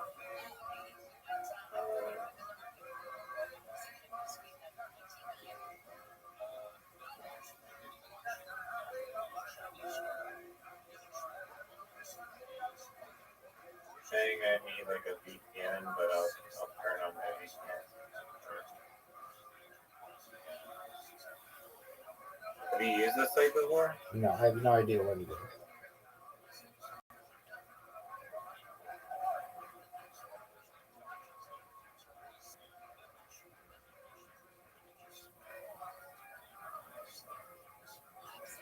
You don't need a VPN. That's just an ad.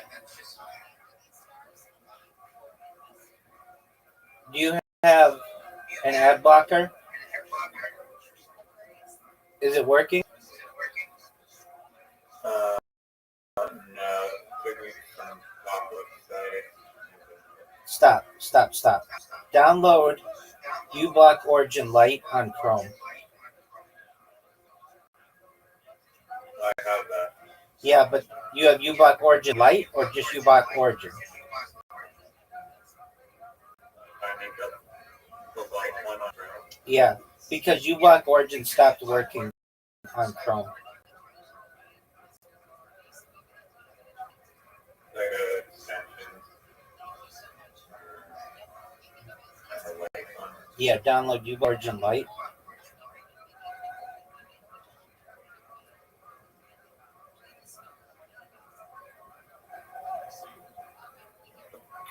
LITE.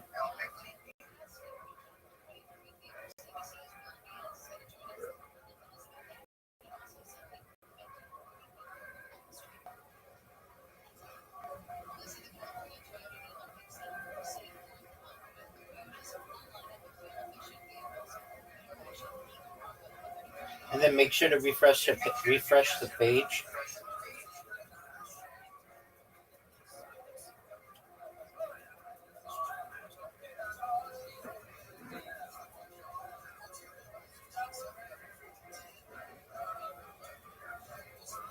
Oh, there we go.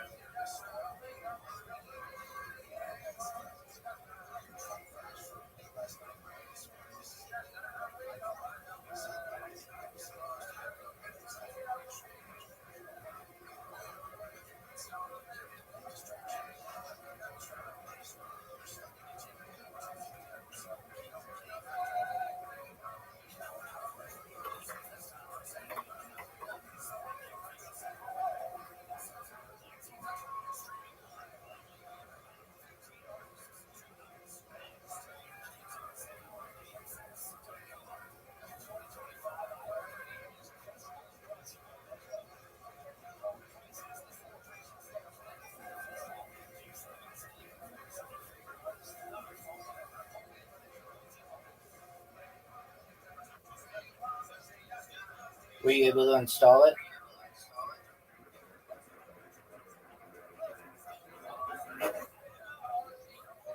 Yeah, I have the extension on Chrome. Okay, now go to Secret Mall Apartment.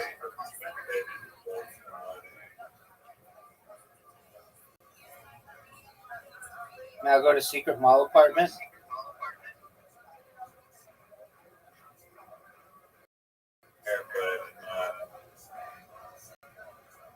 Have you actually watched the movie on this way? Never. But you can. Like, look at And what happens? just takes me to like a bland like title or like the description, the cast, like there's no payoff. Can you share your screen?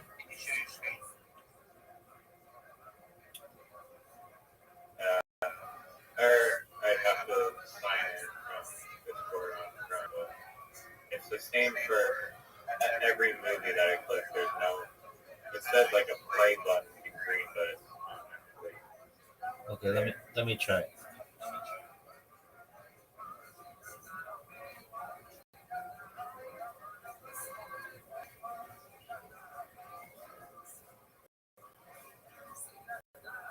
So you're saying it's just generic? Yeah. All right. We'll find Is it another. possible for you using them before, right? I don't because it's copyright protected.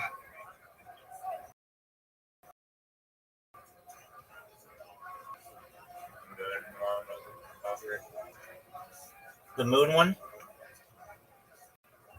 Yeah. It is not, but Bart allows that to be watched for free on YouTube.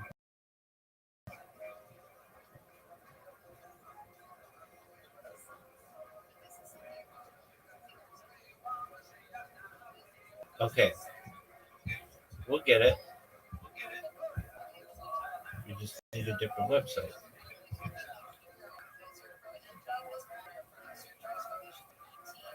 What's it called again? Secret Apartment? It keeps roaming in secret mall apartment. What is it? What did you say? It keeps what? Secret mall apartment. No, I know. What else did you say though? I don't know. It's okay.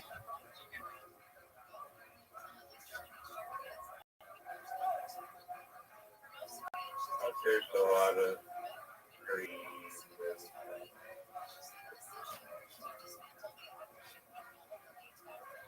Is it on Amazon Prime? Oh, I found it. I I found it. I found it too. All right. Where did you find it? Yeah, it works. Okay. I found it for you. I'm watching it right now, dude. It starts. It's a Lionsgate film. Or no, Metro Goldwyn Mayer, MGM. I have it. Okay. Tight, baby. What site did you find it on though? Sure. It's footlocker.hdmovie.site.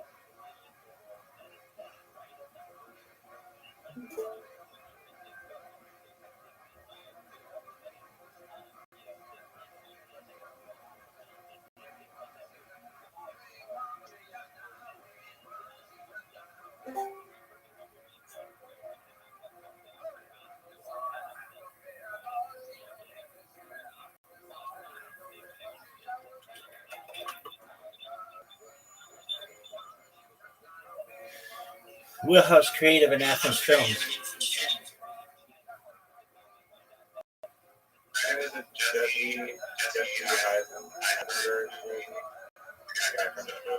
Right.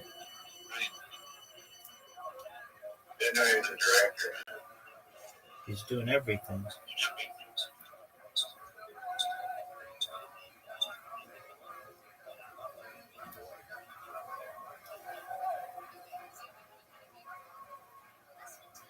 Can you hit that full screen button?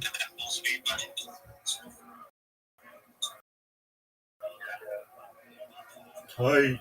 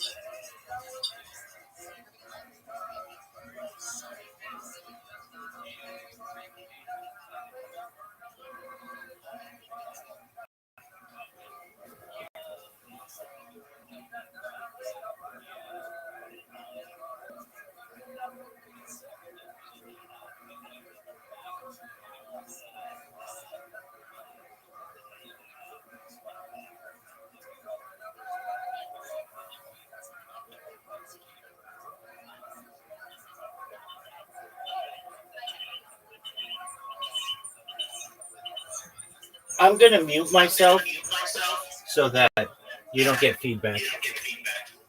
I'm here though if you want to talk.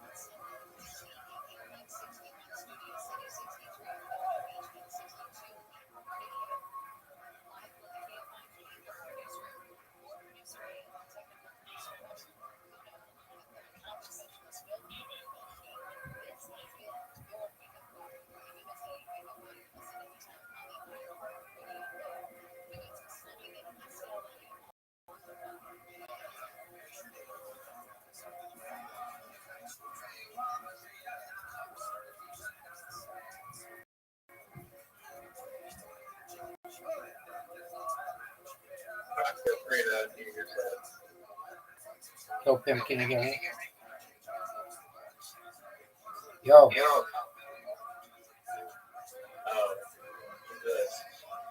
That's how I watch it, so that I don't get a copyright strike.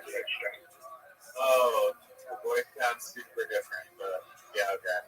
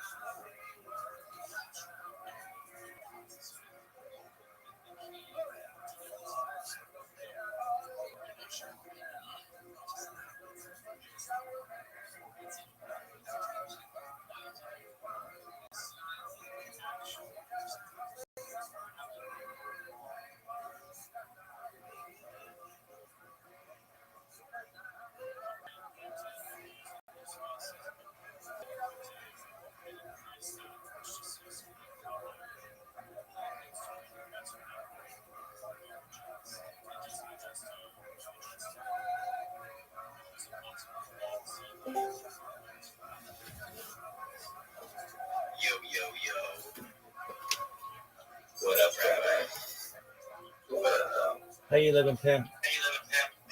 I'm living in. Hey, well, These days. that's great to hear. We're watching a documentary called Secret Mall Apartment. It's about 4 people who lived in a mall for 4 years without being caught. So feel free to press the watch stream and enjoy.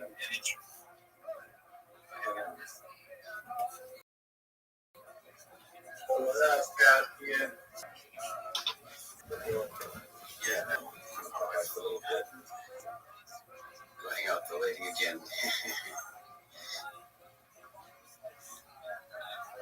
Yeah.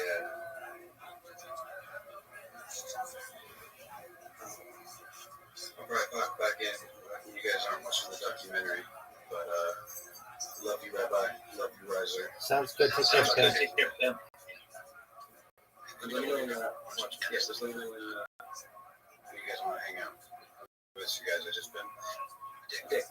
Okay, just like in an hour.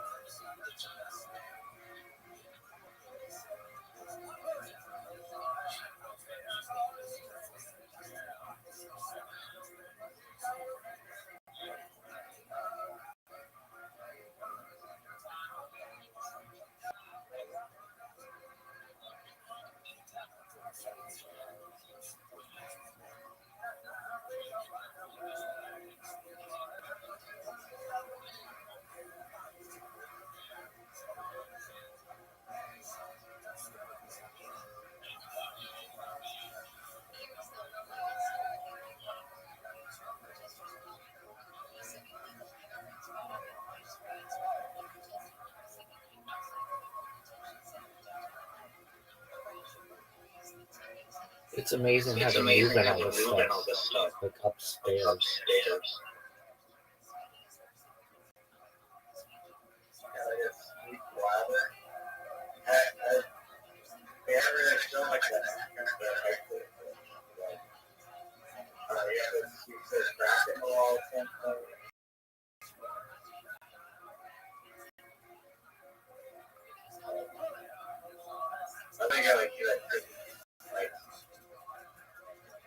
Extra. Question. Probably have like And heat.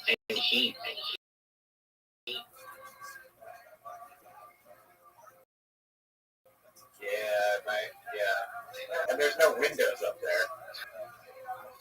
Because you're going in and out.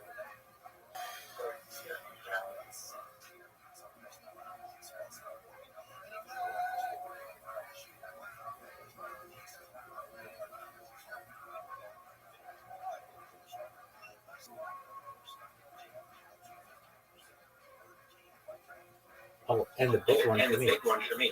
The bathroom. Well, you have the mall for What do you do? What do you do when it's Closed. closed? You're gonna need to. What the hell is this?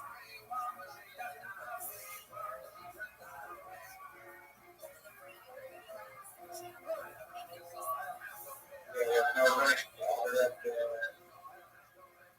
Right. Right.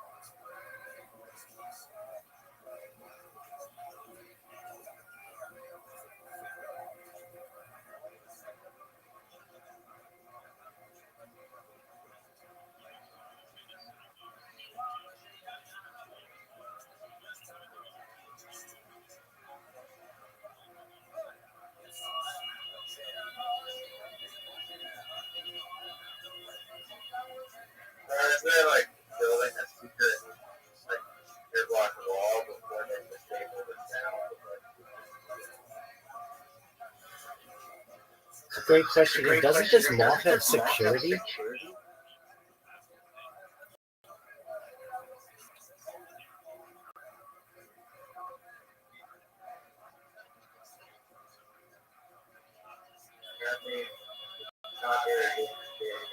Also, the emergency alarm.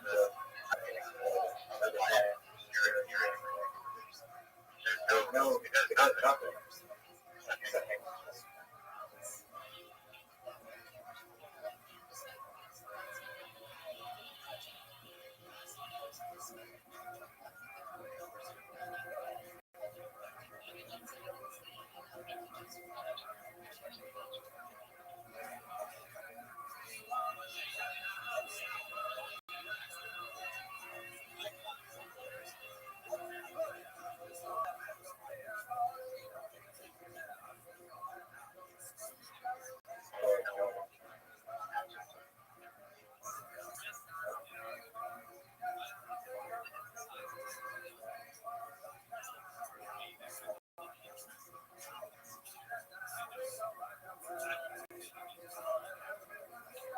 It's building a false wall.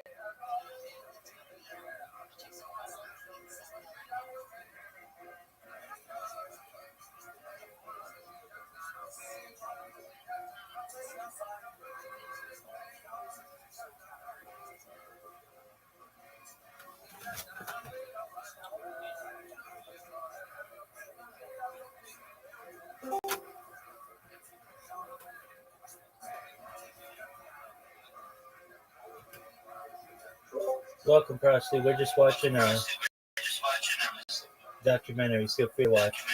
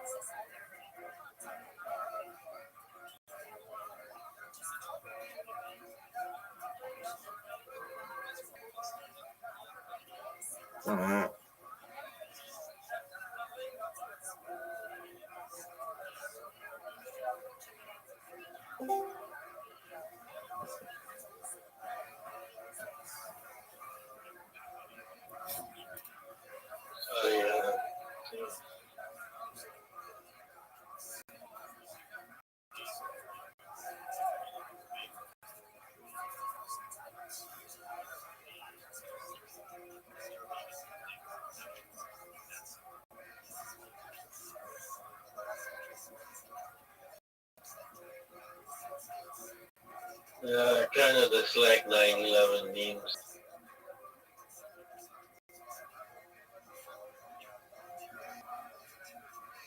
If you meme it enough, I don't know.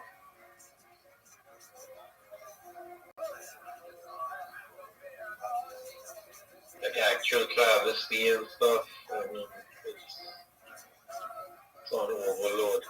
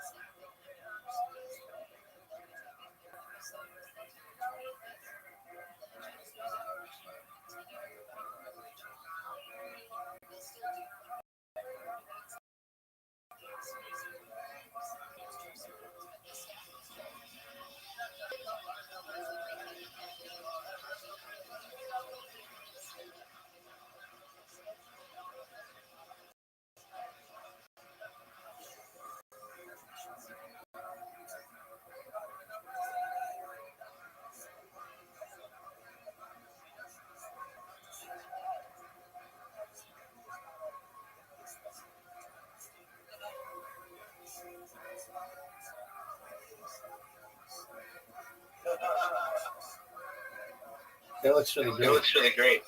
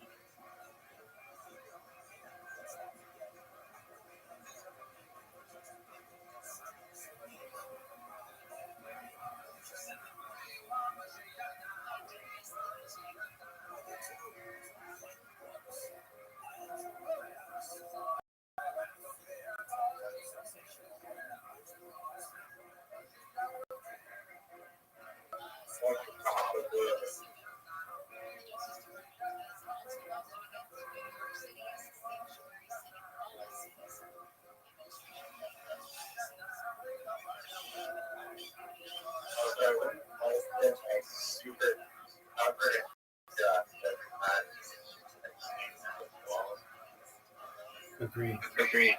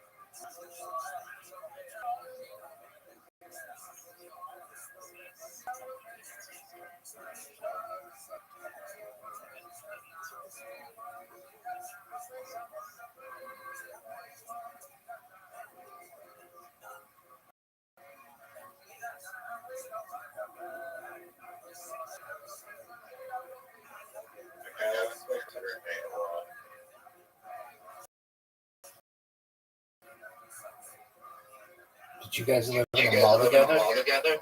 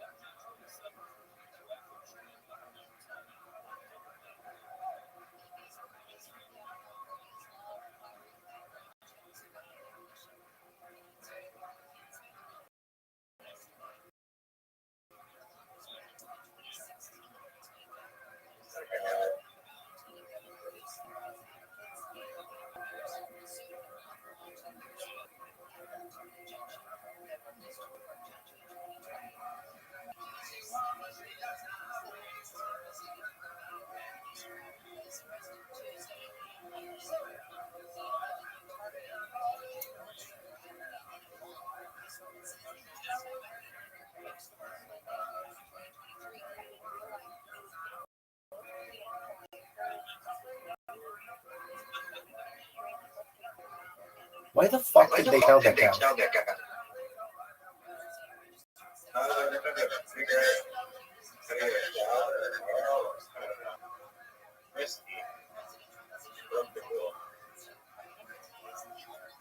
The first rule of mall apartment is you don't talk about mall apartment.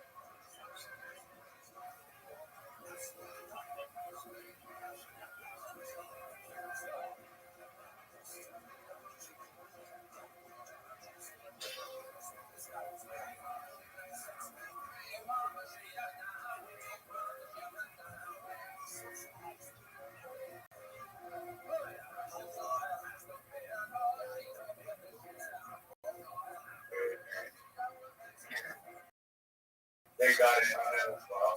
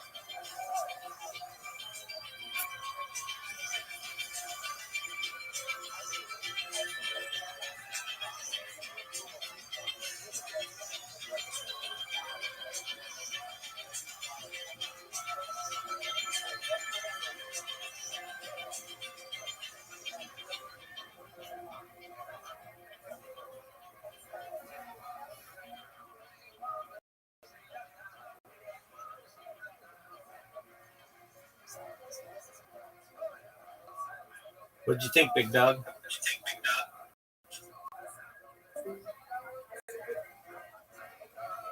Are you more? So you're that's the first half of the fourth season.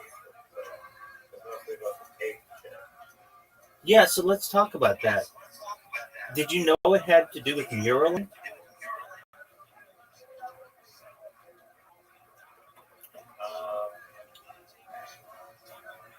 thought it was gonna be a thing in the wall. I didn't know I didn't know anything about the backstory and like the main guy. He has did a wild job with like muralist, but like with tape, which I've never heard of. I like it. It looks nice. I've never heard of tape art. I mean, have you? No. Trying to think if I've ever seen it or done it.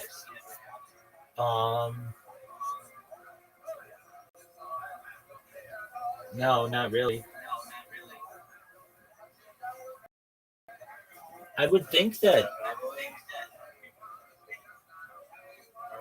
takes like masking stuff. Right. I would think that that's not a good idea for a hospital that needs to be like have its walls clean. But they weren't as concerned with that like 15 years did that. I don't think you could do it now. Even I'm almost certain you wouldn't be able to do it now. Walls need to be able to be cleaned.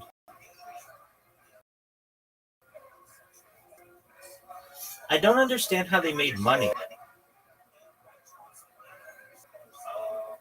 I mean, he was getting paid something for tape mural.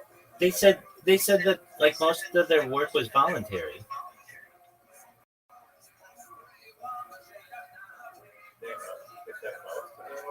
Well, I could be recalling incorrectly, but it seemed like a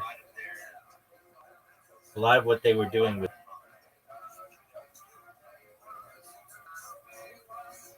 The New York project was voluntary. exactly. And They never really explained that. wasn't the Oklahoma City one voluntary as well? Oh no, he was commissioned for that one. Which one? The Oklahoma City one. Oh, yeah, that one was probably paid. Yeah, but I mean, how much does a muralist make? It's not like you can live off 4 years on one mural of tape. Yeah, I mean, they left that. I mean, they said that they were all artists, not their primary job, so somehow like tape was able to survive. And he wasn't rich because he said he was like laughing at the screenshots of 41 cents to make.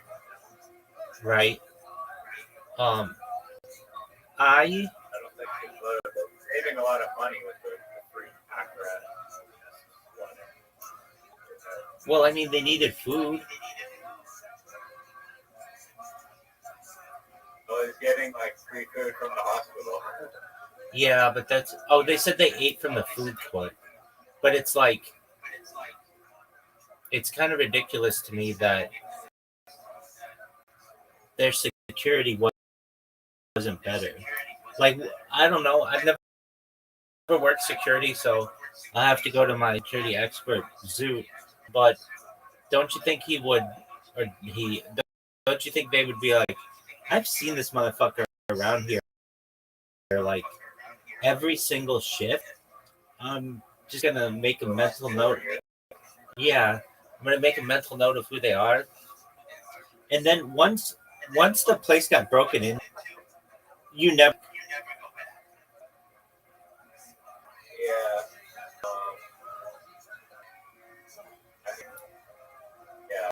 That was not good. And When he said that they were going to go back that night. they had a married couple there. I mean, how did they have sex?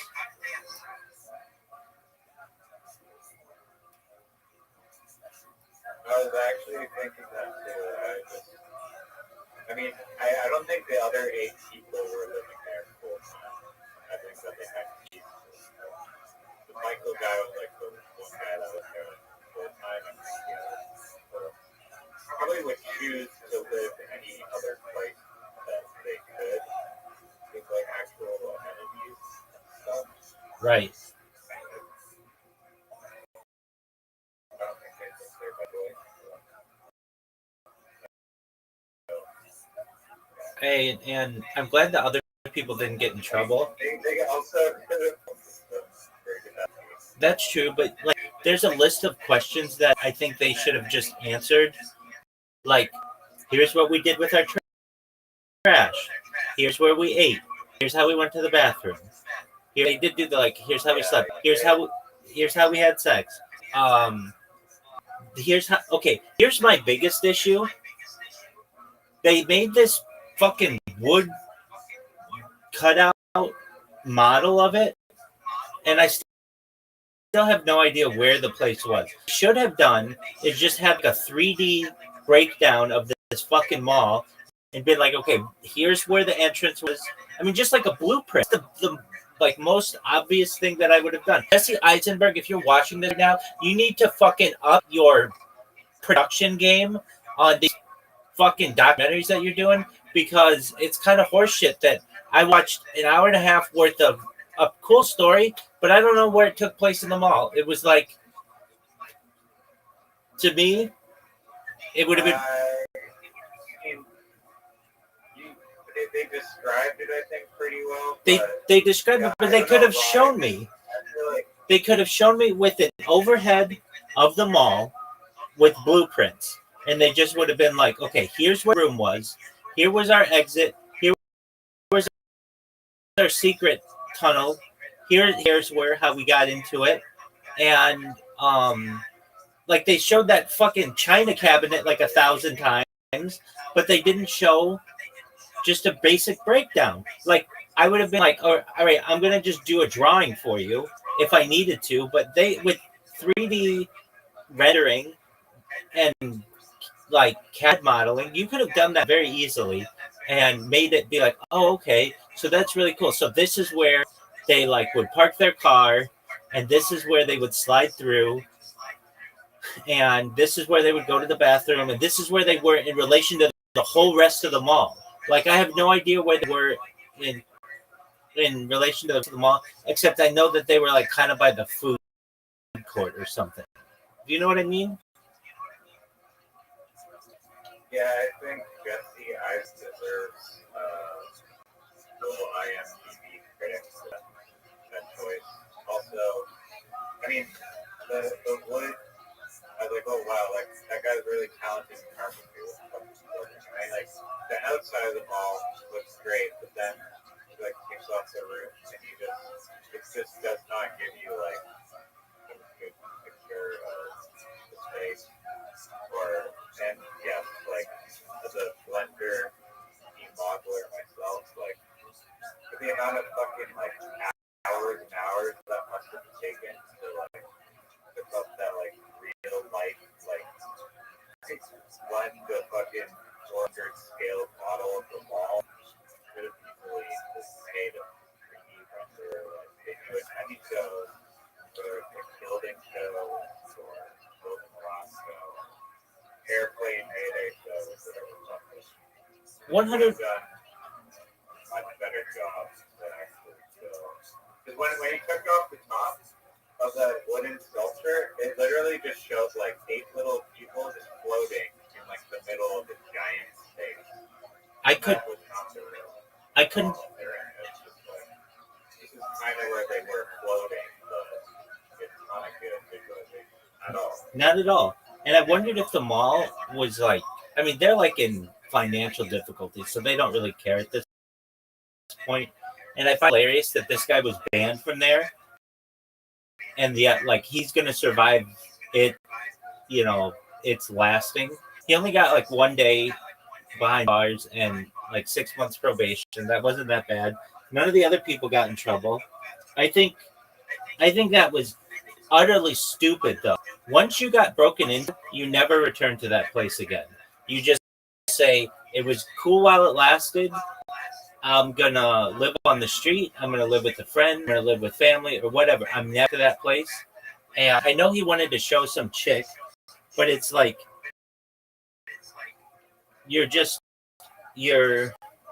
they could, what they probably did, and they didn't interview anybody from the place, but they probably put up a camera in by that door, and they were okay. If he ever goes through here, let us know, and we're gonna catch the people. They're not stupid, and I don't know. I just the I mean, the court documents probably public with some like restitution. I'm curious. They left that part out. Like, how bad it got came. yeah. I mean, I'm sure it wasn't that big a deal. It probably was just like a minor crime, and the other people didn't get in trouble. I think they went too much into the muraling. Frankly, the documentary isn't about murals, and that took too long. I liked it. I liked the art, but it's like, okay, so we're interviewing this lady at Hasbro Hospital, and it's the same location. Like, I would have liked them to be like, hey, we interviewed the security guards who busted the place down. Like, surprised they didn't like search out those people. I'm sure they probably did, but like, I'd want to hear their, and they'd be like older. This is like 15 years later. I'm sure they could probably talk about it a little bit more. Maybe, I don't know, but especially with being like no longer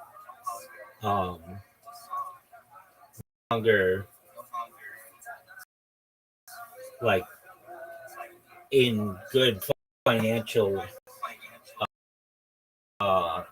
being solvent, basically.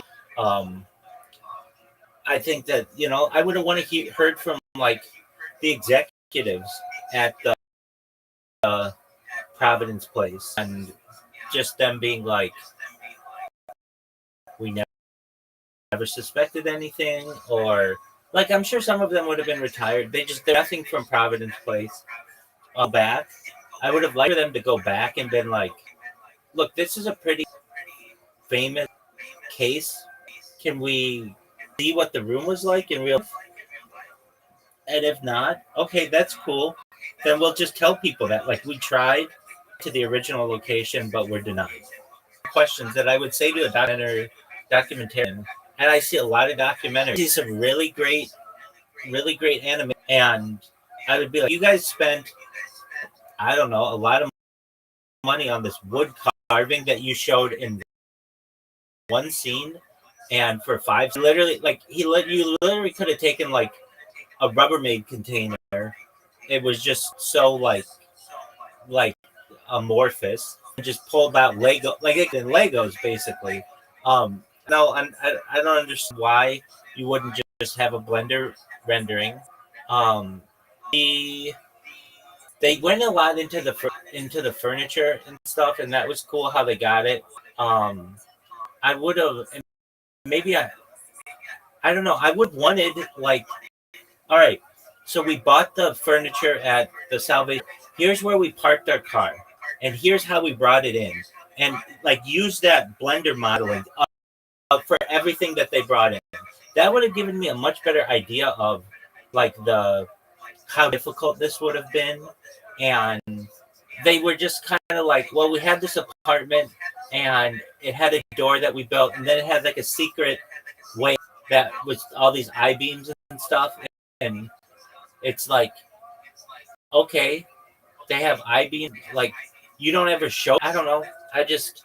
And then they rebuilt the whole room like as some kind of massive art project. And it's like, if you had the money, Really unnecessary. That part. exactly. They spent all this money, and that's like we recreated the apartment, but they literally showed us like actual footage of the apartment. Right. They used it for like some like terrible reaction thing of like different scenarios of like the person coming in. That was terrible. They spent like days of working. Right. To make that thing. That was terrible.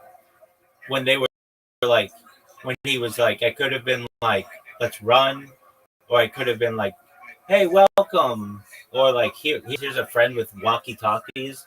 Like, I don't need all those scenarios. Didn't really appreciate that. You could have spent, frankly, they should have not redid the room.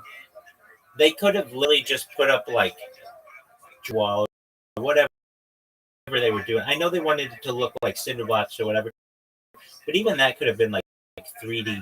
Like, I don't know what the budget. Sure, it wasn't giant, but you could have just made a 3D model of this. I don't know why they didn't do that. Where it is in the mall, and then like, wow, they had to climb up the stairs to get here and do this and that, and they're just well. They also do a really like terrible job of like actually accounting for these like people's experiences and like what it was actually like to live in. Like explain your personal experiences that happen in the space, like how difficult it was. Like 100%. I don't know. There wasn't any like crazy stories of things that happened. Exactly. I was waiting for like I was hoping because this is like I don't know how to live in a mall for like 4 years. And every single person's like dream is to explore the mall at a time when no one's around and stuff. Right. And they never did that. Well, they said that they went to the food court and got the old food at night when it closed or something like that. Oh, really? Yeah. They're getting free food from it? Yeah, they said they would go through the trash of the food court, but they said it right at the beginning of the documentary, and it was. But they weren't like breaking into like the kitchen of New York fries. That would be hilarious if they're like deep frying it in the kitchen that night. Well, it's like, who did the security? And then they went into this one part where they were like, I'm sure it was white privilege that we got away with thing, and it was like, all right, it could have just been literally this security guard did not give a flying fuck about his job and was just like, whatever. I don't care if you're red, blue, green, black, gray. I don't give a shit. I'm not doing my job. Like, I don't know. They like. Their alibi was that they were coming from Home Depot and like we're going into the mall, but like in that footage, there's cinder blocks like that like sketchy like ladder going vertically that they're like loading them up through. Yes. That security guard did time give a crap at all. Yeah, and I don't understand. I don't understand why they. That was their only interaction with security in 4 years. I can't. I mean, I don't know. I think that they. I would have wanted to know, like, you guys, eight of you. Especially it makes it more like impossible that that's their only interaction every time they go. The door buzzes, right? Or they have to crawl under the gate. Like that's a lot. That's like thousands of times getting caught by an alarm if someone sees you crawling under the gate.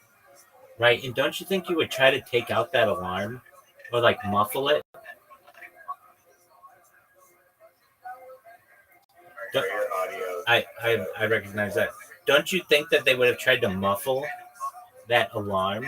Like, we're going to put a cloth around it, or we're going to try to disconnect it, or whatever. There's a lot of stuff that could have been done. And it's interesting to me that, like, in 2007, when they did this, they were like, this was seen as like art, like an artist and things like that. But then you had the Great Recession, and then you had, you know, basically like all this homelessness now, and these people would have just been seen as homeless. Like they would not have been artists. It's just like there's this whole. I mean, like Skid Row in downtown LA. It's just like filled with homeless people, live like everywhere. And Las Vegas has the same thing.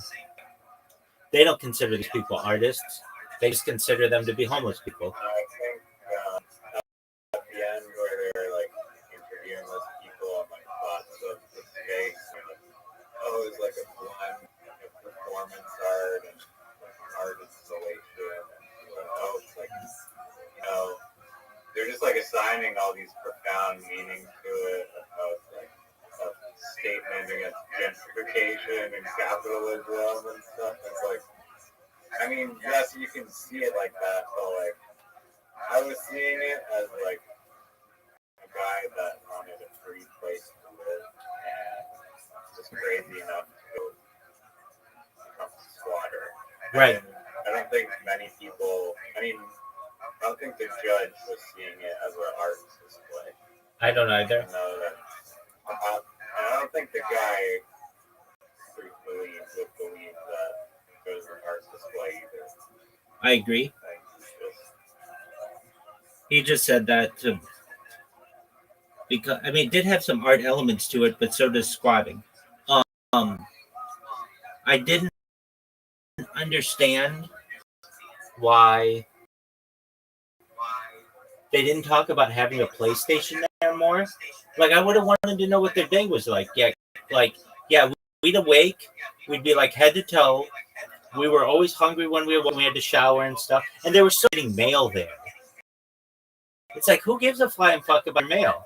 You don't have bills. It's like you could have your shit sent to a friend or family or something. Like, they were really worried about, to the point where they like confided in somebody at Pottery. Like, they're really fortunate that guy like, yo, you can't do that, and then just like told his boss or whatever, hey, we had some people in here who were looking at shadow boxes to live they're living in the mall. Like, maybe you should tell somebody about this who's like working management here. I mean, that guy was cool for not telling them, but they were stupid. And I totally get what they were talking about. Why did they? What the hell is the shadow box? And why did they think that the retail employee would have access to giving them showers? Right. I don't know. And they wanted more real estate. They're like, you know how to get like power. They're trying to get like more space. It's like, dude, work in the fucking store, like a Pottery bar. I don't know. I know. And not just that. Let's have this guy on camera. They didn't talk about any of that. Like, yeah, we had laptops so that we could. Yeah, by the way, I'm filming you also with my hand camera. Yeah, they didn't have like we had, because like, look, of any person who understands trying to record all this shit, I do. And you need to be able to take that SD card, or probably at that time it was a hard drive on the phone, on the camera, and connect it to a computer and upload that. They didn't talk about any of that. That's video footage. And back then it would be time consuming. So it would be like, okay, well, we're going to have this random conversation in the food court, and then we're going to take that data and we're going to plug it into our computer and upload it. They didn't talk about that at all. Like, I didn't understand why they didn't talk about their daily activities, like what their jobs were. Did they have it where all 8 of them slept there? Or was it just like sometimes a few people or whatever? How they showered. They never answer that question, how they showered. They just were trying to find a shower. That bothered me. Yeah. They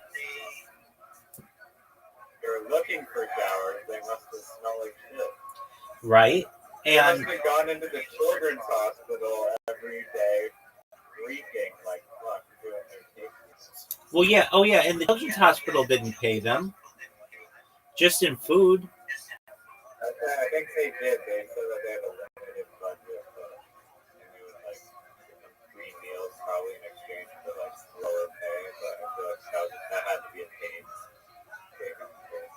I don't know about that. They didn't say that.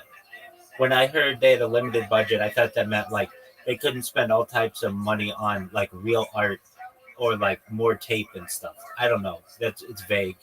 But still, there are 8 of them there. Like they need more than just one person's salary from tape art, and I feel like they did all this work to describe like they had those models where they were like, all right, this is where the Eagle place was where he used to live, and it was less than a half mile from the mall, and there was a river and like a freeway. They did those kind of models, like, but they ever like, okay, here's the mall, where all the food court was, here's where the stores were, here's the entrance that we would go through, and we had like an entrance that we would go through here. Another thing I understand, um, people have to go to the bathroom at night, so wasn't there a certain point where they were like, oh yeah, we had to like break into this like locked area of the mall? I mean, they just it's almost like I don't believe that they did it. I know they did. I get that they did, but it's just they left so many questions that I'm still like, it just wasn't that easy. And There's another question that I have is that I believe like they showed him on his laptop in the room. Maybe he just got very fortunate or something, but I'm assuming he was uploading that camera footage to like that laptop, and they either brought the laptop when he left or something, or if that got seized, then I don't know, he might have never gotten that footage back, or his laptop or his property. right, excellent point. Right, excellent point. And why wouldn't they didn't have enough evidence to just charge them immediately based on their? I mean, maybe they didn't have a criminal record or something. They didn't know who they were. They just had pictures and the PlayStation. I would have questions as to. I would have wanted to know, like, okay, where is the plug where they got all this massive amount of power? Like, that's an important question. Oh, they said that it was like down another flight. It was like one story below. I get it, and they had an extension cord, but they weren't ever like. No one ever saw this random plug with a giant extension cord and just followed it. Like, that's a good question. Wouldn't they think that somebody would be like, "Hey, what's this?" You know, just follow. I think it was like hidden away somewhere. It must have been like hidden away somewhere. But they don't explain that, and so it just made Jesse Eisenberg can explain it. I mean, we're blaming Jesse for this. You can tell it's this motherfucker's first real documentary, of which I know because I'm unimpressed with. It's a cool story. It's one of those things that is kind of on the borderline between being a 20-minute Vice like episode and a full hour and a half documentary.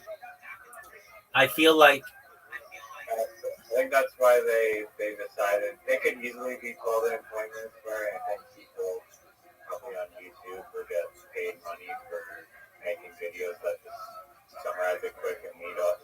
Like half the movie was like filler tape art, stuff. And I was like we're halfway through this movie and they have not talked about mall at all. They mentioned it in the beginning and now it's just they're doing tape stuff.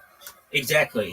And I recognize. I do think that added like a good. I think that the tape stuff was kind of like some relevant background on the guy's life and like how he was living. I don't think it was like thing to talk about, but I thought the whole movie was gonna be like like crazy mall situation. It didn't need to be any longer than perhaps the tape art part. Didn't need to be more than 5 minutes. He could have been like, hey, I developed this really interesting type of art and I was commissioned for a hospital. And I was also, I had the ability to go to Oklahoma City and New York City and do this, and it's really important and all that. But they went into it for like 10 to 15 minutes, and it was just like, all right, and kind of just saw that like this isn't a good type of art for a hospital, because dust and dirt and stuff in that, it's not easy to clean. Then you have bacterial, it's adhesive, and I just didn't think that that was like a good place to have art now. And then you have it on the ceiling, and it's going to get like, like they're going to have to do maintenance, and then it's going to mess it up. And I understand. One cool thing he said was like, it's temporary. Like, you just understand that it's temporary. And I get that. That's cool that it's temporary. But are you guys really like going into this deep on his art? And they didn't go into anybody else's shit. They weren't, or like their marriage. Like, I mean, a big question I would have had is, you guys were married for 4 years in here or something like that, right? Yeah. Where did you have sex? And wouldn't you have been like, I guess the girl was like, at some point, and I think this was relevant, she was like, I wanted a house, a real house, not in the mall, with stuff from the mall, but not in the mall. They didn't talk about like, yeah, like 3 years into it, we got a divorce or whatever. That I get. I mean, they didn't explicitly say that, but I think that they did. Like, they had that conversation on footage where they want to live in a mall, and basically was driving that between their relationship. Well, yeah. Don't you think the other 6 people would have driven a wedge between them as well? And I would have. Yeah, I mean, again, another unspecified frequently the other people living there. Right? And I would have wanted to know, like, did any of the other people hook up? That's an excellent question. There were other girls there. Like, I mean, you would just think that if you're in these close quarters for a long enough period of time, somebody else is going to hook up there. And is that going to cause drama amongst your little group? Or are you guys going to be comfortable? I didn't understand that. I didn't understand. They were so worried about, like, getting flooring in there, which was like, I mean, I don't know. I guess it's better than being homeless to live in that situation, but you would have been scared all the time. And I don't know if building a whole cinder block wall would have been my choice necessarily. I mean, I guess that's what they had to do, but I think they should have built the wall, but they should have made it so that it's like a secret entrance. Exactly. Exactly. Around thing. No, put the door there, then obviously. But, that was dumb. You had some like whole lever thing, then a secret door. Exactly. And then they could have been still living there, perhaps. Yeah, that would have been a new feeling. I would have been there, or I would have had something where Still be living in that mall. We could help you. I think so. I thought the same thing when they were like, and we had our own door, and they were excited about that, and I'm like, I don't know if that's a good play, because I thought to myself, isn't somebody going to be like, this door, like looking at the blueprints of maintenance person, like, this door's not supposed to be here. But instead, they were just like, I don't know, I wouldn't have built a door there. It didn't touch the ceiling. There's like a flip and a gap between the top and like the ceiling. Yeah, that was weird. It's just so out of place. Like you look at it, it's like, okay, clearly like someone made this. But no person just leaves the fucking like a giant gap over these cinder blocks. Well, and wouldn't that why would they even make them out of cinder blocks? I guess the other walls were made. I get that. But if they're going to make the other walls cinder blocks, if they're going to make the walls cinder blocks, don't put a door, because it's inviting someone to test out that door. What is it? It tells you that there's something on the other side of that wall. Instead, they should have done what you suggested, which is either make a false door, something that looked like cinder blocks or felt like cinder blocks on the outside, but just you wouldn't necessarily know it. Or I think that they could have perhaps had like a We could have blocked the entrance themselves too, with the door there. definitely. I don't know how. See, they don't talk about how often we're in and out. So I was thinking if they. It must have been very frequently, right? Like they had to be going out in and out all the time. Well, isn't somebody going to hear talk? Like they're. It was talking some random, like it's in like the interior. I think it's on first floor anyway. Well, they didn't put a ceiling on it, they? In the room. Well, It came with the ceiling.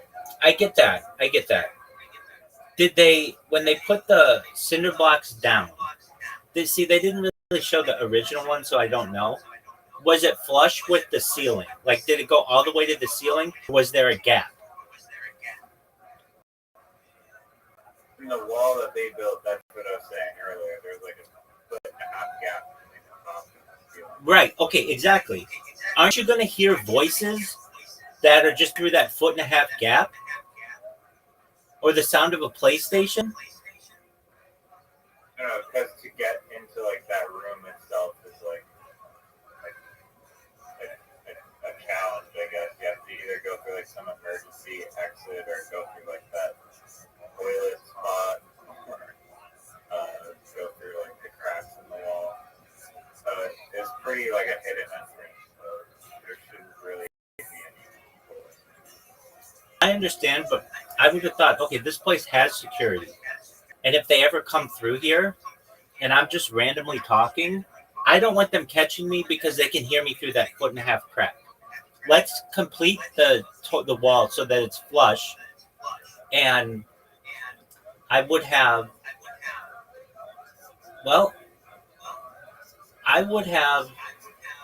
if they had enough money for all those cinder blocks and stuff, I understand creating a false wall would have been difficult, but I would have probably tried it. Or I would have thought of something like that wasn't a door. The fact that they put a door there was confusing.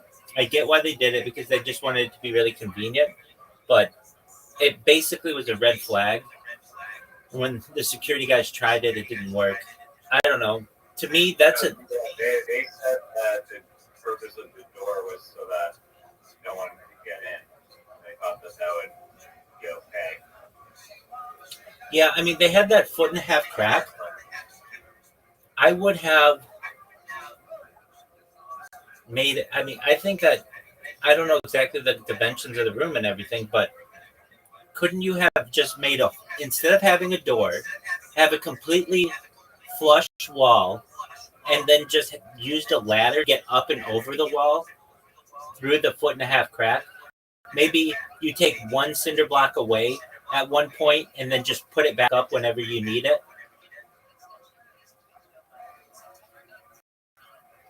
Yeah, that would work too. I mean, if someone used the ladder then peered over the wall. No. So basically, you have the ladder not always there. You take the ladder and like put it up when you aren't using it. You put it over the wall.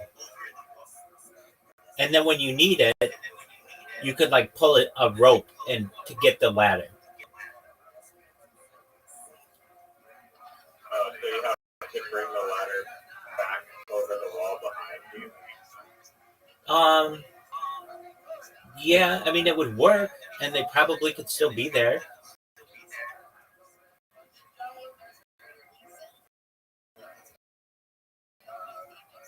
Yeah, I mean it would work, but hauling the ladder might be hard. No, you don't have to. It would work. Yeah, I mean it's just like a fiberglass ladder. It's not like more than 25 pounds or so. And I understand it would probably do some, like you might have to get multiple ladders at a certain point because you might destroy that ladder. But I don't know. They did all that work. I figured, well, I wish they would have talked about this too. Like this incident raised alarms in the security world, in the commercial management world, to check all the nooks and crannies of your buildings because somebody else could be doing this. Right. How many other people are living in random buildings? Right? Here's like a whistleblower for like all the other apparatus. Right. And then why didn't they talk about they barely talked about it, like the heating situation. They said it was just hot in the summer and cold in the winter. Right, but I mean they didn't talk about like we had extra blankets or we had a space heater. They didn't talk about any of that. And They just said they had sleeping bags. okay, there you go. Maybe okay. But I would have thought they would add a space heater or something. I was confused why they didn't just give us a 3D diagram of it. Just an overhead. Here's the mall. Here's where the room was. Here's how we used to get in and out. Another question, the car parking situation. Like you would think that, like they had cars. You would think that the mall cops would have, or mall security would have noticed, like, we see this car here all the time. Like it's always moved around or whatever, but we see it here all the time. Whose car is this? Like, They're overnight too. It's the only car in the mall parking lot overnight, every night. Right. Exactly. I mean, I've been to malls at night, like, and there's no one in the parking lot except the people who work there. Like, if you go to, I don't know, like the Irvine Spectrum. I mean, I have some footage, like of me there, and it was late at night, and Irvine Spectrum is like really to be like really strict security, but I got recognized right away. They were like, "What are you doing?" I'm like, "I'm filming with a GoPro. Just I film my life, and I'm just talking about that I'm about to go on the merry-go-round, or that I went on the merry-go-round here, and I'm about to go home." And they're like, "Okay, we're just curious what you were doing with the camera," but like they were like on it like immediately, and my car was the only car in the parking lot, so they knew like what was, what I was doing. I shouldn't have said merry-go-round. I meant Ferris wheel. Anyway, I think that they would be like, yeah, it's a really big outdoor mall, and they have a Ferris wheel. It's like one of the highlights or whatever tourist attractions of Irvine.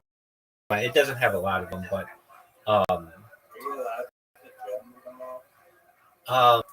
so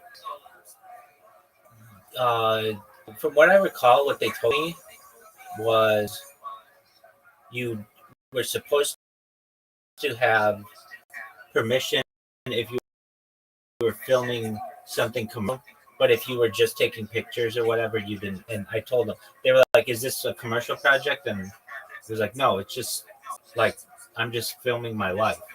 And they're like, "Okay." They questioned me on it, but another questioned me on it. I think I went there twice or a few times, but I got questioned again. I was right outside like a Sephora, like the makeup store, I remember, and I was trying to get this. Let's see here.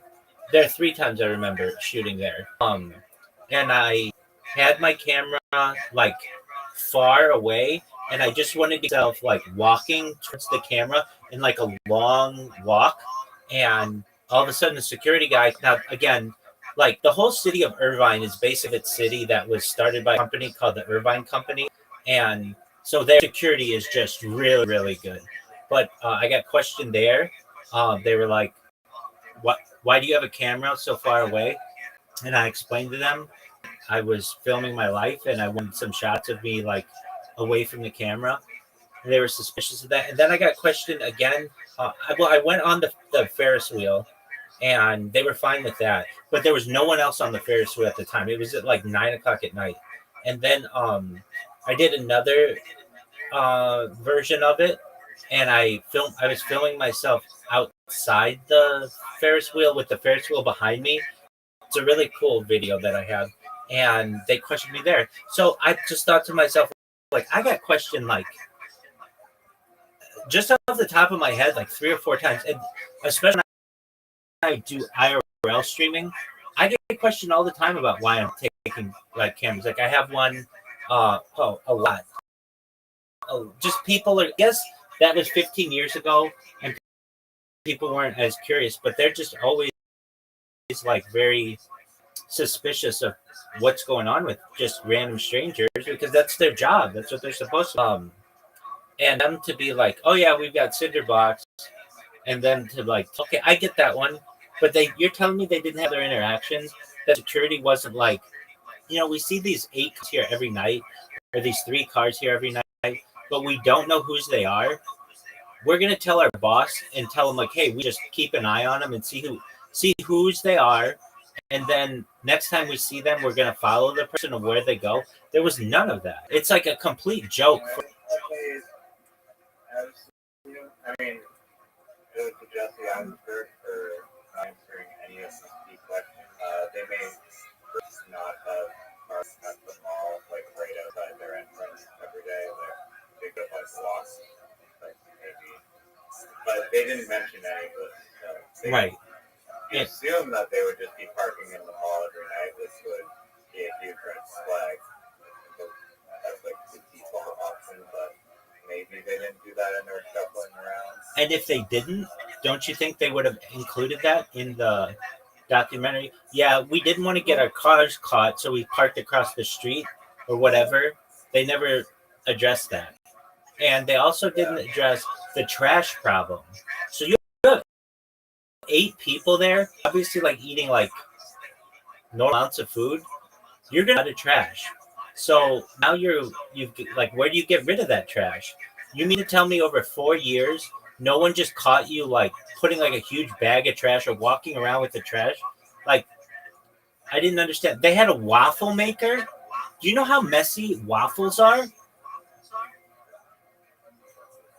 How are you gonna wash that? Exactly. You're gonna have to throw the waffle plug. You're gonna have to throw that. Like, it almost, I know it happened, but the fact that they didn't answer a lot of these questions makes me have a lot of doubts. Like, was it really 4 years? And did they really have 8 people there? And or why wouldn't you address these things? I don't think they. I mean, it's really ridiculous that they didn't actually say that, like, how long. Like, there's no way that 8 of them were living there. Right. One guy's name. Who knows how the hell often the other people were around. They kept saying we have when they were doing like the shooting of it, they were like they were showing the mall and they were like, this is 4 years after it was built. But they never said like, we started living there in July of 2004 and or July of 2003 and we got caught in May of 2008 or 2007. They don't talk about the timeline. I would have wanted a timeline. Like, it's very easy to just make a graphic that shows when you moved in and when you moved out or when you were caught. And they did a lot of they cared a lot about, I guess they had a lot of footage of them buying their whatever. Like, a question that I had, why do you need this china cabinet? I would have been like, absolutely not. We don't need that. That's like the last thing we need in this fucking room. And then they were like, oh. Yeah, but you and I both know that shelving, like a shelving, would be much more efficient than like, was it a plastic china cabinet? So it seemed like getting that thing up that stair case. Right now, Yeah, it's like or just buying like scrap wood. yeah, exactly. Look, they're using They can still find a lot cheaper, better. cinder blocks. Just make shelves out of cinder blocks. Or the place is so big, you could literally just put stuff on the ground. I get that. Um, One thing I like that they addressed was just the cinder blocks were always emitting dust, and because I thought to myself like, you would get awfully dusty, and that's another question. Weren't these security guards ever like, who are these dusty people who are always in our fucking mall? It's literally like, you know what would be hilarious to see this in as a movie, but not from the lame people in the fucking apartment, but to see it by like the security guard's point of view, where they're just like, fucking sleeping on the job, not doing not their checks or whatever, and just It's old stuff. now I don't understand why they told that guy and they didn't tell anybody else. Like, what is it about this guy at Pottery Barn that made you feel like, hey, let's trust this guy? Let's Got an art degree from, but you were at like Brown, so I still trust them. right, and he didn't, which was cool. I didn't understand. One thing I don't understand, when we get back to that, is like they import the huge China cabinets there. They're sleeping like sardines on a couch. They Exactly. don't just bring mattresses. Exactly. Like, That would be way more of a priority than being like squished and falling off a cramped couch with like 6 people. right. I don't think that they had access or like they were allowed to shoot in the mall. So it doesn't seem like they did because they didn't ever do a walkthrough. Hey, this is how we did it. It was always like stock footage of like cramped spaces. And so I don't think that ladder stairway thing with the actual one they used, it could have been.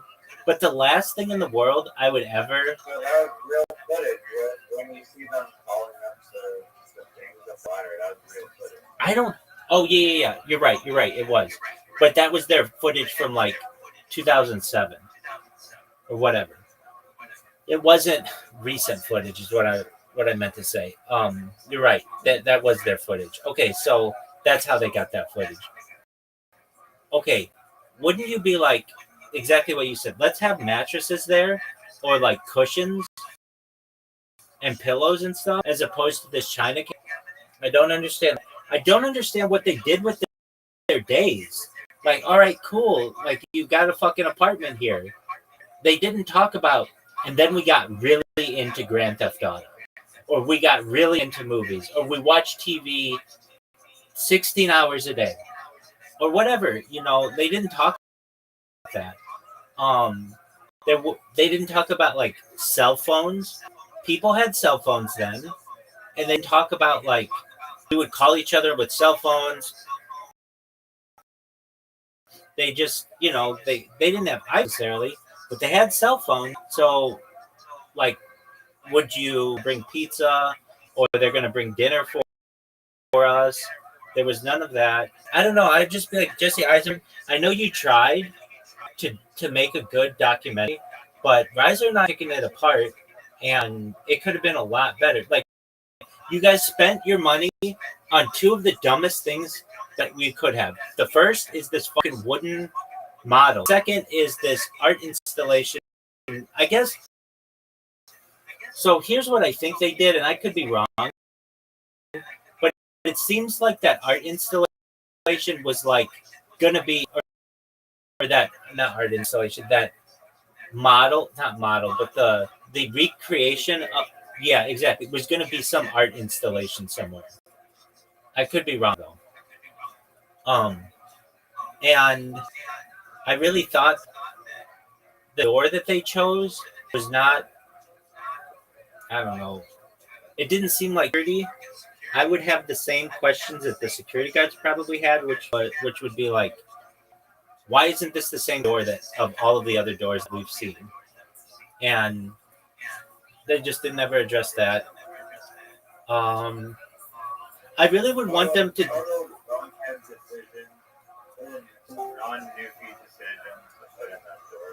Absolutely, I'm in agreement with you. What up, Caspian? See, how are you? No, I'm doing all right, man. Excellent. How are things in your neck of the woods? Very good, actually. I think I'm getting married, dude. I'm gonna marry this girl. That's hilarious. I'm gonna be a Mizrahi Jew. How about that? Okay, when's your conversion? Yep. Yep. Okay, It's funny. Start chatting a bunch of stuff, and when's your conversion? who knows? I'm not sure yet. All new plans. Okay. Well, very well. What? A lot to learn. Got a lot to learn, though. I know. She's a weird. That's right. Yeah, dude, this was weird. Weird period of time, but. So how'd you meet her? She's around this side of the internet. You know what I mean? BBC all the time, and things just developed, and now we're moving at breakneck speeds, and it's insane as hell. But whatever. Have you met in real life? No, we talk crazy things to each other. It's insane, but whatever. Okay, no, I'm not about it. Where is she from? She's from the Pacific Northwest. Okay. She's in Texas at the moment. Okay. Very well. How did you meet her? We've been chatting on and off, saying hi, and little exchanges for about 2 years plus now.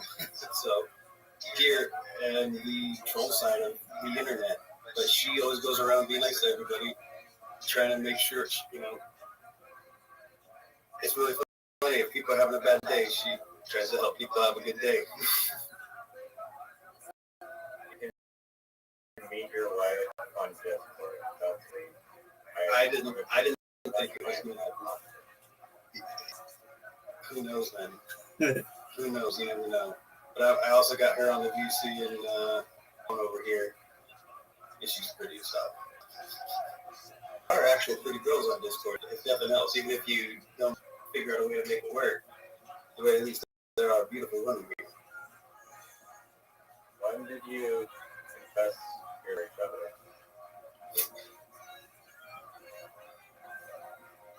Week and a half ago? No. Something like that. Weird shit. You want to see how our star charts completely align, basically?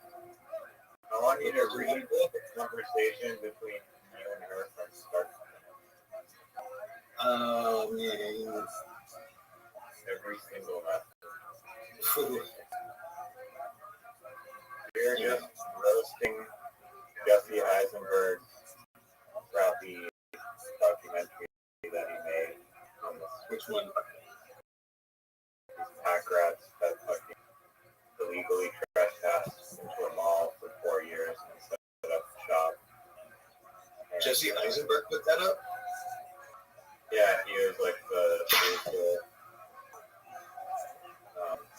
Rabbi, what I don't understand is what prompted the security guards after 4 years to just go around and start checking all the doors for no reason. To me, this is our quarterly fucking 4 year fucking almost half days check all the doors. Right. To me, it seemed like they had security guards who absolutely didn't give a shit about their jobs, and then they fired them and hired two competent people, or somewhat more competent, at least curious people. And those guys were like, let's figure out what our keys do. But they didn't interview those people, and I would have loved to hear it from their side. I doubt that they're still working at the same place. They didn't like they made it seem like everybody knew about this case. Like, oh yeah, do you want to help work on this full scale replica of the people who lived in the mall? And everybody was like, yeah, I'd love to do that. But like, I guess you have to be from Rhode Island to know about this because nobody else really knows about it. It never, to my knowledge, any national news. I'd never heard of this before you had said it. So it's not like a famous case, but they could have interviewed other people. Instead, we had to learn about tape murals.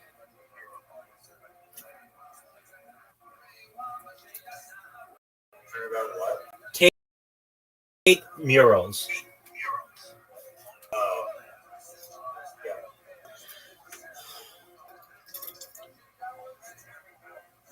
So, you know, I saw like when I was in Austin, I saw board ape murals. I don't know. They're like all over the walls. That's what popped in my head. Sorry. You're good. Did you know that Reiser's a muralist? Yeah, I know. He was showing me some work, some of his work. But I find it interesting, Reiser, that you did not know that a significant part of this movie was about muraling and about a muralist, right? You didn't know that, correct? Yeah, I mean, the description is nothing about that. It says it's creating a secret apartment and everything along the way. Caspian Sea, do you know those people? They have names for them. The people who live in like the Sioux Vegas. Yeah, the people under the underground, absolutely. Yeah, they call them like the underground people or something like that. And if you've ever seen, they have like huge murals down there. Like, basically, if these guys were doing that in the mall now, they would be seen like those homeless people. They would be less seen as artists and more seen as homeless people. Yeah, they're almost building a whole new world under there, man. Word. And but when they do that, I mean, they live in a place where when the water comes, the water flushes them out. Exactly. So a lot of them don't make it. It's a very dangerous place for them. Exactly. But it's so hot on the surface that like that's the only place they have to go.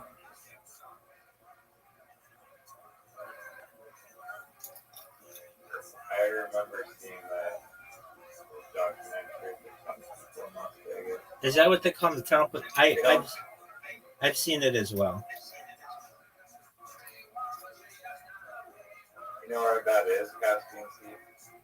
There's a couple of entrances, but some of them are over by the strip. Oh, they're not like town. They're like in the town. I mean, yeah, they gotta rise up out of the ground and find a way to do what they do around town. They sure don't make a commute. They big tunnels, guys. wouldn't that be like dangerous to go there? Like look at walls or anything? A tunnel or they like all culverts? Or do you know? So, I took my headphones off a second. It's hot in here.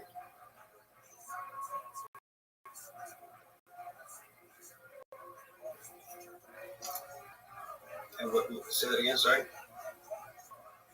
I mean, I think when I watched that tunnel documentary, they don't seem like they're like, it wasn't like a giant tunnel, right? No, it's like an underground labyrinth almost.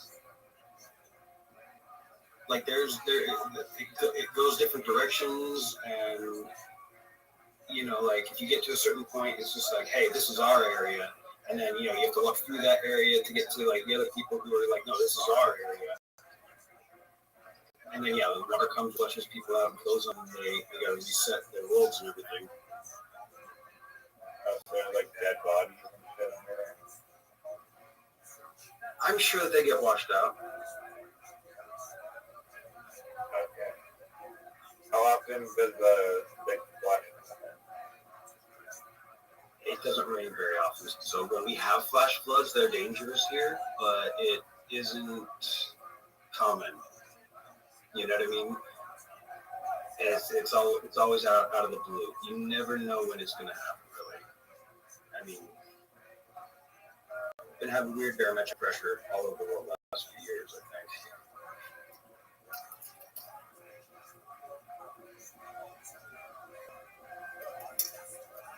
So you seen the movie Terminal with Tom Hanks? I did see that one. Yeah, I saw that one. That's based on a true story, too. It's based on a true story. I thought it was pretty good. I mean, it's got that romantic comedy quality to it from the 2000s that's kind of...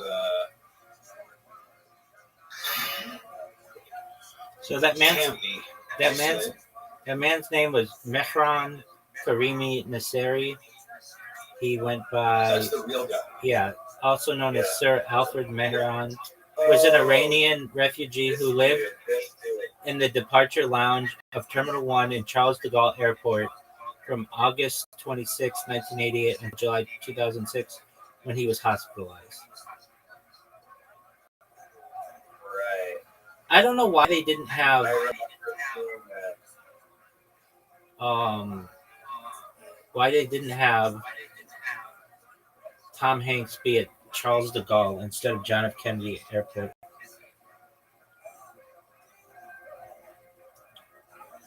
I guess it's not like Why?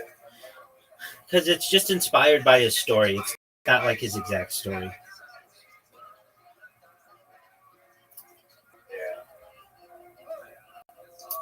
In the movie, what's Tom Hanks' excuse for living in the airport? He's unable to return to his native country due to a military coup. There was like a military coup. Then when the coup was over, that country was a different country. Like they changed. So now there's new laws. Now there's new international regulations. And it's like, well, the country you came from doesn't exist. Technically, that land doesn't recognize your passport. You don't recognize your passport because that's not connected to a country anymore. So you're not allowed to step foot outside the passport. Right now, the airport is the only quote-unquote international territory that you are allowed to occupy. And so they tried to convince him to break the law so that they could arrest him. There's a horrible thing about the system. Now you live in front of Baskin Robbins.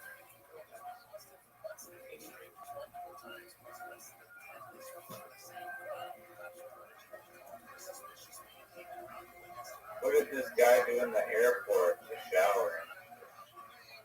He would go to the bathroom and use the sink and just like horse bath, you know what I mean? Just splash himself. A great question that they didn't answer in that documentary we just saw. How do they masturbate?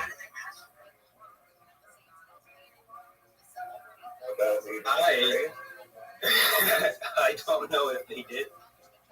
No. How did Iran currently masturbate jack off? Probably in a bathroom stall. I mean, at least you could do it. I think you can get creative if you cover yourself with the right stuff. You can do it.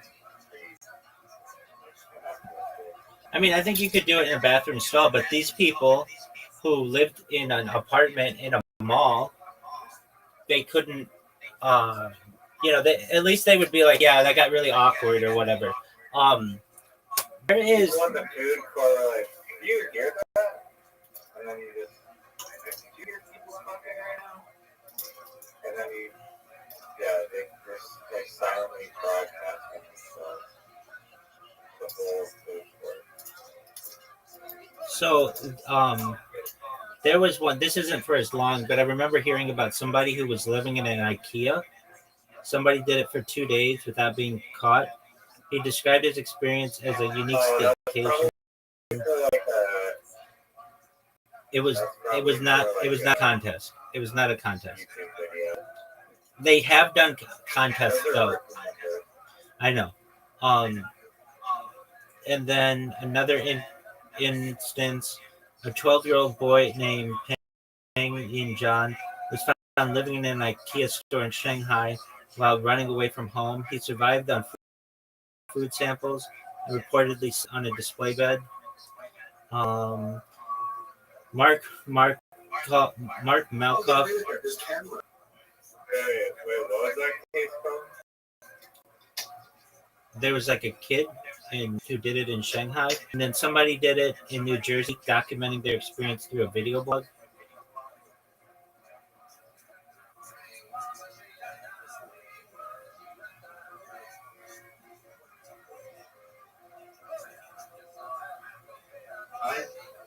I've seen people try to set up in Walmarts before.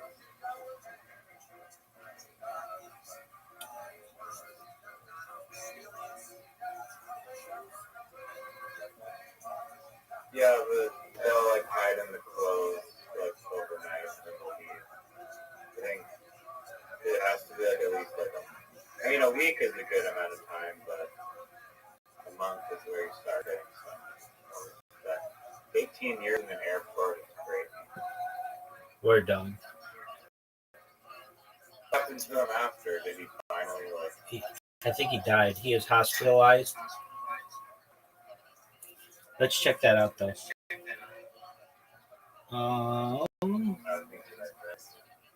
He died. No. He died in 2022. What happened to him? Life in terminal 1. So he's hospitalized in 2006.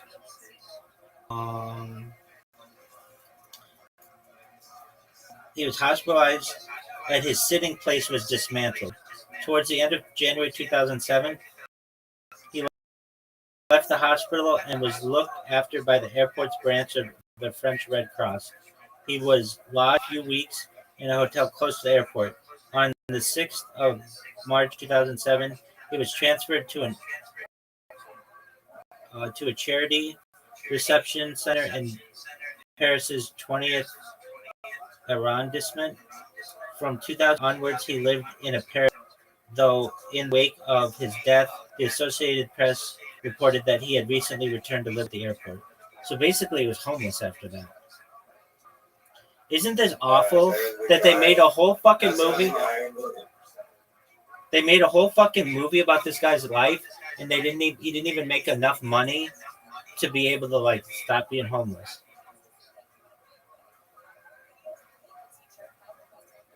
There's a guy in Detroit living inside of a football stadium floorboard. And he had a bedroom. That's baller. A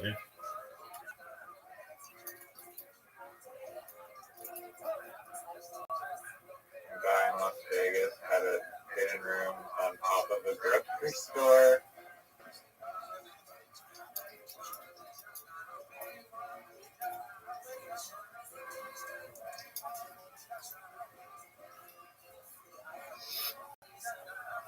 Say that one more time. I am fucking just still getting my brain organized. I'm so sorry, guys. What about that grocery store? Are you Canadian, Cassian T? Fucking sorry. I do say sorry like a Canadian, right? But I also, too many years of low self-esteem, that kind of shit. Working on a lot these days. I mean, it's a bad thing to be polite. I try. I don't know. I don't feel like I'm nice all the time, so I at least try to be polite when I realize I don't think I'm nice. But I love you guys. I'm just an asshole. I don't know what to do. I don't know what these last few years are going to be.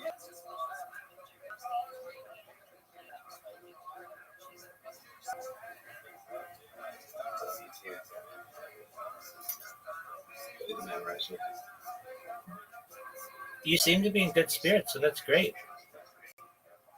It's interesting, right? It's wonderful to hear. Some guy converted an abandoned rooftop water tower into a hidden apartment in Brooklyn.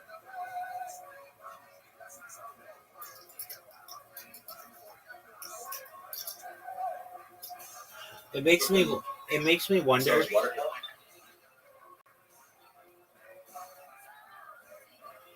Go ahead.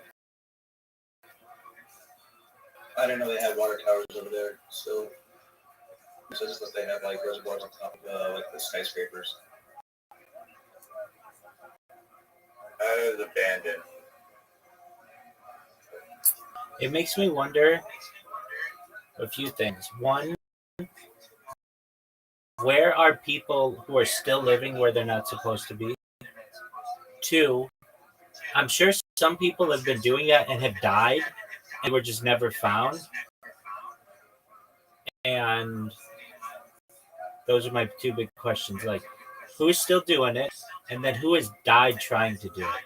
And then a big one is like caused by the temperature issue, perhaps water issues.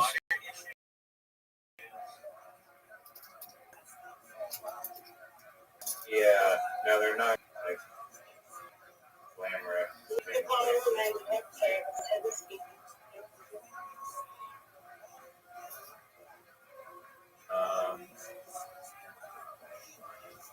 There are people living in the New York City abandoned subway tunnels like their entire lives. Kind of like the Las Vegas one. Yeah, I saw something. Some guy in LA built and lived in a tiny house inside of a billboard for over a year of an art project. There's a fine line between art project and just being homeless. Sorry. Just for a quick second. Fucking shit. There's a fine line between art project and Homelessness. being a breaking and entering or living in a space. Right. And I don't get, well, I don't know. I don't understand why. I guess the worst that happens to you is 6.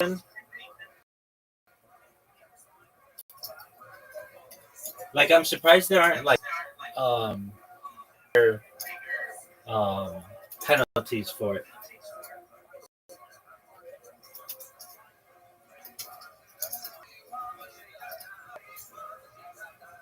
One person, I mean, this isn't living, but my sister said that some guy bought a season pass at, we're going to have Six Flags in Canada, but there's like a Canada's Wonderland, and he bought like the unlimited pass or whatever, and he would go there every day for food to Canada's Wonderland, and dollar cost averages food there for an average of $6 per day or something. There are people who do that at Knott's Berry Farm. There's like a whole subreddit dedicated to it. I think I last I checked, it was like $300 for unlimited food. Well, it's not unlimited food. It's 2 meals there a day.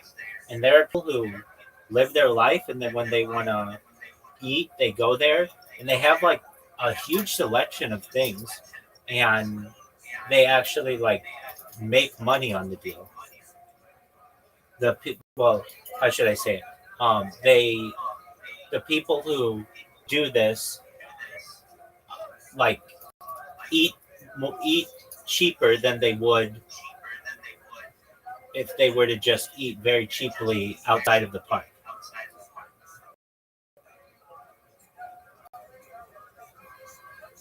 And they're allowed to ride as many rides as they want. So I think a year pass, and then the year pass has an add-on to it that allows you to have they call it unlimited meals, but it's like 2 meals a day.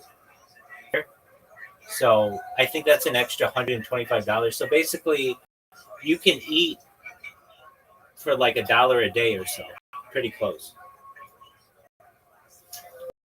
That's pretty good. I wish we lived in places where this kind of thing, so that if there are homeless people, grab a carrot or a tomato, little things like that. You know what I mean? Word. I don't know, an apple, orchards. Even here in Vegas, we have.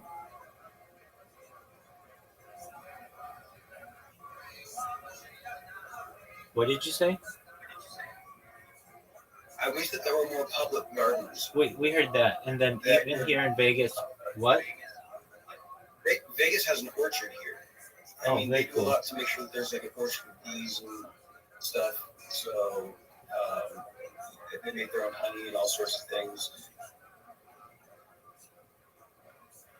I mean, they donate to the homeless, and they have programs.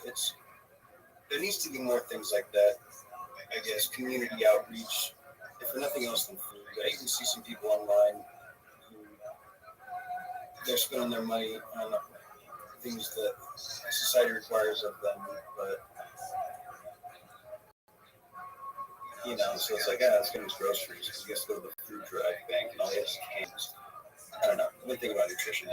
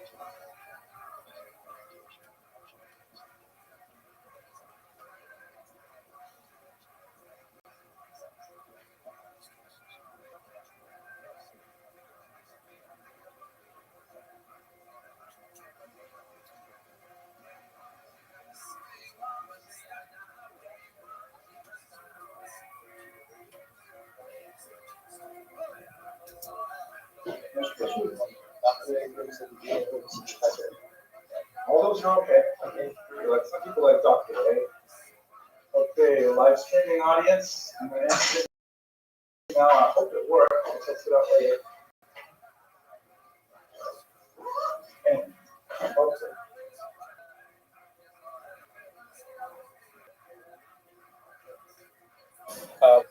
our goal today is to do a massive sweeping overview the entire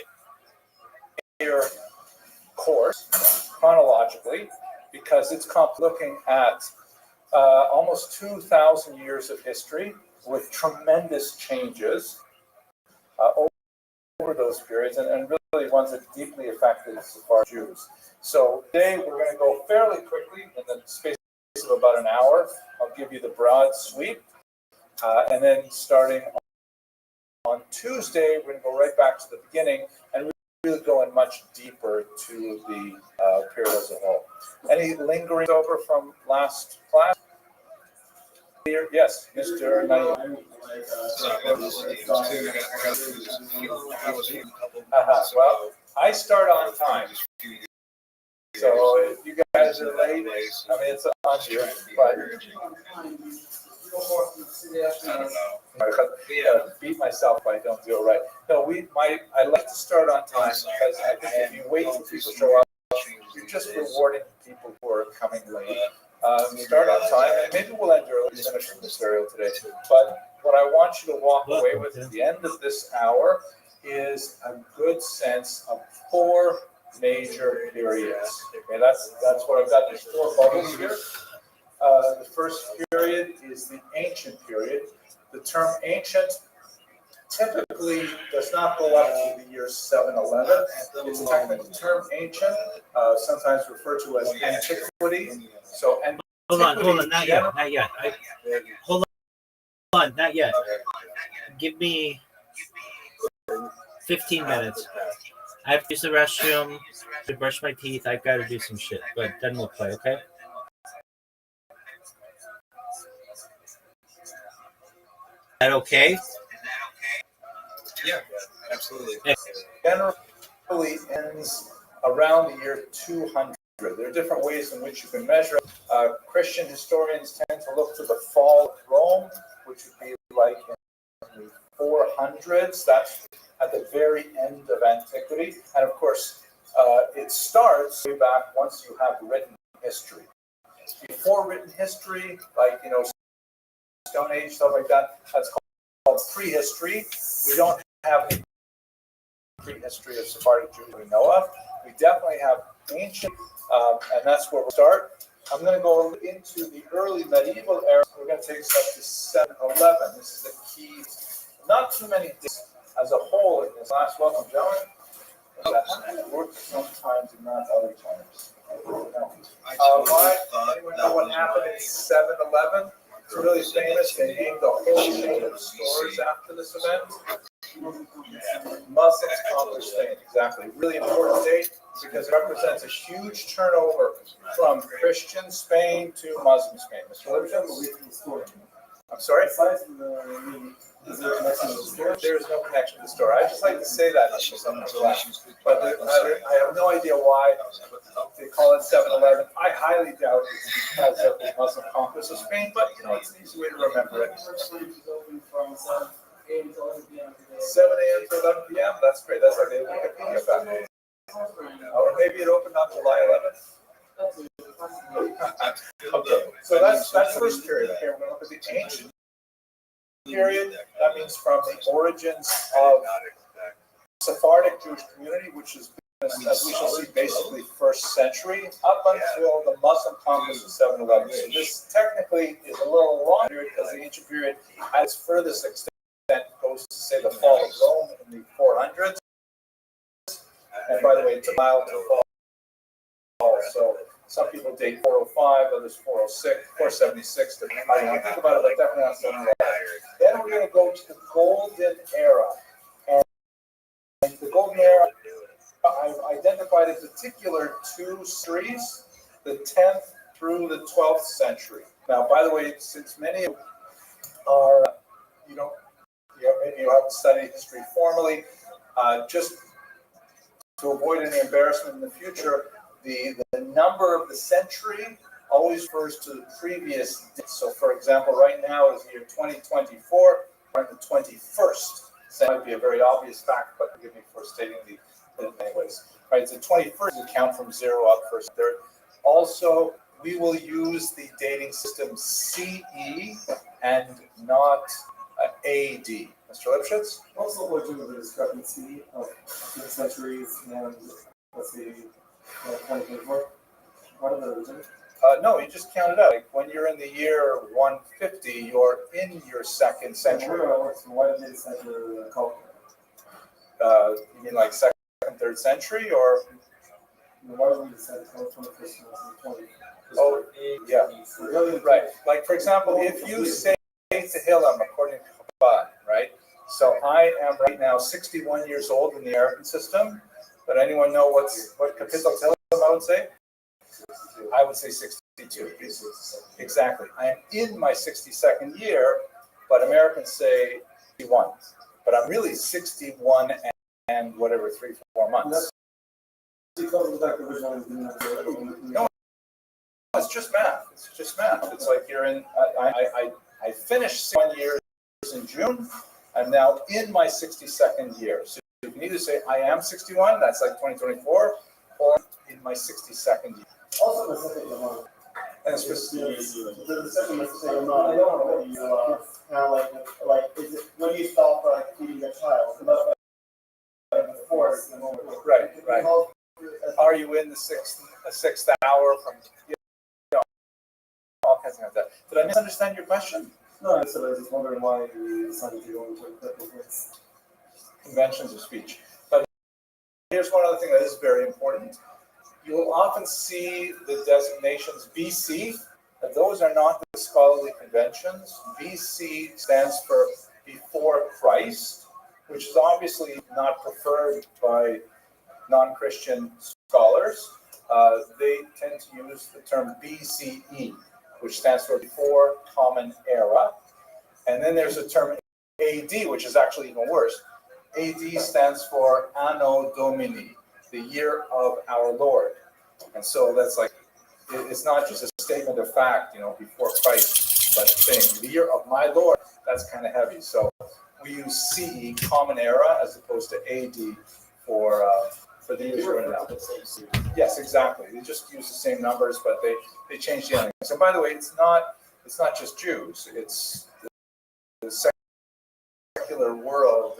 That's scholarly, Okay, so we're talking about the 10th to the 12th centuries. That means the 9th to the 1100s.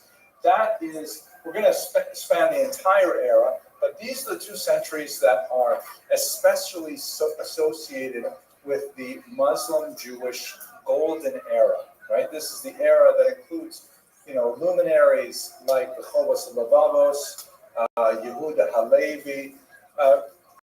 The Rambam is really at the end of this period. He's one of the last of those great luminaries, and we will have plenty of time to figure out what exactly was so special about this period. Was it quite as golden as people say it was? The term that's often used is convivencia, which means the period of coexistence, which is a little bit exaggerated, but it really represents a unique period of time. We will spend lots of time discussing why it was so golden. But then it goes into decline. And that's what we're going to study in the third bubble here. This is a period when the disputations happen. Those are like staged debates between Jews and non-Jews. Perhaps the most famous of them is the Vihuach of Ramban, who was forced the merits of Judaism versus Christianity. And these things always had a predetermined ending and so on. But that's what happens really from the 1200s on, and then ultimately it morphs into the Inquisition, which we'll spend a lot of time talking about. The Inquisition was absolutely horrific and an incredible period of Jewish persecution. And then finally the expulsion in 1492, which kind of draws a sharp line, right? So 3 periods so far: the ancient period, the medieval period, which has a couple centuries of high points, and then the decline from 13th to 15th century. And then finally, because the 15th century represents technically the end of Sephardic Jewish civilization in Sepharad itself, you have the diaspora afterwards. The word diaspora means scatter, it's a Greek word, and it refers to, like, you know, all these Jews being kicked out, forced out, fleeing, refugees. It's a little bit of an exaggeration, because there are many Jews who remained behind as hidden Jews. There are a lot of different terms for them. You've probably heard Marano, which means like, you know, someone who's pretending to be Christian on the outside in the street, but at home, to various degrees, they are absorbing or they're living a Jewish life. The term Marano used to be the scholarly accepted term, but it fell into disuse in the last 20 years or so, largely because it's a Spanish word for pig. It's an insult. And so many people saying, we keep calling those Jews Marranos. That's the term that was used for them. So the terms used, I prefer crypto Jew, hidden Jew, verso, which means because many of them had already been forced to convert to Christianity. Novo Christos, or new Christian, that was the term used at the time as well. So there's also a crypto Jewish population in the Iberian Peninsula, but the dominant experience of the last 500 years has been that of a diaspora all across Europe, into the Eastern Mediterranean, and into America as well. Yes, please, Mr. Rubin. How common is it among scholars who don't use the word Marano anymore, or even those during that time, to use the Hebrew term Anderson because control it in our own terms? Good question. Excellent. Yeah. So another term for the Marranos, I'm trying to go back. I wish this behaved a little better. I think I might just bring my clicker. I'm used to the clicker. Another term, and we'll go through all of these terms and the various pluses and negatives of them later. But the term for those who are forcibly converted is singular anus, which is, the he's forced. It's also synonymous with the word rape, right? Because that's a complete relation, forcing someone. Or anusim in plural. Sometimes b'nei anusim, the children of the forced. That term is very popular in Hebrew. It's not so popular in English. It's just spell it out in your mind, right? Anus, A-N-U-S.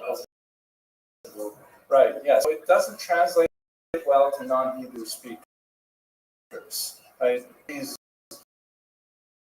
Benny Anison, right? It doesn't come across well. Yeah, so they could do it like those, but so it works very well in English. That's why I prefer crypto Jew. But as we shall see, it's hard to encompass that phenomenon with a single term, because you'll have a whole spectrum. You have people who are like so angry about even having to pretend they're Christian, and on the other hand, you have people who are happy and wish people would forget about the Jewish identity, and then there's a whole range of people in the middle between those two terms. Yes, Mr. Gross. So what era was the expulsion of Portuguese diaspora? So that's going to be after the expulsion of 1492. Just post 1492 doesn't have a particular, right? Yeah, we're still in it, right? I mean, technically speaking, Spanish and Portuguese Jews, Sephardim, can have some rights to claim citizenship. So you could say that the diaspora ended, but I think the diaspora is a much larger phenomenon than Spanish and Portuguese Jews living in the Iberian Peninsula. Okay, those are our 4 periods. Let's do a little bit of work in each one of them now, and then our scope for today, God willing, we'll have a sense of where we are. Okay, so let's go to the very beginning of the ancient period. Here's a great map. This is the extent of the Roman Empire in about the year 18. And as you can see, it is a massive thing. It encompasses the entire Mediterranean basin, all of the coast of North Africa, including the Great of Egypt. Of course, Israel is dominated, and they've had, as we mentioned, when this map was drawn, or what this map is doing, is after 2 failed revolts against the Romans, the Great Revolt of 66 to 70. And then another revolt in year 150 to 170, Mr. Aroches, thank you. I don't want to move it too much. How about that? Is that better? Yeah, because we're going to post.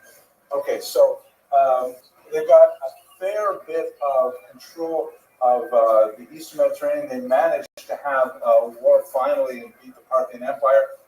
This is the whole Talmudic region here. Oh, here's part of the.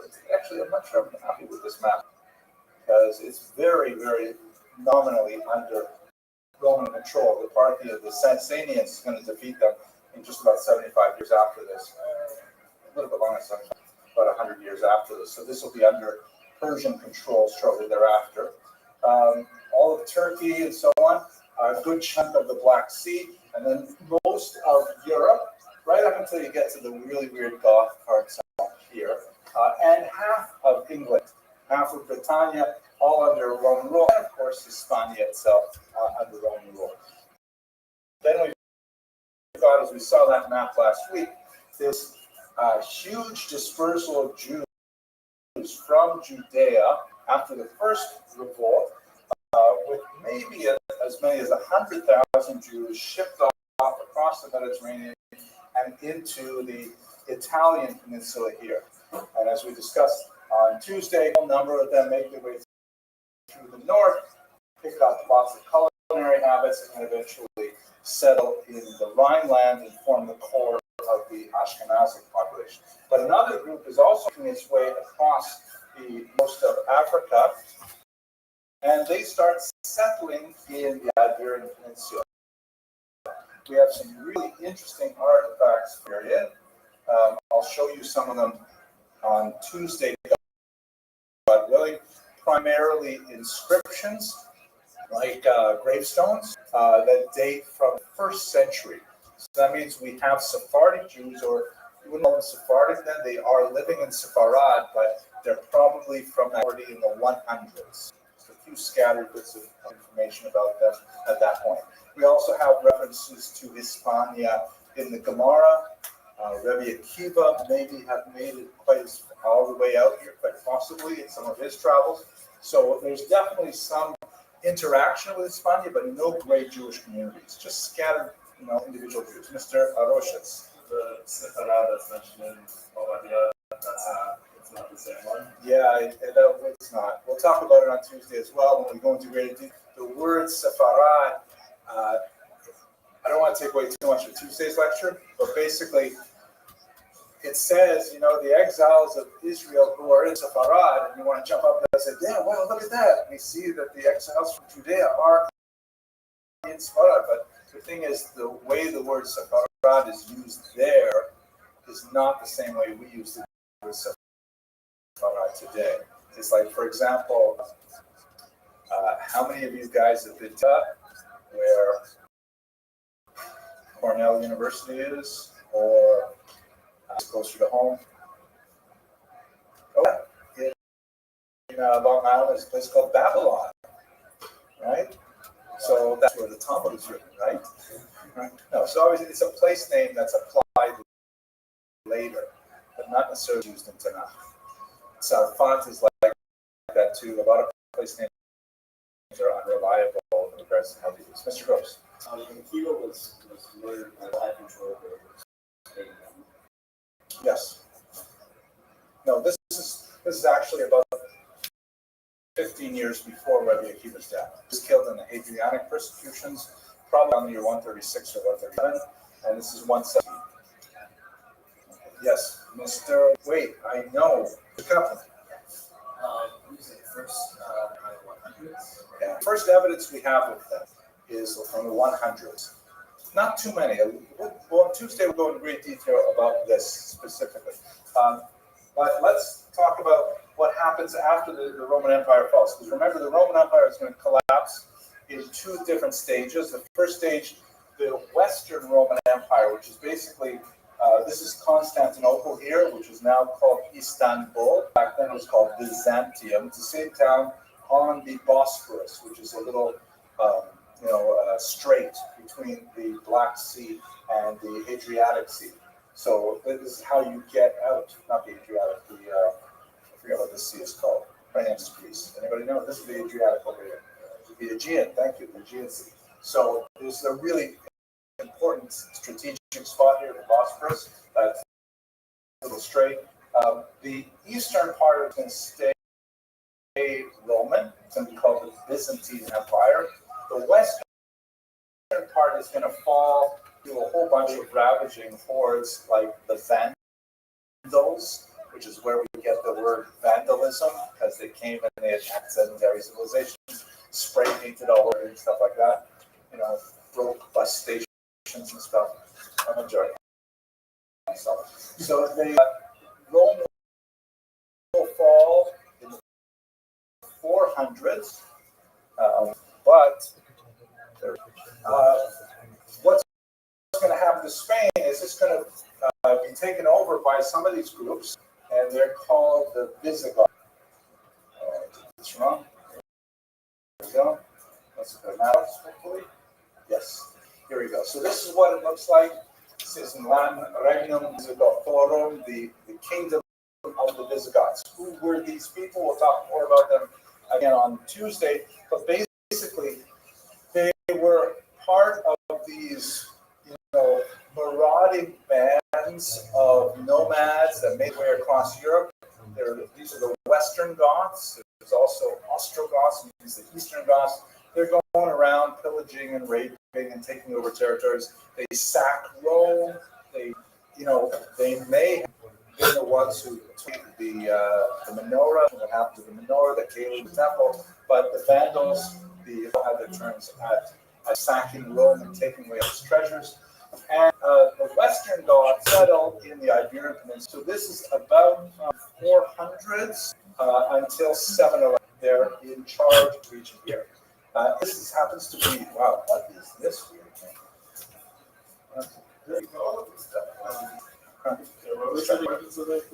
So they originally actually from what would be Hungary today, and they made their way across the coast of Europe. As soon as they got here, they put shelves. They covered all the sofas, plastic, very hungry. Mr. Kaplan, I'm talking about. But this was a really bizarre time for Jews.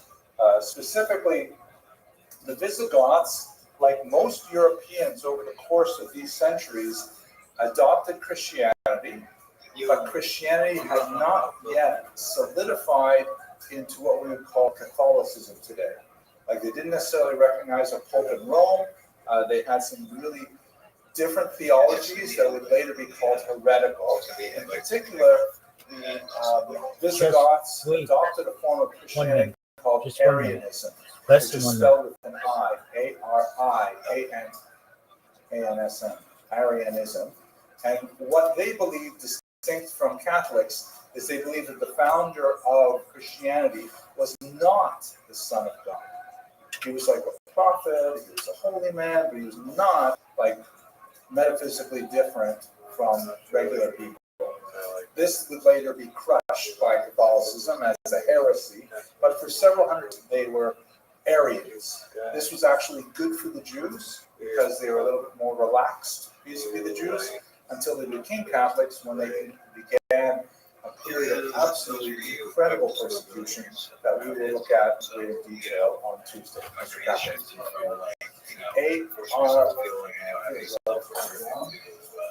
Is this right? Yeah, I do.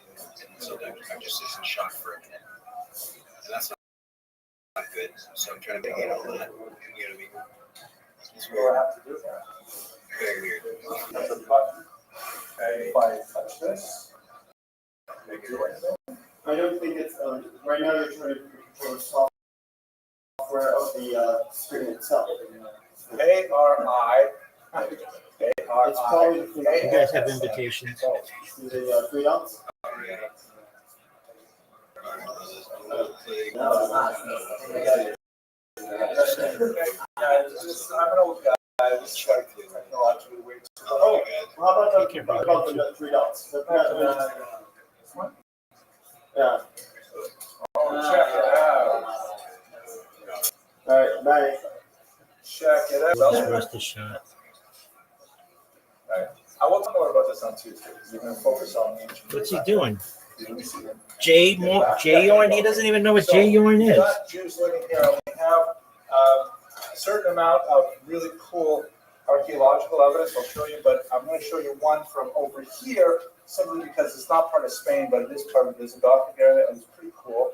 This is a gravestone that's probably from around the year 600, and it's in a place called Nal. Oh, home field advantage. Little bitch gets his fucking way. It's in a region called Provence. What stands out about this thing is being No, I don't care. I don't care if you go first or I go first. I'm gonna win, baby. That's how I feel. Hoshaya, what do you see? No, there we go. Good. Anything else? It says what? I don't know if that's Latin or Hebrew. It's all Latin. In the scriptures, you found it? What does it say? Yeah, here it is. And I think it says, this is Hebrew here. It's very hard to read, though. That's definitely a shin. I think this is going to be Shalom. I think this is probably Israel. So this is not really high quality resolution, but I think that's what it says, Shalom of Israel, which is a pretty serious giveaway, right, Mr. Lipschitz? Is it everyone to be accepted in the minority branches or March or Titus? Excellent question. A little bit of a tangent, but I'm happy you asked it because I find it fascinating. Right. So one of the What the fuck, dude? Why doesn't he just give you the fucking hole? The menorahs are all like, straight up like this, and they base it on a manuscript of the Rambam, who maybe in his own hand drew a style menorah. However, when you go back and you look at earliest so that would be 12th century. But if you go back to the early representations, we have menorahs, for example, on coins that were minted by Agrippas. Mr. Kashayev, sorry. The arch. So you might want to dig out to Hit Roman his artists. ball. There you go. I don't even know for sure if they had the menorah. Maybe they just put it on the Arch of Titus as a sign. Maybe. No, hit his ball, dude. What are you doing? And we definitely have some graffiti that was discovered in Yerushalayim of a menorah. And in both of those cases, they have gently sloping. Fuck. This fucking game.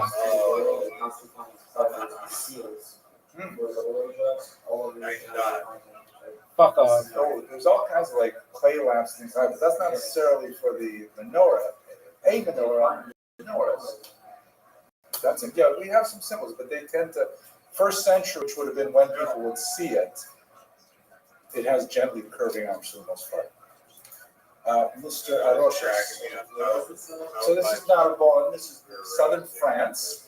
And I find it funny too. Says, But everything that we said was legitimate. Here lies in pace, in peace, in memory and in memory. And then it has all these various names, which are not necessarily Jewish names that stand out, but the menorah and the little bit of Hebrew is a giveaway. It's interesting, though, to note that this is how is this different from, let's say, what you might see on a Matzeva today in, let's say, Queens? No one ever asked, hey, I want This is probably done by the archivists. they told director the Yeah, it does not have a date on it. It's in the dates, right?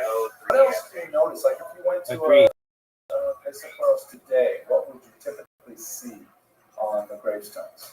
There's a Jew flag? Star of David is not really a Jewish symbol until about the 1500s. Hebrew letters, right? Look how little Hebrews are. No, it's all in Latin. Well, that's kind of weird. So you wonder about like how educated were these Jews? They put in something here on the bottom to kind of throw it, and also up here it's kind of like a token, but it speaks to the level of education of the average Jew. Maybe we don't know if this is representative or not. We don't have enough to compare, but you frequently see that not as educated as we would think they are. We have to live in extremely, well, it's a weird age. Most Are you Americans, proud of that for shot? example, are hardly educated Jewishly, like 70% of them. That shot Those sucks dick. 10% I hope he are on the hits your right ball. Massively educated. Way more That than shot most sucks times too. in Jewish history. I'll show you a good Mr. shot. Haroshis. Perfect. Perfect shot. Well, they did write some in Hebrew, right? Yeah. So you wonder, I have lots of these to show you. You can compare them. I'd love to talk about them. But let's go on because I want to give you. So I gave you the. It might be a good move when playing with two people, but you kind of take a big thing risk. that happens in 7-Eleven is the Muslims come in. So here, let's have a look at that. Water bump him, dude. This is a map. Water bump that shows him. you the set of the Muslim Empire. Let us recall that up until this point, right, thinking about the whole map here, Stop. the Roman Empire is disarray. It's Oh, been no taken way. over by the Vandals and the Goths and things like that. And they're kind of Conan the Barbarian style. They're only just beginning to Christianity. Why would you do that? Especially in the northern parts of Europe. Like You're fucking right. 700s, they're still living But then he's with, going to get the point. various forms of paganism, worshiping trees, worshiping lightning, things like that. So over here in the eastern part, we have still a very strong Christianity called Byzantine Christianity, and it has a hard stop with what was then the Persian Empire. And Well, it's then we not a have water bump, it basically, fucks you. paganism still It's almost in North worse. Africa.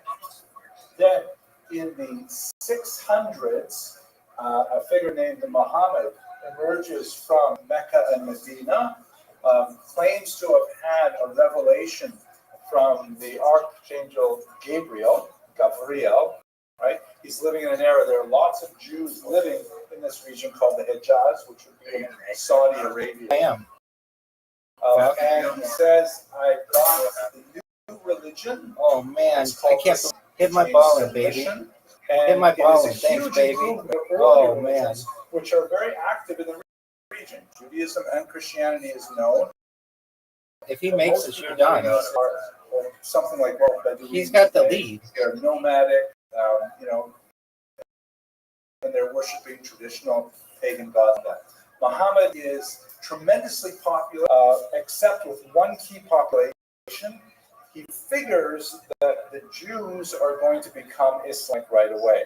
Like they're going to see his new religion is. How sick this shot is. Bounce it. Bounce it, baby. Initially, he has all kinds of very positive, sort of overtures to Jews. Fuck. He has the Qibla, which means like the direction of prayer towards Jerusalem. And he has obviously lots of borrowings from Jerusalem, Judaism. You're done, Dole. Bounces me in the water. Then he switched to Mecca. After he discovered that the Jews were not banging down the doors you to had Muslims, so many advantages, and like Martin Luther later, and now you're Europe fucked. became Those balls fuck you over. There was a series of wars against Jewish Oh, tribes. beautiful, dog. In Medina, High five, and, man. some pretty awful massacres. One in particular, a place called Khaybar. You hear about, extreme Islamist extremist movements today. They'll say things like, "Yahud, remember the Khaybar. Remember what we did to you at Khaybar." It's pretty nasty stuff. So that changes a lot of Islam. Yeah, I've seen people do that. Although you can still see there's a lot of stuff which is kind of like Judaism. I've seen people do that before, but then you do just what I did. 5 times a day, right? They're always trying to add something to it. At any rate, it's like a hugely popular ideology. It's like way more interesting to the pagans than either Christianity or Judaism was, and he spreads. And now he's like a shot behind us. Of course, a little over a century. This Not tiny really desert though. That was actually a good shot. expands throughout the entire And he Arabian fucks us over. makes its way all to Constantinople, although he would not conquer Constantinople until the 50s. Don't hit his ball. Moves all the way If you out hit his ball, you fuck us. to northern India, Afghanistan, Pakistan, which has all become Islamicized, and of course across What is he North Africa, doing? it's all No Islamicized. way. And then crucially, in the year 711, they cross the Straits of Gibraltar and they take Come on, Spain, baby. Quit with this fucking text. Few pretty successful forays into Europe, but they're eventually Why don't you driven suck his back, dick? and the line is held at Pyrenees Mountains here in France and Spain. And this is in the course. That's a just miss, little dog. over amazingly rapid expansion. of No Spain. way. And there are a lot of reasons No why way. it's spread so quickly, and No relates to way. what we're dealing with. Mr. Gross. Hit my ball, baby. Oh, no way.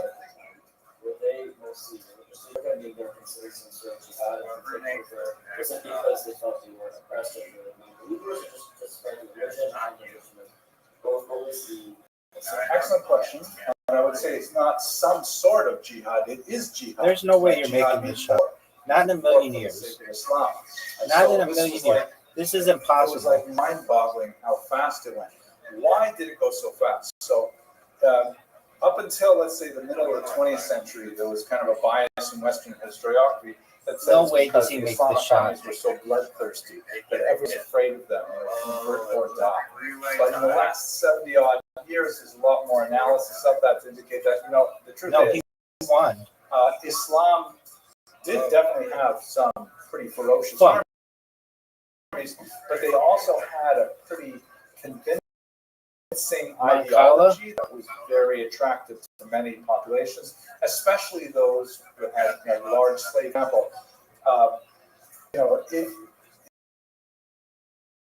If you lived, let's say, way out here, things like that, you may be under some experience of the caste system. Maybe very low down based on your birth order and can never escape it. India in particular has a very, very I hate complex caste system where the lowest of the low, defiling to other Indians that you can't even stand in their shadow. You certainly can't touch them, you certainly can't marry them, and so on. So if Islam comes in and says, hey, listen, I hate if you this want, you can stay an untouchable, or you can convert to raise your finger, pronounce the Shahada, which is basically like a one-sentence ritual, and you're Muslim, right? And so a lot of people, and then you get equal social rights, and it's relatively colorblind, meaning you can have extremely dark skin and live in a society where there is a bias against that. But you say This should be one of the greatest shots. You can actually be part of the ruling class. So it was like an appealing thing as well. And the whole movement was accelerated by the fact that a lot of people said, wow, these guys are the winners. I'm going to join with this movement. Yes, Mr. Rose.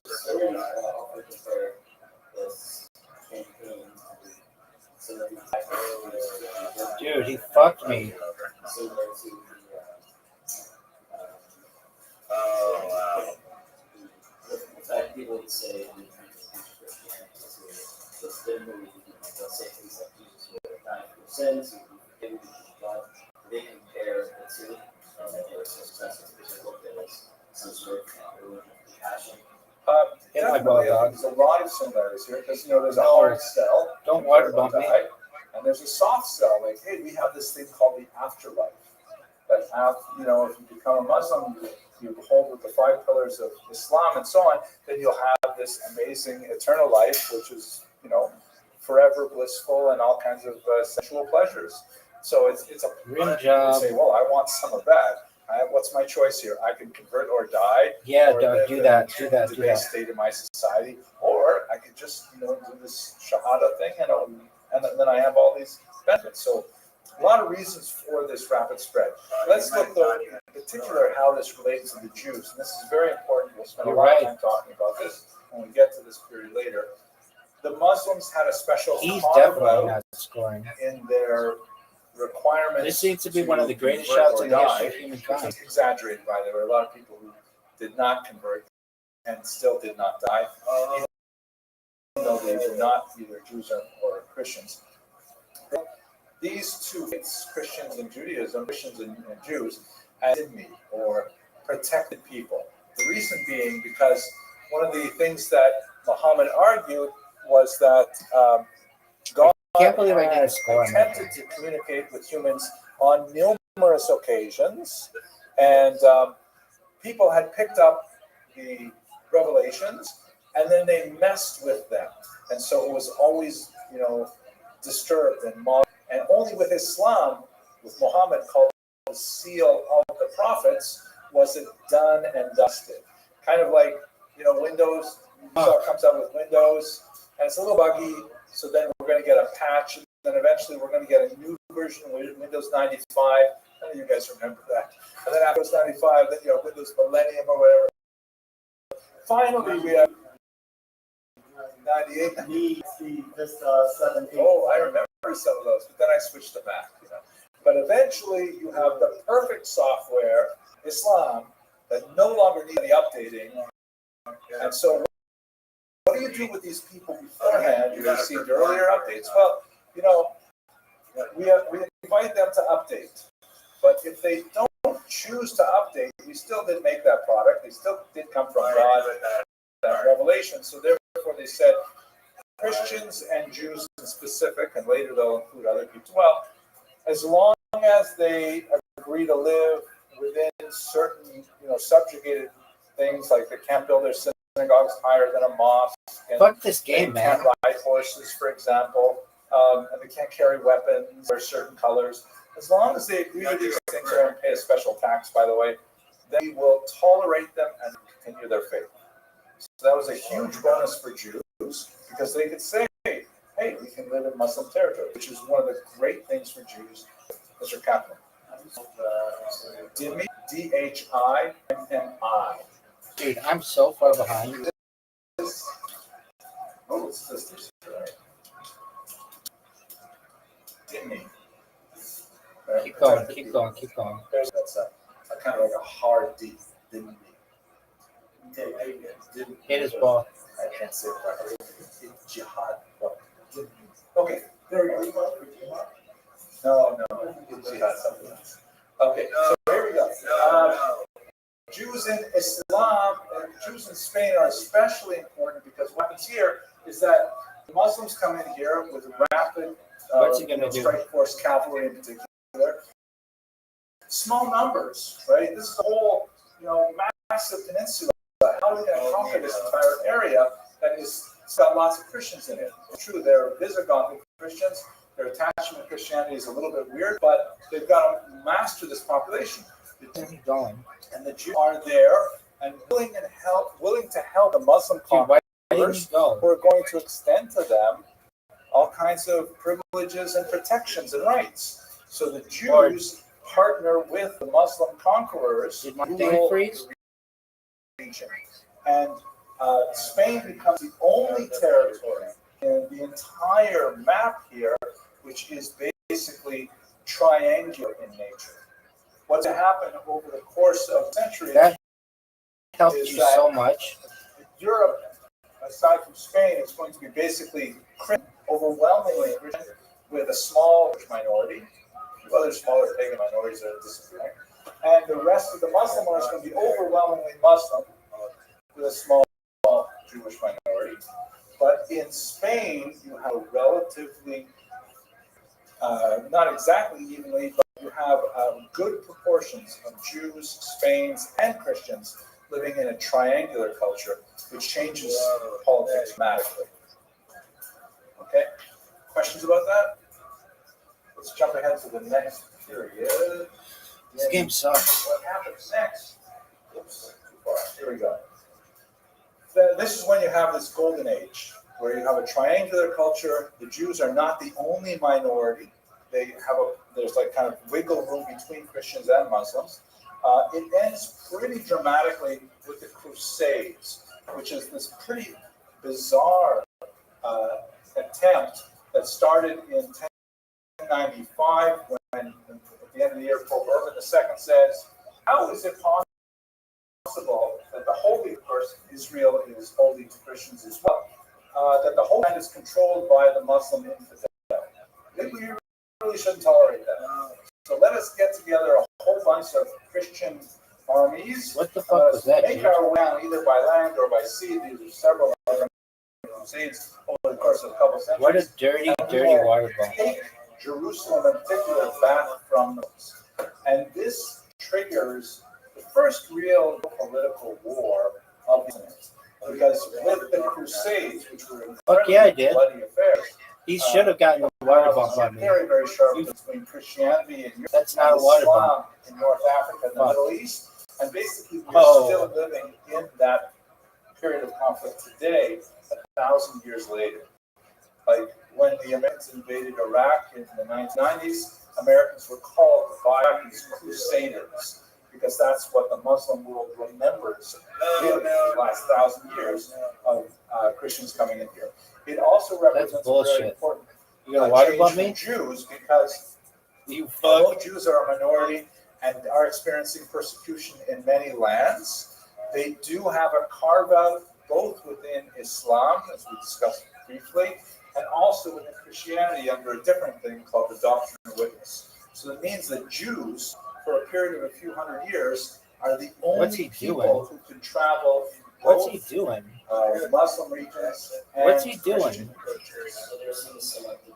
Just hit. So they're Make very it. much active in Just diplomacy, hit in the hole. also very active in trade, right? Because Muslims cannot easily go to Christian lands to trade, but Jews can. And also he's all over, so you have a Jew coming from Tangiers who goes up to Oh, what a Venice, dirty, and he shows up dirty in shul, play, and says, dog. "Listen, I'm here from That was Tangiers, fucking I phenomenal. want some business. Oh, but I he want went in the water. to sleep, things like that. That was They have fucking international goofy. connections built in. So this is a period of great Jewish trading.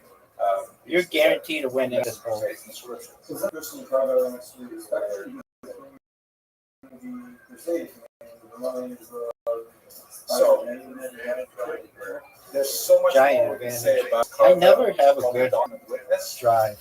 On the whole, it was respected, but there were many punctuations where it was totally disregarded, including many we'll see in Spain.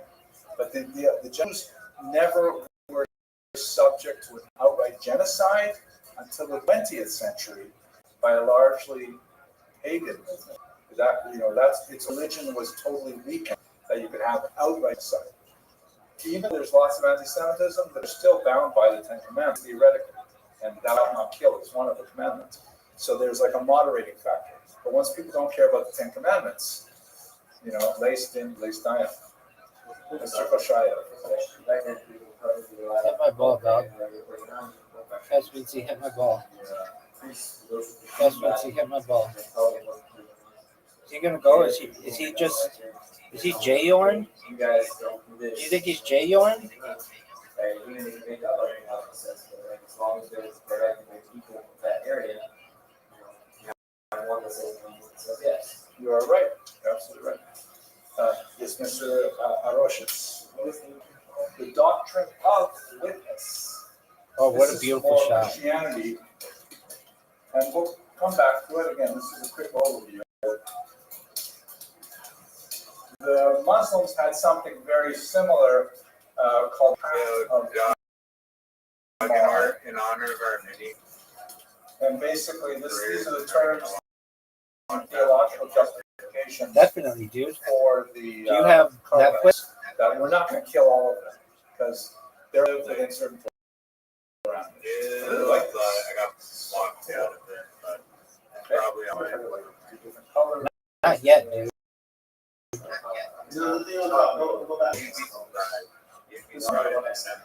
This one? Okay. We did after this game. Oh, here we go. Blue. No way, it's you. Nice. All right, I'll watch it right now. Rory McIlroy's in it. Tiger Woods. That would have been sick if Tiger Woods was in it. Let's do some more history. I think they probably just play as players, probably, but have like one or two words that they say. Yeah, no, really. Who's your favorite character from The Khazarian Empire way over here. the original one? Really successful. I mean, and don't forget, there are a lot of sort of cultural biases, cultural tics of the Jewish world that make us excellent diplomats. We have international connections and experience. We tend to be multilingual. American Jews are weird historically, where they only speak English. And maybe Shoot not him a even that. gavel. But historically, Jews speak multiple languages. Just go back your Shooter own family, I'm McGavin. sure, if you go back 2 or 3 generations, they're normally speaking 3-4 languages. That's It's your turn, dude. Yeah, that's it's America that's figured that way. Yeah, Mr. Yeah, he has a big role. Rothschild. He has a big role. Persian and foreign design. I'm curious as to, So at this time, Stop. it's a very situation because they are not under the Eastern Roman Empire at that time. They're still under the Sasanians. Oh, and then, I'm sorry, if we go up, they were conquered by Islam as well. I'd roast him. So by the time Islam That's a comes mess. into the Persian Too region, hard. the Bukharian region, that's when we're already at the very, very end of the Gemara, and it's Savarayim. And Oh, yeah. actually the Gaonian will move the great I up just to won. Baghdad, and it's very much I an Arabic surrounding culture. Okay, Mr. Gross. Nice is right. The price is wrong. Yeah. yeah, pretty big up. This He didn't say negative persecution. Adam Sandler's character said it. Oh, right. But did that incite All right, are you ready to watch it? perhaps to Yep. actual exchange as a result? So, Muhammad still had the influence of the time. I'm ready. I'm watching. I'm You're ready. asking a Start sharing your shit. sophisticated question, and it really speaks to the issue of how the Quran was codified, and more importantly, something called. Hey, how'd you find my rabbi eats ass like a pudding bowl? Traditions, the stories about Muhammad that actually took a few hundred years to be compiled. So those definitely reflect that changing attitudes, and there are many scholars You who like will that? look at the Quran and kind of zero in and say, yeah, this must have been during the Jews phase, and this was during the we don't like the Jews anymore phase. So definitely right. Okay, let's Okay, go you on. might We get gotta do 2 more you might get periods, right? banned. So keep the schematic in your head. The ancient period until Islam, right? the Don't Byzantines, comment it because they'll think then we you're. have this remarkable Well, here's period. what will I don't know happen, if there's any reason why it's which would be remarkable, great. other than the fact that it was You- triangular. We'll be amazed troll that people, Jews were and able then to they do are like, very then ban your reliable account, stuff they're doing and they'll ask you to upload your ID, and then you do, and then they see you're a real person, and then they can't really do anything about it. And then we go into this third period where we have a rapid Christianization of Israel. This is Excellent. an interesting one.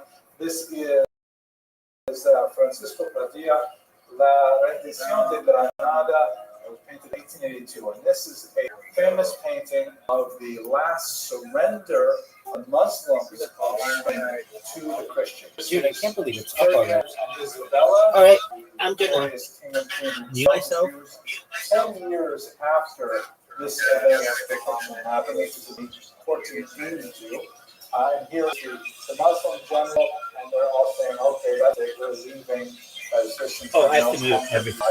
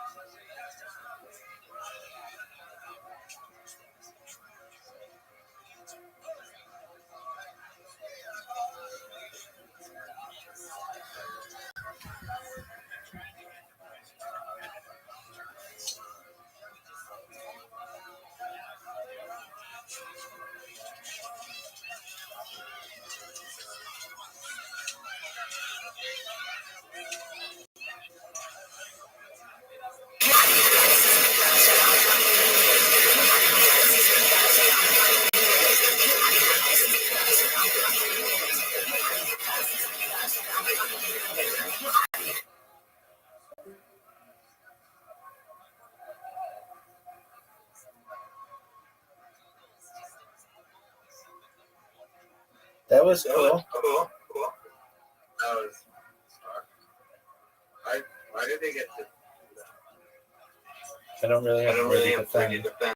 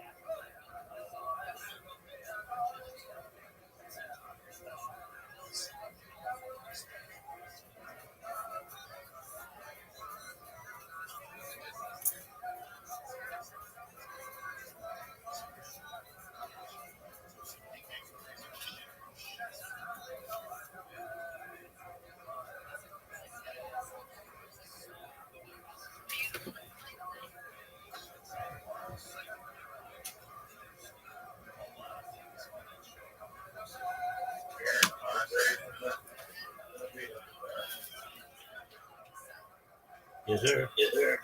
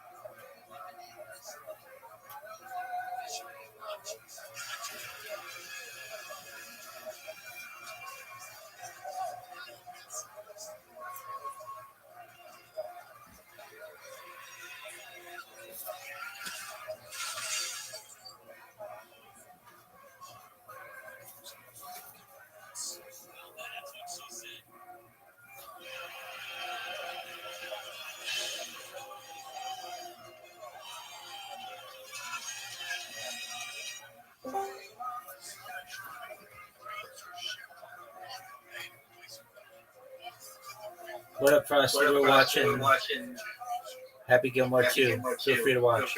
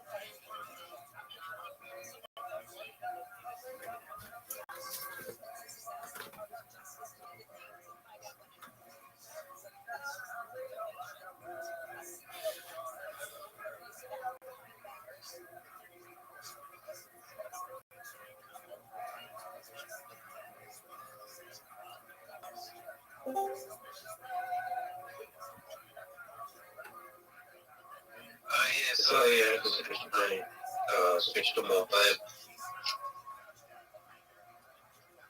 That's okay. We're watching Happy Gilmore too. Feel free to watch.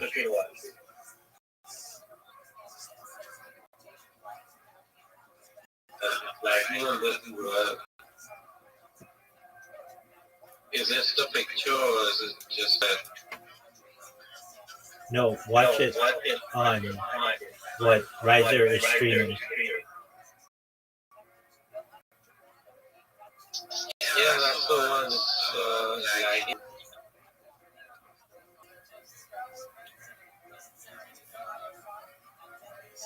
Do you see it says watch stream?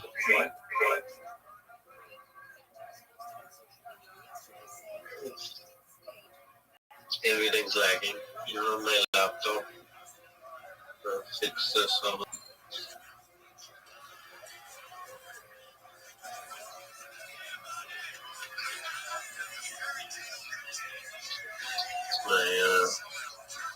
internet.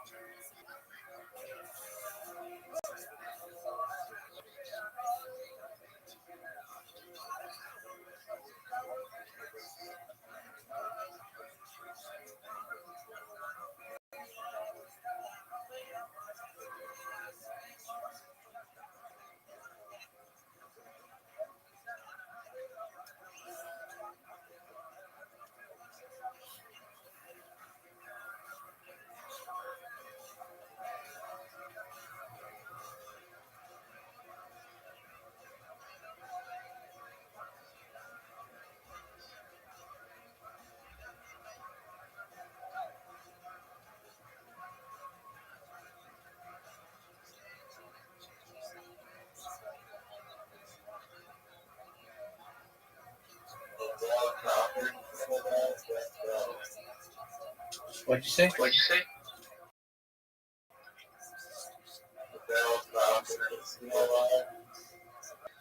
One more time?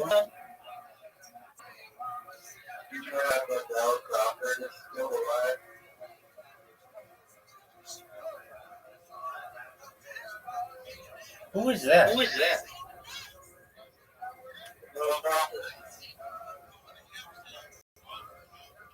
Never seen it stand up? Lavelle Crawford? Apparently not. Apparently not.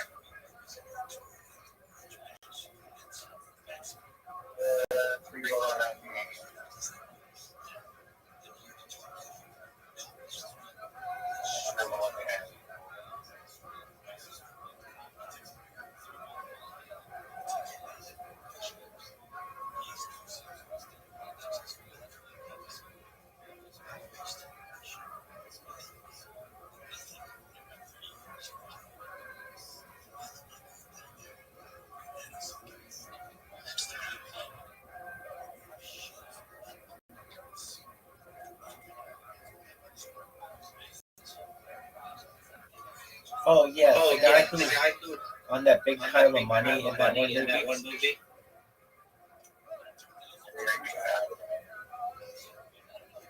There you go. There you go.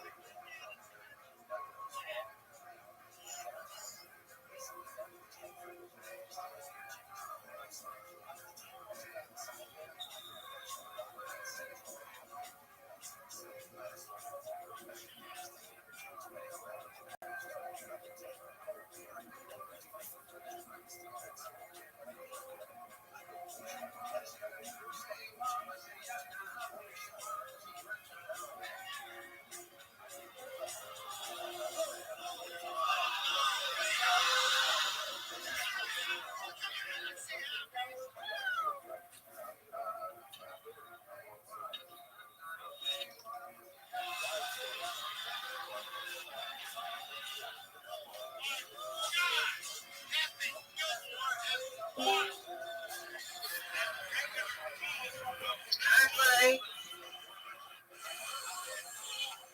What's going on, girl?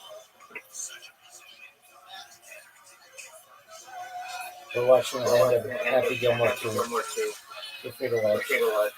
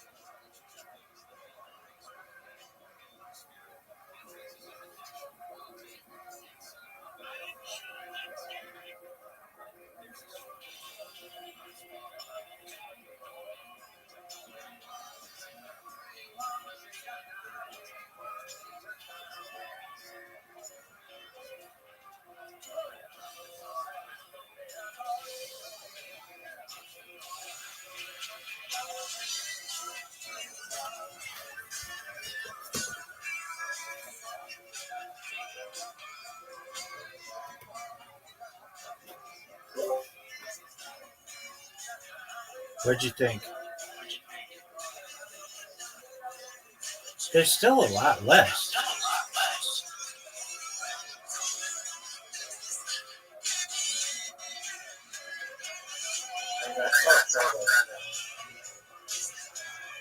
You thought what?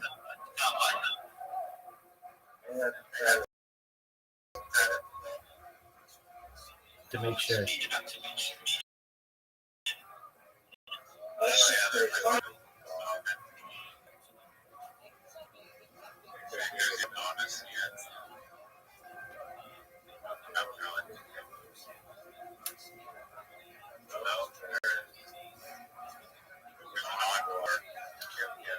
Okay.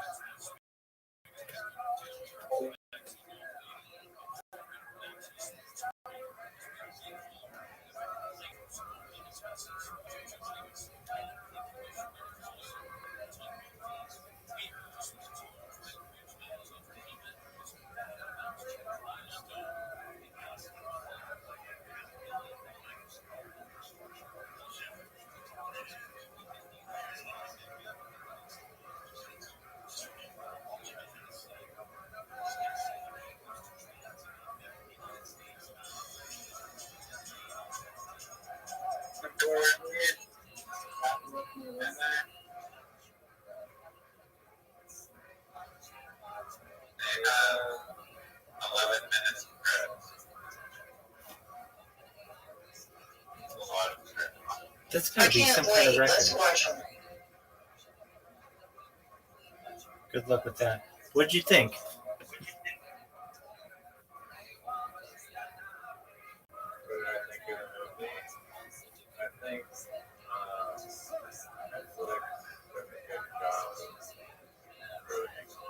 Thank you. Thank you.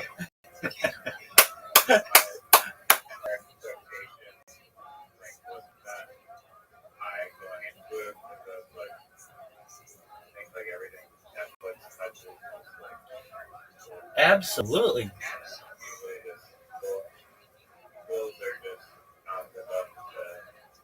Usually aren't as good as the first one. There's some exception, perhaps, like discriminator too. Yeah, I think the writing was really, really good in the first one. Thank you. Like so many iconic scenes. So like the second one was like just like a not as good imitation.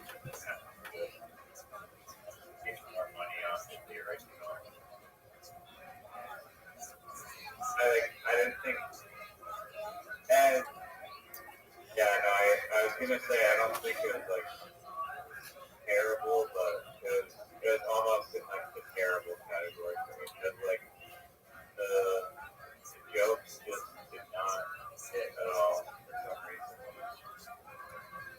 I think There were like 4 good jokes. I went here. You're nuts, woman. I'm gonna tell you this. I don't think I laughed one time. You're hard to play. You're darn right I am, because the first one would change the culture of golf. It changed the way that you hit the ball. And this one was just a mockery. Firstly, it went downhill from the beginning. I was like, oh, that one hot chick's in it. I don't know, the lady from Modern Family or whatever. And I'm so tight. And then all of a sudden, she just gets killed. They kill that chick.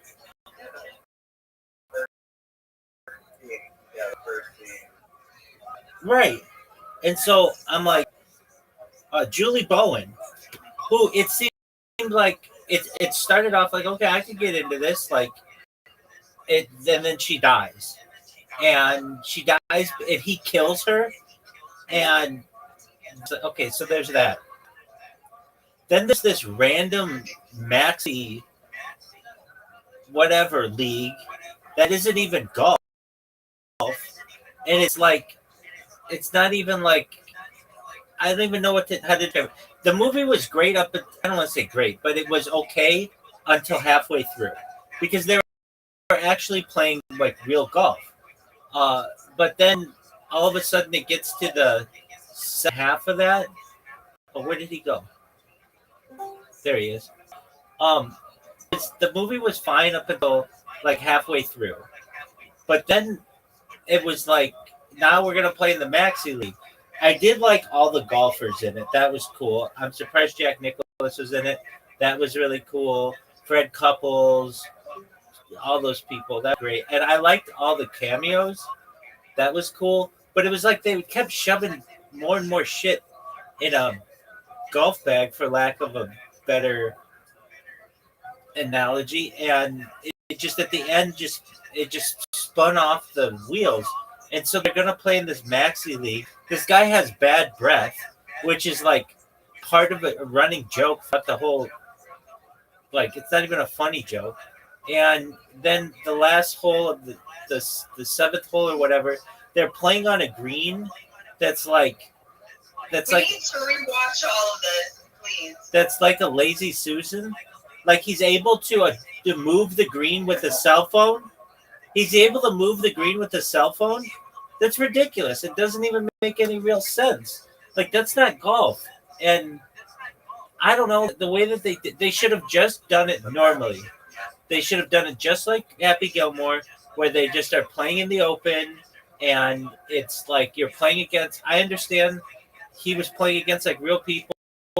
I also didn't understand the opponent he was playing against. It was like a normal guy who had gotten in a go accident and now could hit the ball really far, which was like a weird gift. And he had gotten.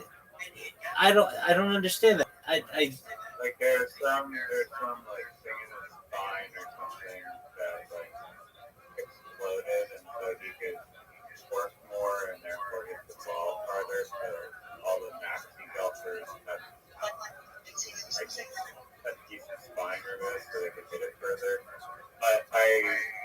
Yeah, roast number 2 for those in the future that are listening. Right. Back movie, get roasted.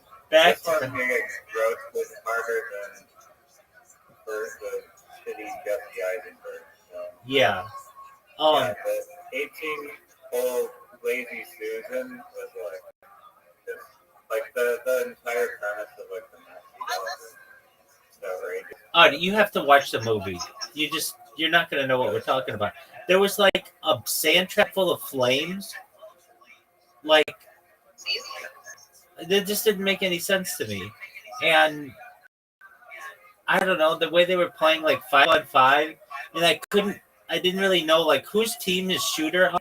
Like he gets in a fist fight at the grave of Julie Bowen, and then all of a sudden he's gonna be on like he's literally he's been so pissed at Happy for like 30 years. He's been straight up pissed at him. Like not just pissed, but like where they had to put him in a mental institution. And then he comes out and he fist fights him on the grave of Happy Gilmore's wife. And then all of a sudden they're gonna be friends again. Like 2 days later. I didn't understand that. I would sub the cameos. They had a lot of really cool people in it. Though John Daly didn't really have that many great lines, which I would have really liked. John Daly's hilarious, and I don't know, he just kind of seemed like a drunk dude who's hanging out at Happy Gilmore's house. Boys, I thought that was kind of funny that they like fight everybody. That's fine. But I didn't really get the premise. So they're trying to pay for Happy Gilmore's daughter's dance school, but it's like she could go to dance school in other places. That didn't make sense to me. And it's not like that great of a dancer. I thought really, really good. Oh, she was really good, but what I meant to say is like she didn't have to go to that school. And then this drove me crazy when Happy's playing in the open tournament or whatever, the Open Championship or the whatever they call it, the Tour Championship, and he just didn't know he got sixth place. He had to be told at his house, "Hey, you got sixth place. That's $496,000 or whatever." And he's like, "Oh, I did." It's like, dude, you're not like blind to how you played golf that day. And if you got sixth, you know you were going to do well. I don't know. That just was. He got drunk, didn't he? Or no, he didn't get drunk that round. He did get drunk that round. He got so drunk that he went from first to sixth. But then the guy who won got signed by me, and that's how he got in the top 5. Yeah. It just One thing that pissed me off a lot was that caddy was just like such a disappointing replacement for the caddy in the first movie, which was the homeless guy who was like killed a quarter and like didn't have a shoe. And he didn't talk much. He was like a very silent character, but he was like hilarious. right. And the replacement guy, they were like, okay, we're gonna make him also a quiet character, but he's just gonna be kind of like a weirdo, and he's not gonna be that funny. He's gonna repeat like the same breadsticks joke like over and over. And I thought that they could make the caddy like a lot more fun. Right. Now it's just a failure of the movie. Right. And like he got fired by Travis Kelce at the Tour Championship Lodge or whatever. And it's like, okay, well, I guess you're going to be my caddy. And then that guy's just like a waiter who also is not that funny.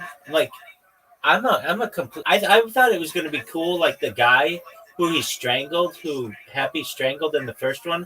I was like, oh, cool. That guy's going to be the caddy. That's a good fit. And then he's like, no, actually, I'm going to play against you. And then I was like, oh, okay. They kept jamming stuff into it. And I mean, you had like Post Malone, who doesn't golf or isn't known at all for golfing. For one reason or another, is like a commentator. Vern Lundquist, who is a commentator, and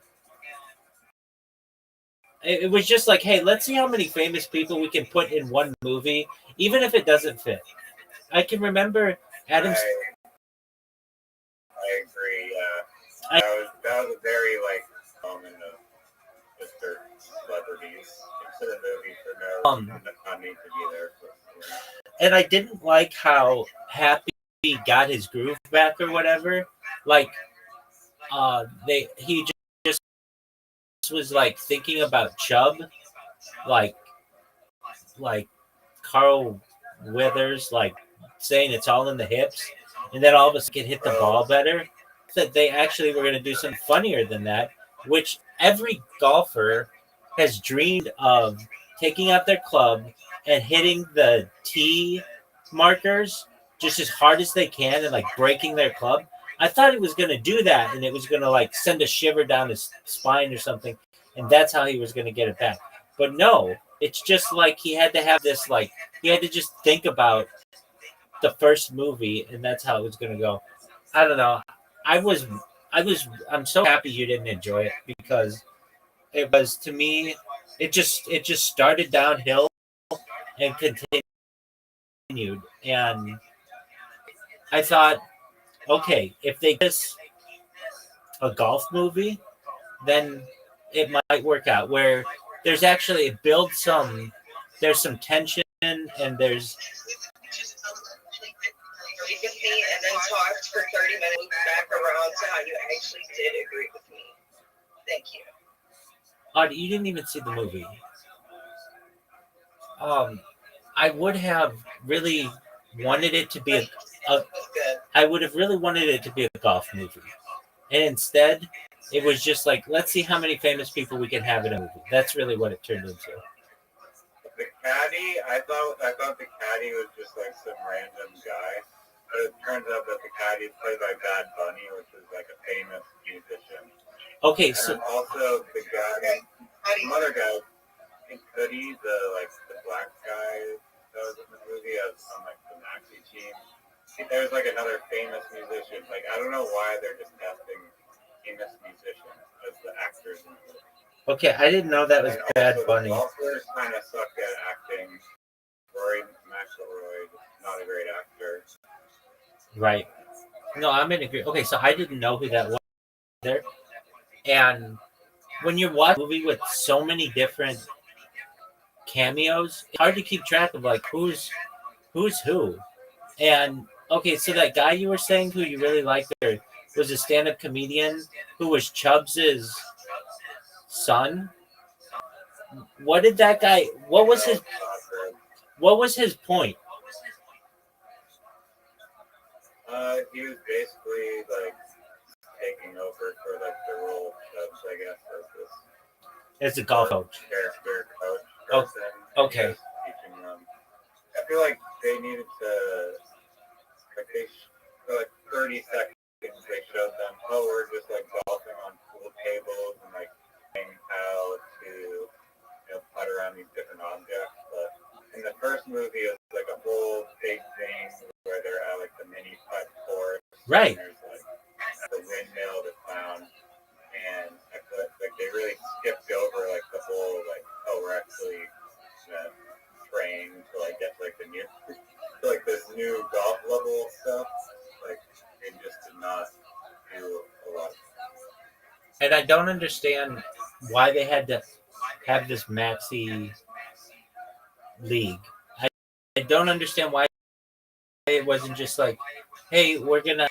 There could have been another league, but at least keep it to golf, not where there's like fire pits and the bunkers are like death pits. They had like fences. It's like it didn't make sense to me. And then you know what would have saved the movie, and you know what would have saved you is if they used the fucking in that. No, not plastic. They're rubber. Rubber. Yeah, no, I thought that. I'm glad that you said something. Yeah, so I was excited when I was like, oh, Julie Bowen, I think she's a good actor and she's pretty. And I was like, okay, she's going to have a big part in this movie. Oh, yeah, for the first 20 seconds. And then it's like, no, you're never going to see her again, except for like flashbacks. So I wonder why she wasn't. She must have been filming something else because I don't know why they would do that. Now, Adam Sandler, just so I'm going to look it up. Yo, dog, why wasn't Julie Bowen, why didn't she have a bigger part in Happy Gilmore 2?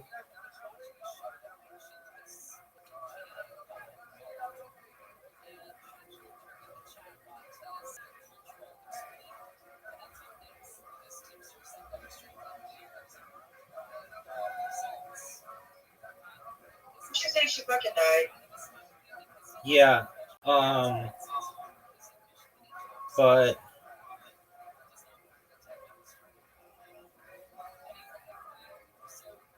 whoa, Maybe on the dude, contract, ChatGPT, like that gives you this many minutes. calm down, just calm down. ChatGPT's behind. It said that there is no Happy Gilmore 2. It literally said, I said, here's the, it says, You know what else? Audie, if you keep interrupting me, I'm going to mute you. Audie, if you keep interrupting me,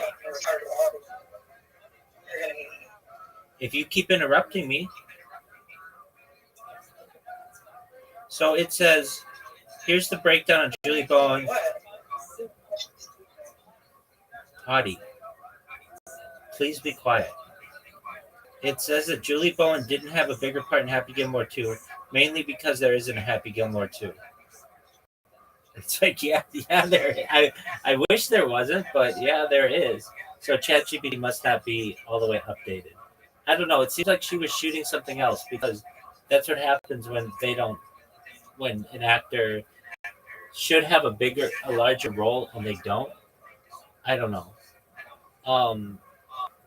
Yeah, and I got confused at like they kept trying to jam all kinds of storylines in. there was like the Alcoholics Anonymous storyline, and the mini golf storyline, and the Maxi storyline, and the Shooter McGavin storyline, and then just the normal golf. Another weird thing about the movie, they spent the same amount approximately with the Eric Andre golf round as they did like the final round, which didn't make any sense to me either. They should like the final round should have taken some time. And more than anything, I didn't understand why some absolute no-name golfer is all of a sudden like the best golfer in the world.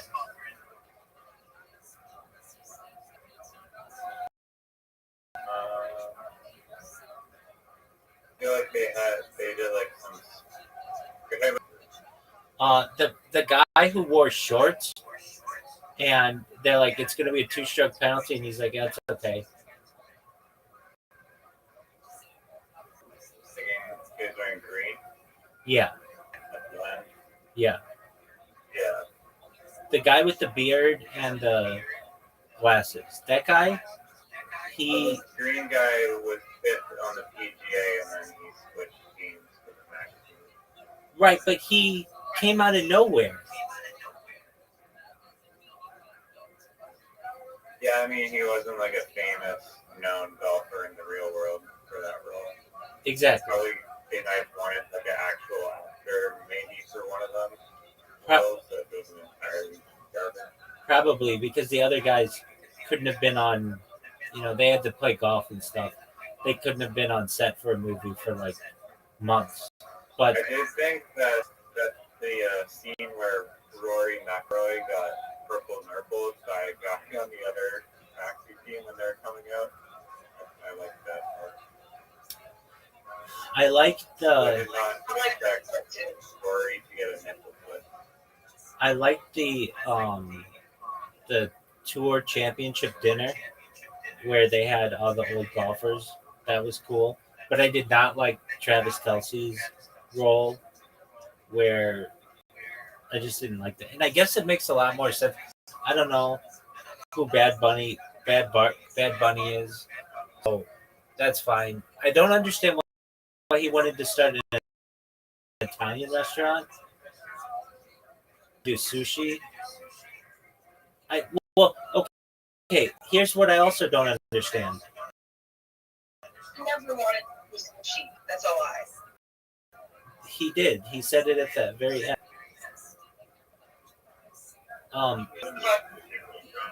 I don't understand why last hole, the green, where Adam Sandler and Bad Bunny are like on the green together, why you wouldn't just like wiggle the green to get your ball in the hole? Do you know what I mean? Like, yeah, because they cheated. They also cheated when he putted it up the thing. The guy literally just hopped up and down so like the ball would go in. Right. They could have just tapped it and done that, but yeah, the Maxi League was not grounded in any form of like common sense. But it's kind of too ridiculous and like way off of course. But I don't watch many Netflix movies, mainly because of this reason. It's like they always pushing product placement. Like, okay, you're telling me that Adam Sandler says, instead of it being like, hey, dude, why don't you just pay for my daughter to go to this dance school? It's got to be like, all right, well, I want my grandma's house, and I want this guy to be able to have a restaurant, and I need an electric Rolls Royce. Like, an electric Rolls Royce is just like a random thing to and it doesn't even sound that anyway. And then he wins it. I don't know. It just seemed like an obvious product placement thing. I didn't mind the product placement of Subway in the first one. It was so funny. Well, that made sense though. That made sense, and also Subway didn't back then, so it was like, oh, Subway's gonna. sponsor him, but this time it was wild. I like Dan Patrick in it. If you know who that was the guy, Pat Daniels, the like golf announcer guy. Dude, they had podcast on it. That's really big for them for For the podcast, yeah. yeah. I don't know how they managed to get that role. I'm assuming that one Netflix executive really liked that podcast. And they're like, oh, I know what we could insert for no reason. That's what it was like. It was literally like they sat around a table and were like, all right, here's what we need to do. We need to get every golfer who's won a tournament of the last 60 years to be in this now. We need to put in it. It's got to be like prime drink, not prime drink. It's got to be like a fake prime drink. We need to have this list of like 7 actors. We also need to have callbacks from the original movie every 10 minutes. We need that was another thing. It was like I saw the original movie. I mean, they like kept having to remind me of everything, and I get this movie happened 30 years after the previous one, and a lot of actors had died. But it was like if you were going to do a Happy Gilmore 2, it should have been done like in 2006 or 2016. Yeah, why did they not do that? Why did they fail to do it? So I've always had a theory on this. I remember when Adam Sandler signed a contract with Netflix to do original content. Adam Sandler's since 2005, they've all been just bad. And if you're like, well, I like this movie, okay, that's fine. But he put out bangers with Billy Madison, Gilmore, and Fit Dates, and like he put out he put out very, very funny movies. And then he signed with Netflix, and I remember him saying in some interview, it was like, yeah, I could go do traditional movies, or I could do this Netflix thing and just go on vacation with my friends and make movies with them. And it was like, okay, so you're not going to make good movies? And that's kind of what it seemed like he had settled on. Like, he's not going to really focus on good movies. And I felt his acting specifically in this movie, it felt like, and like all the ones after like 2005, or like the more like recent ones, especially in this one, it seemed like his passion and like energy was just like not the same as the first movie at all. Like Adam Sandler was just not as funny as the role he played in the first one. Right, and it seems like he was really. I don't know. That was his daughter. Wasn't that his daughter in the movie? His real daughter? Yeah, I think that's his real daughter. And it's like he just was pushing this movie so that he could work with her. And I'm sure that's cool. Like, that's cool as a dad and everything, but I just didn't really buy it. Like, or I just didn't think it was like she was that good, frankly. And I was confused because she looks like she's like 20, and the boys were like some of them, but like I don't know. I think they're meant to be old. The older ones was like definitely like 30. Okay. And then as a baby, she's like this blonde girl. And then as she was an adult, she was like a brunette, which I guess does happen to children, but it's just, there's some continuity errors.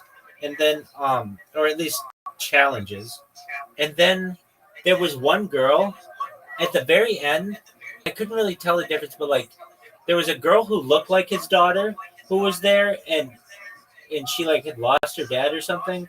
And this is when he was like sober for like 3 months or whatever. And she was like, I could really use a dad or something like that. I don't know.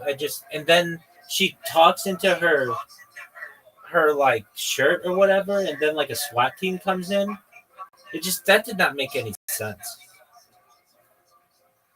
You know, the first one had a lot of cameos. It had Bob Barker. It had the Shooter McGavin guy. It had Ben Stiller. It had Julie Bowen. It had I don't know, some people. The guy You Can Do It. All those guys.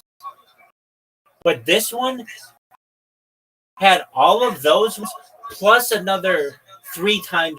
Like if they did this is my other question. Do you think there'll be a Happy Gilmore 3? I hope not. I It'll could just be some I could see it happening at the British Open. maybe. I mean, they almost wanted to set it up that way at the ending. There are too many repeated jokes from like the last movie. Like one of them was that like they modified it, but like it was like him drinking the beer from like the fans afterward, like after like in like the game at the course, Right. the holes. And like, oh, I need like coffee or whatever. Right. Which is fine. And the other joke that they're like, oh, the Suns work here, and then they're all doing like the big thing, which I just was like, it didn't get me the first time. The only time I thought it was actually a little bit funny was at the airport at the end when they started running the security guard with the baguette. That one I thought was funny. But the ones before that, I was like, oh, it just feels like they're just recycling the same thing, and it's not like new or funny. I liked how they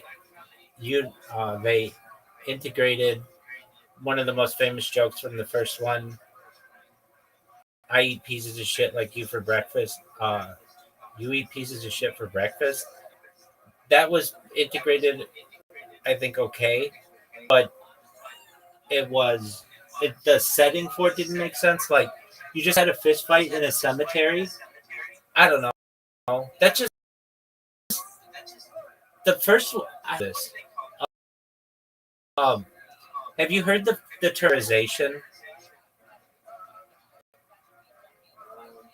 Okay, so like in The Simpsons, the character Flanders is their next door neighbor. He's like the guy with the glasses and the mustache. And in the early seasons, he's just like a real conservative Christian guy. And as the seasons go, they start to make him crazier because they don't have anything else to do with him. And by the end, like in nowadays, wild things. That's what they did with this movie. It's basically like it's also in like television, noting the shark, where they just have something to go on in the movie just because they need to create more and more drama, and they've run out of things. And I don't know, this would have been fine if it stopped halfway through, like when he like I know whatever, but had he just tournament in a normal way, you could have ended it right there. And they'd be like, okay, cool, he paid for his daughter to be able to do the thing. But no, then you have the maxi tour, and it's like, then it just becomes Maybe a 2-hour movie. yeah. Well, and I get it. Like, I don't know. I don't have the attention span for movies that much anymore. I mean, like, they've just got other shit. Yeah, and so, to watch this, it's the first movie I've seen in some time where I was just like, every time you touch the screen and I would see how much was left, I would be like, how is there that much of this movie left? And now it makes sense because there was an encore and 11 minutes worth of credits, which is way too much. Way too much credit time. They don't need that many credits. I understand they had a ton of people in this movie, but I would have much rather them not have Bad Bunny and a bunch of other. And if they would have just made it a normal golf movie, that would have been tight. And frankly, if they could have gotten Tiger Woods in it somehow. Which celebrity would you like to see? Tiger Woods. Aside from Tiger Woods. That's a good question. I'm glad they had John Daly, and he had more of a role than I thought that he would. Um, okay, aside from Tiger Woods, what golf person would I have liked to see? Any celebrity. Any celebrity. William Montgomery. But it's William Montgomery, such a diehard fan. Um, I, don't- I, um, who would I like? What would have made sense in the movie? I mean, I know you're saying anybody, but Ice Cube could have played Chuck. dude, that would have been funny. Yeah, the guy they chose to play his son, I just wasn't familiar with that guy, so there wasn't like a huge connection to me, and they didn't really go to his whole hand. I did think it was funny when they like were beating up the alligator. Or that one guy wanted to beat up the alligators, and those girls were like the poor alligator. Um, what I don't know who would have been funny in it. Um, Kim Kardashian would have been funny in it. Um, Taylor Swift would have been funny in it. It would have been hilarious. It would have been hilarious if Taylor Swift was at that golf thing and was like a really bitchy customer, and Travis Kelsey had to be like, "Who is this girl?" That would have been hilarious. I would have loved to see Tiger in it. Any other golfer I would have liked to see in it. Um, no, they nailed the golfers who I would have wanted to see. They had Lee Trevino. They had um, Fred Couples. They had Jack Nicklaus. They had. I'm sure there were other ones in there. Maybe I just couldn't. They had Nick Faldo. Um, so all of that was cool, and I like how they make it seem like Happy Gilmore was a real golfer, and like he competed against Tiger Woods and won 6 golden jackets, and they made like two Tiger Woods. Um, they made two Tiger Woods comments at least, so are like mentions when they were talking about his bust, and then how Happy was the best golfer of the '90s along with Tiger Woods. That was tight. Um, who else would have been cool in it? Um, there's a guy I forget his name. Um, well, Jim Nance would have.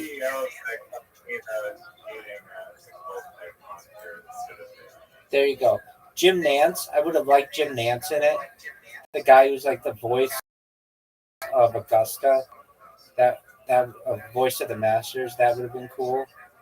Um, I would have actually rather not had some big cameo and have it at Augusta National. That really tight. I don't know.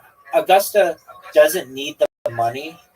All of their members are billionaires basically, so they don't need to be in like a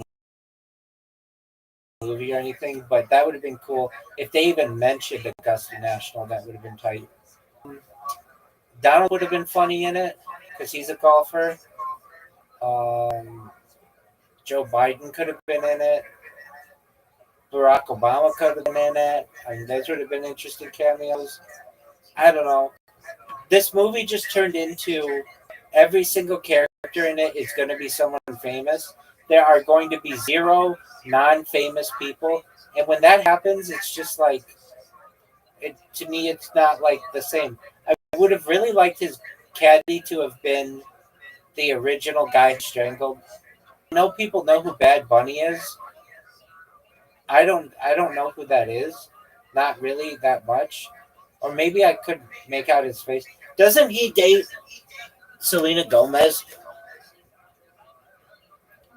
No, that's Benny Blanco. Oh yeah. Both are bees. All right, yeah. What does Bad Bunny say? I mean, I've heard his Very name. popular. I know, but like, what's his most famous song? Dials, Soy Peor, I Like It, Ducati, Fede, Yo Perioso, Mia. I mean, these are all just like non-English songs. Not all of them, I'm sure. So I don't know. And maybe let me look at his face so I could be like, oh yeah, I know who that guy is. But okay, looking at him, I don't really know who this guy is. They also had um, they had like 3 rounds of golf. They had they had Sandler's original where he like gets his groove back, where he's with Eric Andre. They had the tour championship, and then they had the maxi thing. And I just don't that maxi thing fit. The first 2 were okay, but I don't know. I didn't like that he had a drinking problem either. That Adam Sandler didn't have a drinking problem at all in the first one, and or Happy Gilmore didn't have a drinking problem in the first one. And I understand it's because he killed his wife, but that's just I don't know. I don't know why Julie Bowen wasn't a bigger part. She should have been. Should have been like his motivation. I know. When they signed Adam Sandler, when Netflix signed Adam Sandler these movies, I remember thinking to myself, they just really want Happy Gilmore because I remember Adam Sandler saying that he had written the script a long time ago and he never had it like finalized or whatever. I wonder what the Rotten Tomatoes is on it. Well, what's at the start of the movie? It says like Billy Madison Productions, right? Is that like Adam Sandler's It's Happy Madison Productions. Happy Madison Productions? Yeah, that's Is it. that owned by Adam Sandler? Yeah. Okay, so it's got a 60% tomato meter and a 73% popcorn meter. I don't know how it already has 250 plus rating when it came out 12 hours ago. Like to me, it's rigged. This thing is rigged. I mean, you don't think? I think that's like not a lot of rating. No, I think How many people are? yeah, but nobody's writing reviews 12 like after 12 hours.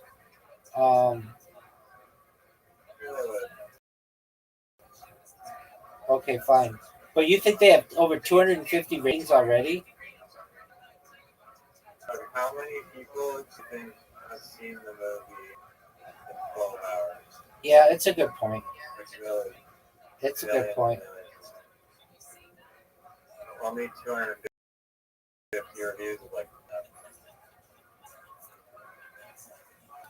I'm going to. there's one in every 100,000 people. Right?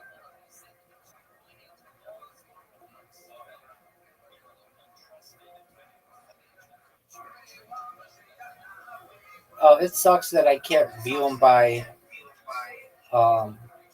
worst to best. Okay, so what do these people say? It's harmless. Return to the links.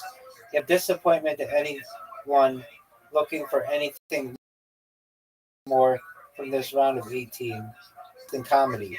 Shout out to you, Lucas Hill Paul from the Daily Express UK.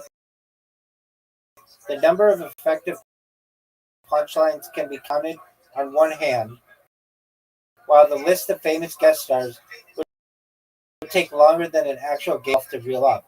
That's exactly right. That's exactly right. I'm not reading any of the good ones. Okay, Frank Scheck of The Reporter. The result is a less the result is less a continuation than an exercise in service.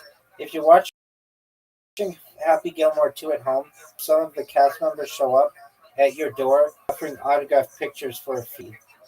I don't really get that. Okay. Mark Juice of Mark Reviews Movies. Whole of the movie has obviously been constructed around nostalgia and guest appearances. Jim Burrell of Pace Magazine. The sheer weight of the mindless reputation will wear on even the most nostalgia-fueled sense of appreciation. While it may generate some, also make you feel like you just lugged a bag up and down 36 holes with no cart. Jack Bunn Film Feeder said, while its overly keen fondness of the original film is a distracting annoyance, Happy Gilmore 2 does manage to preserve a fair chunk of the heart and sweetness, and even some of the laughs, and made the first film an endearing favorite. It made me appreciate the first one more. Oh, they could have been terrible like this one. Arguably the least inspired film in the actor's canon, if not all movie history. Shout out to Nick Shager of the Daily Beast. Brian Ondorf said, "Call back the movie." That's exactly right. Ethan Anderson of Slash Film said, "When it comes to Happy Gilmore 2, this comedic collaboration with SNL sensation Adam Sandler, you'd be better off taking a cue of Happy's golf rival Shooter McGavin and simply eating a piece of shit." Is hilarious. Louis Glazebrook of Screen Rant said, "Happy Gilmore 2 has its moments, but ultimately fails where it counts, thanks to an unfocused plot, gratuitous cameos, and unearned nostalgia." Gratuitous cameos is a great way to say it. Let's see what Reddit says. I want Reddit to rip this Yeah, motherfucker. it's crazy how they, like, I don't know what the hell happens on Netflix. I mean, whoever wrote this one, I don't know how the hell they write this horrible movie. Their job is to create movies, and they suck at it. Yeah. Okay. How much input Adam Sandler had or whatever. He did, I think.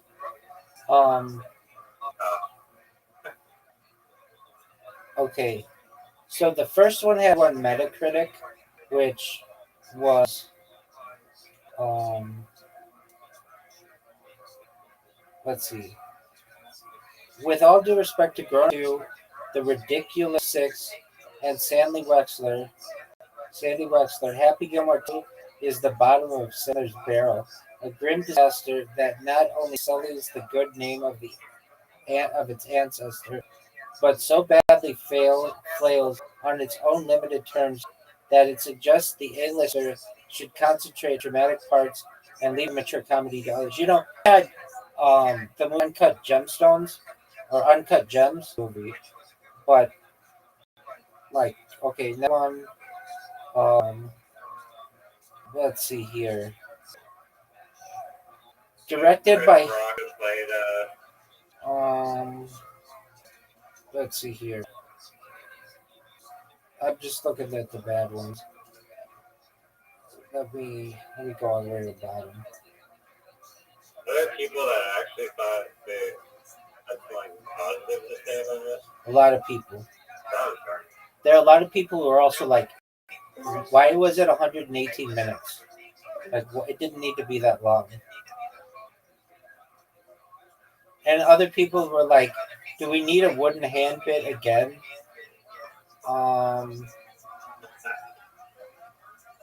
Yeah, that could have been like a lot funnier.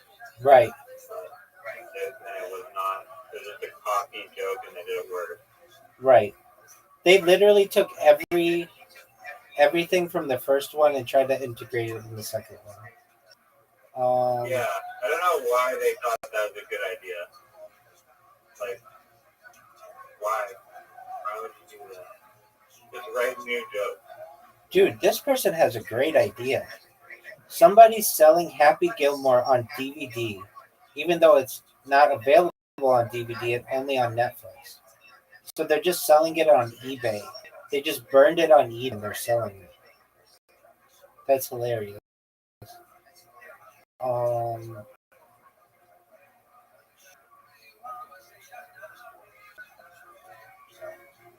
Not gonna lie, it's pretty cringe most of the time. But watching it as a 36-year-old, it teleported me back to the olden days. Gave me such a nostalgic feeling back to worry-free life. Knowing Sandler, that was his aim. And let's be honest, folks, don't we all need to be reminded of the good old days of these dark times? I loved it. I don't. That's not. No, I don't think that was great. Um,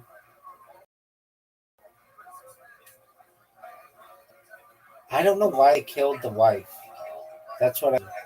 It all started, and I was like, "Oh, this is going to be great. He's going to have like a normal life." No,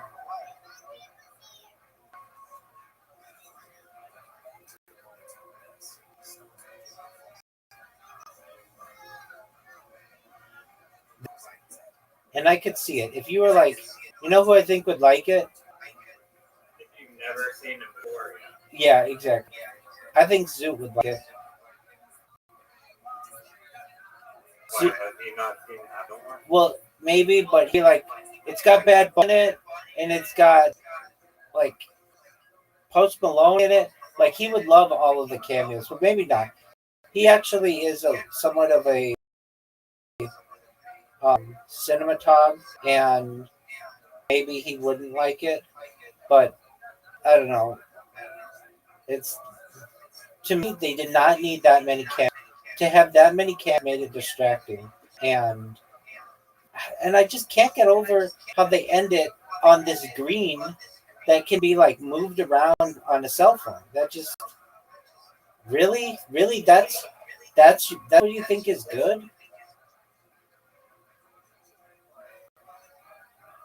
Adam Sandler said Happy Gilmore 2 had a massive part for Carl Weathers, but Carl Weathers died.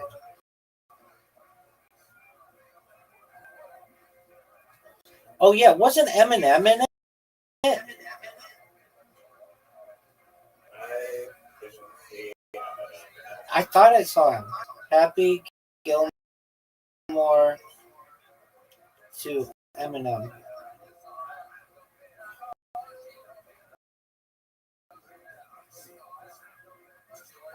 Yeah, Eminem's in it. Eminem made a cameo appearance in the movie Happy Gilmore 2. That's odd. Eminem plays this son, the guy, you know, the guy who was like, he gets eaten by the crocodiles.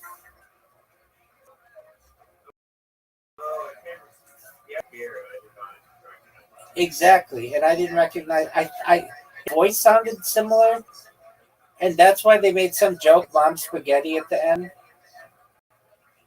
Um, dude, who's in this movie? Like famous cameos. Happy Gilmore. This movie must have the most amount of cameos of any movie ever.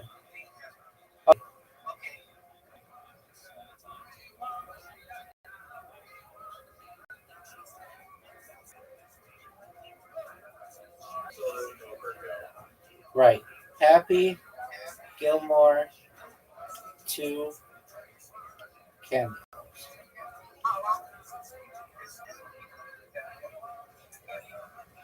I gotta take my dog out for a while. Sure, dude. I've got to reset my stream. So you do what you need to do. I'll do what I need to do, and then come back when you want to get your ass kicked. How's that? Yeah, thanks for moving. Absolutely. It was fun. Thank you for showing it, and thanks for watching putting that other one in. Before 3 movies in like 24 hours. word, dude. Dude, they had. I think Big Riverman was my favorite out of the 3. I'm in agreement with you on that. And after I saw it, I was not like that thrilled with it, but it was better than those other two. Big Riverman. I like Big Riverman a lot. I thought it was very interesting, and also I probably probably laughed the hardest. They laughed the hardest. Yeah. It was, I mean, Big River Man answered all the questions. Like, I didn't need to know when Big River Man masturbated. I assumed that he wasn't having sex. But they answered the questions like, you know, did he swim the whole way? What did he eat? What did he drink? Like, all that stuff. All that made sense. But the other stuff they were doing, uh, the apartment one, not all of that made sense. And then the Happy Gilmore 2, it must have the most amount of cameos of any movie I've ever seen. It has to. It had Eminem and Post Malone and Bad Bunny and Travis Kelce and I would have liked to see Greg Norman.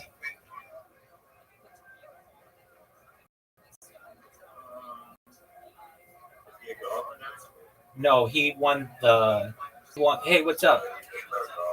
Yeah, he won the Masters and the Open Championship. No, he never won the Masters. He lost the Masters to Nick Faldo in like 1995. He blew it. He blew like a 5-stroke lead.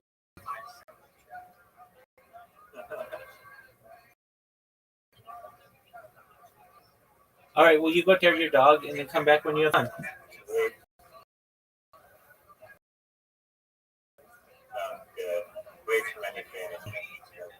Hold on. They had. I just want to quickly see if there's a list of them. Well, I guess that's like the credits, but I don't know. They have a bunch of people in it. Okay. Adam Sandler, Julie Bourne, Christopher McDonald. There's Travis Kelce, Bad Bunny, Eminem. Like, it's a bunch of people who are in Sandler's family. So his wife's in it. His 2 daughters all in the film. That confused me. Oh, that's why. Remember, I was saying he like said like that one girl was like, I needed a daddy or something, and so that was his other. Looks like his daughter too. All right. Jackie, his wife, plays the dance instructor.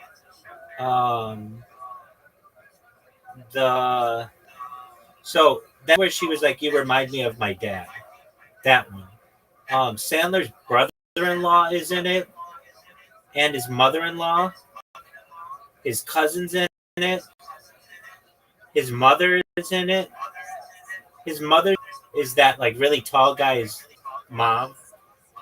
That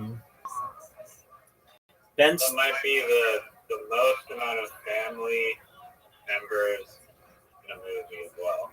I agree. So then they had. Oh wow! Okay, here we go. This is crazy. They had. I don't know who Benny Safdie is, the Maxi creator guy. I don't know, but they had Bad Bunny. They had Haley Joel Osment. Do you know who Haley Joel Osment is? Haley Joel Osment was in The Sixth Sense. He's the kid who sees dead people. That's okay. Margaret Qualley, she's big. She's this one actor's daughter.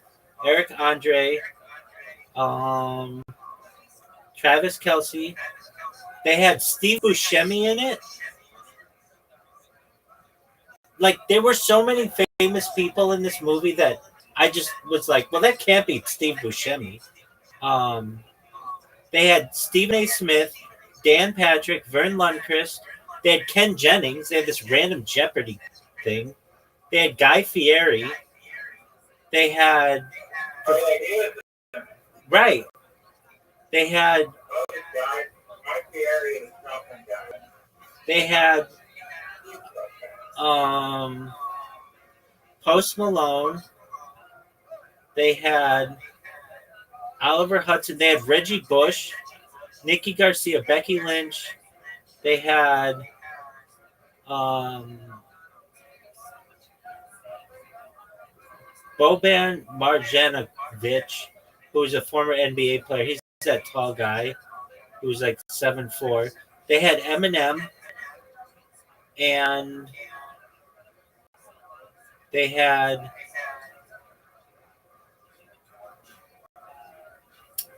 a bunch of Waterboy people. Blake Clark, who played the farmer Fran in the Waterboy, and they had John Daly, Keegan Bradley, Bryson DeChambeau, Tony Finau, Ricky Fowler, Brooks Koepka, Rory McIlroy, Colin Morikawa, Jack Nicklaus, Alexander Shanfield, or Xander Shanfield, Scotty Scheffler, Jordan Spieth, Justin Thomas, Bill Watson, Nancy Lopez, Nelly Corda, and Paige Spurniak. They had Rob Schneider in it. Else you can do it. Yeah, Dick Swartzen was in it. Yeah, definitely. Dude, they had more people in this movie, and they had Kevin Neal in it. I mean, that's just what I remember. No wonder they had 11 minutes of credits. Everybody was in that movie. I think all the background characters were also there. Yeah.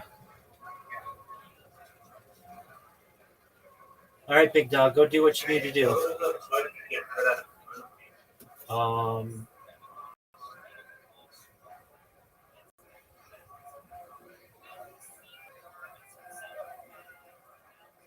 it does is really like tarnish Netflix's reputation. Oh, how would they wasted 2 hours of my life again? Right. Right. They say they didn't release the budget details, but the first one had a budget of $12 million and grossed $41 million. Isn't it more difficult for them to grow money now? Perhaps.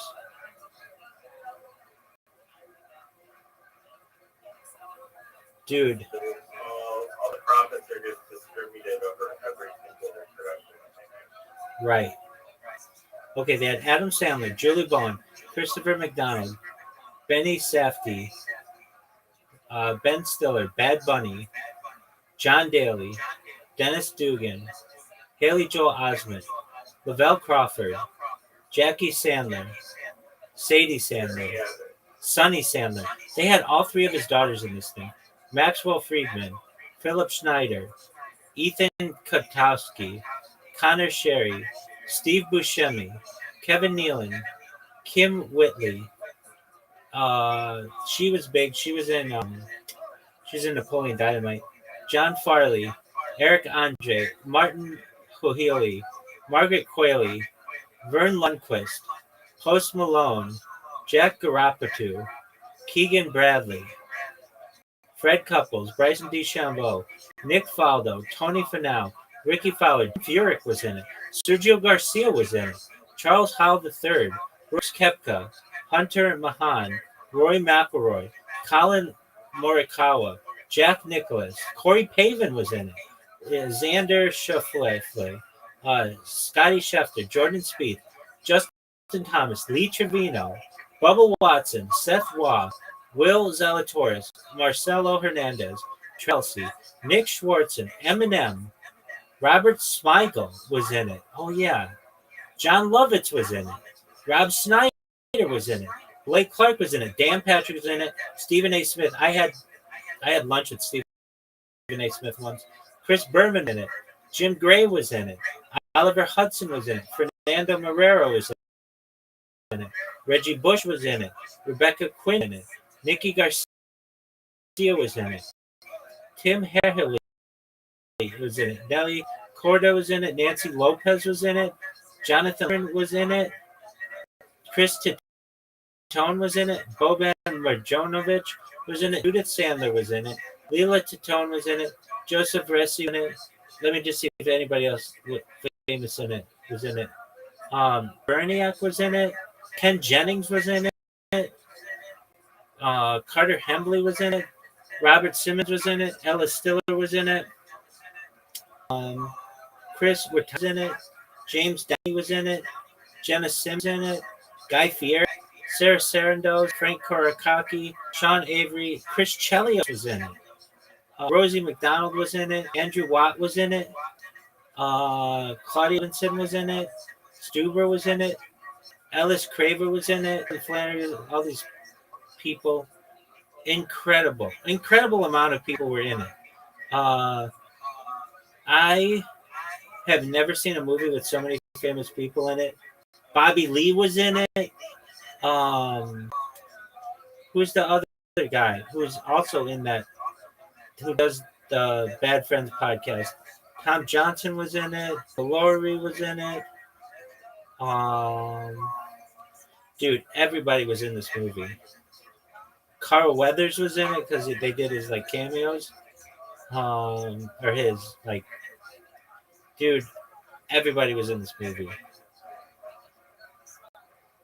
Yeah, great.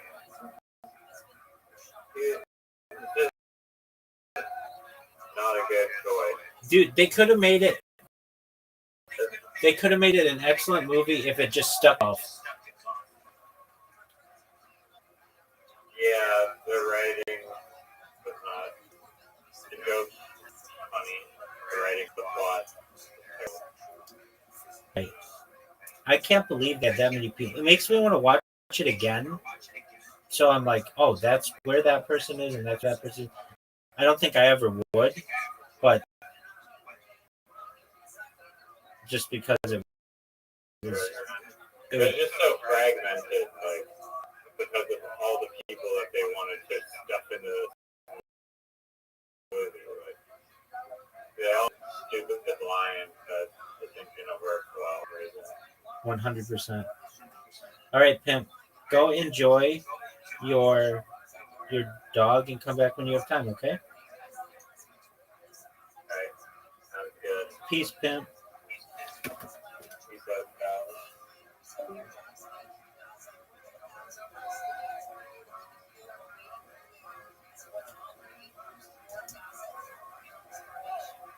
Peninsula.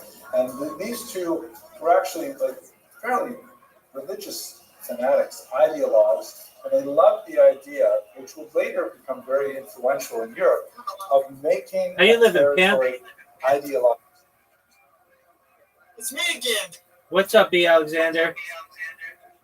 Nothing much, just chilling. Excellent. Feel free to chill in here all day, every day. I'm always live in here, so you've got a new for me. I'll make you through the stream.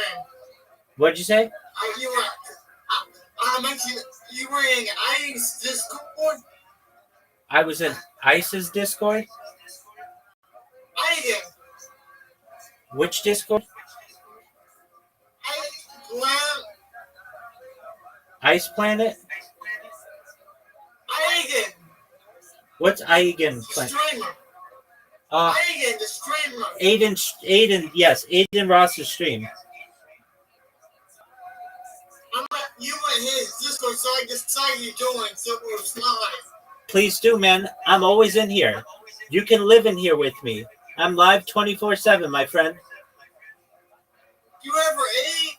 Yeah, dude, I'll eat in a little bit. Yeah, definitely. I eat, I drink, I sleep, I program computers. We just watched Happy Gilmore 2 that came out. So we're always doing something. I'm glad that you're here. Do you like watching the news? Do I like watching any? Yeah, I like sport. Yeah, I like. Do you like watching news? Like local news?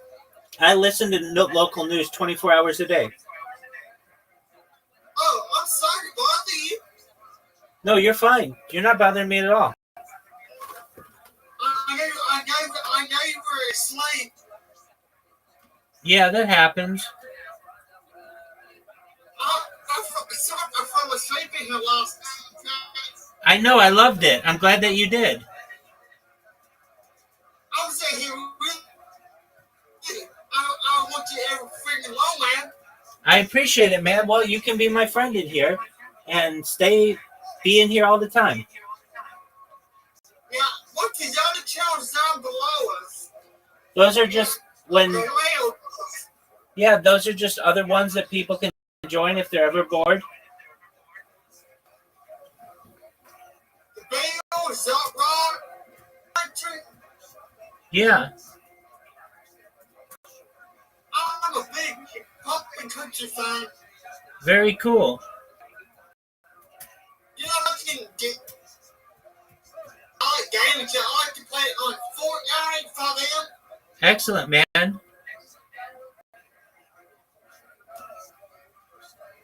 got you. If you hear echo, that you on my you on my TV on my YouTube.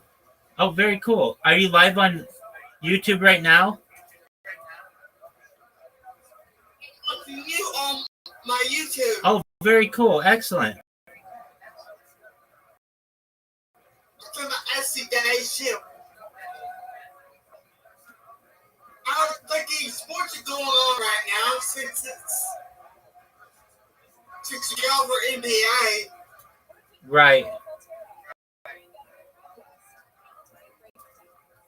I know football's coming up. That's correct. Do you play fantasy football? No, I like to watch Stringer Cowboy hooping. He's a big Baltimore Ravens fan. And so am I. I'm a big Baltimore Ravens fan. That's tight. Do you like Lamar Jackson? Do you like Lamar Jackson? Oh, yeah. Yes, I'm a big fan of Lamar Jackson. Before I used to watch the Buffalo Bills. Oh, very cool. Do you like Josh Allen? Yeah, he's pretty cool. I like all of them. I'm a big. I made Google because I'm a big NFL fan. Excellent, man. That's great.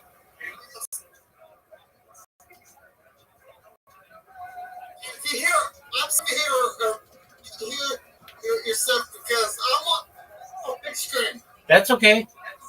No big deal. I'm gonna so every 12 hours I have to reset my streams because I'm always streaming. So I've got to restart this computer. I'm gonna just leave for like 1 minute and I'll be right, okay? Okay. Well, your other camera's to me. Yeah, the other one screen on. That one will be here. And I'll just leave for 1 minute. I'll be back in 1 minute, okay? Okay. Sorry. No need to apologize. Okay. I'll be here. Excellent. I'll be right back.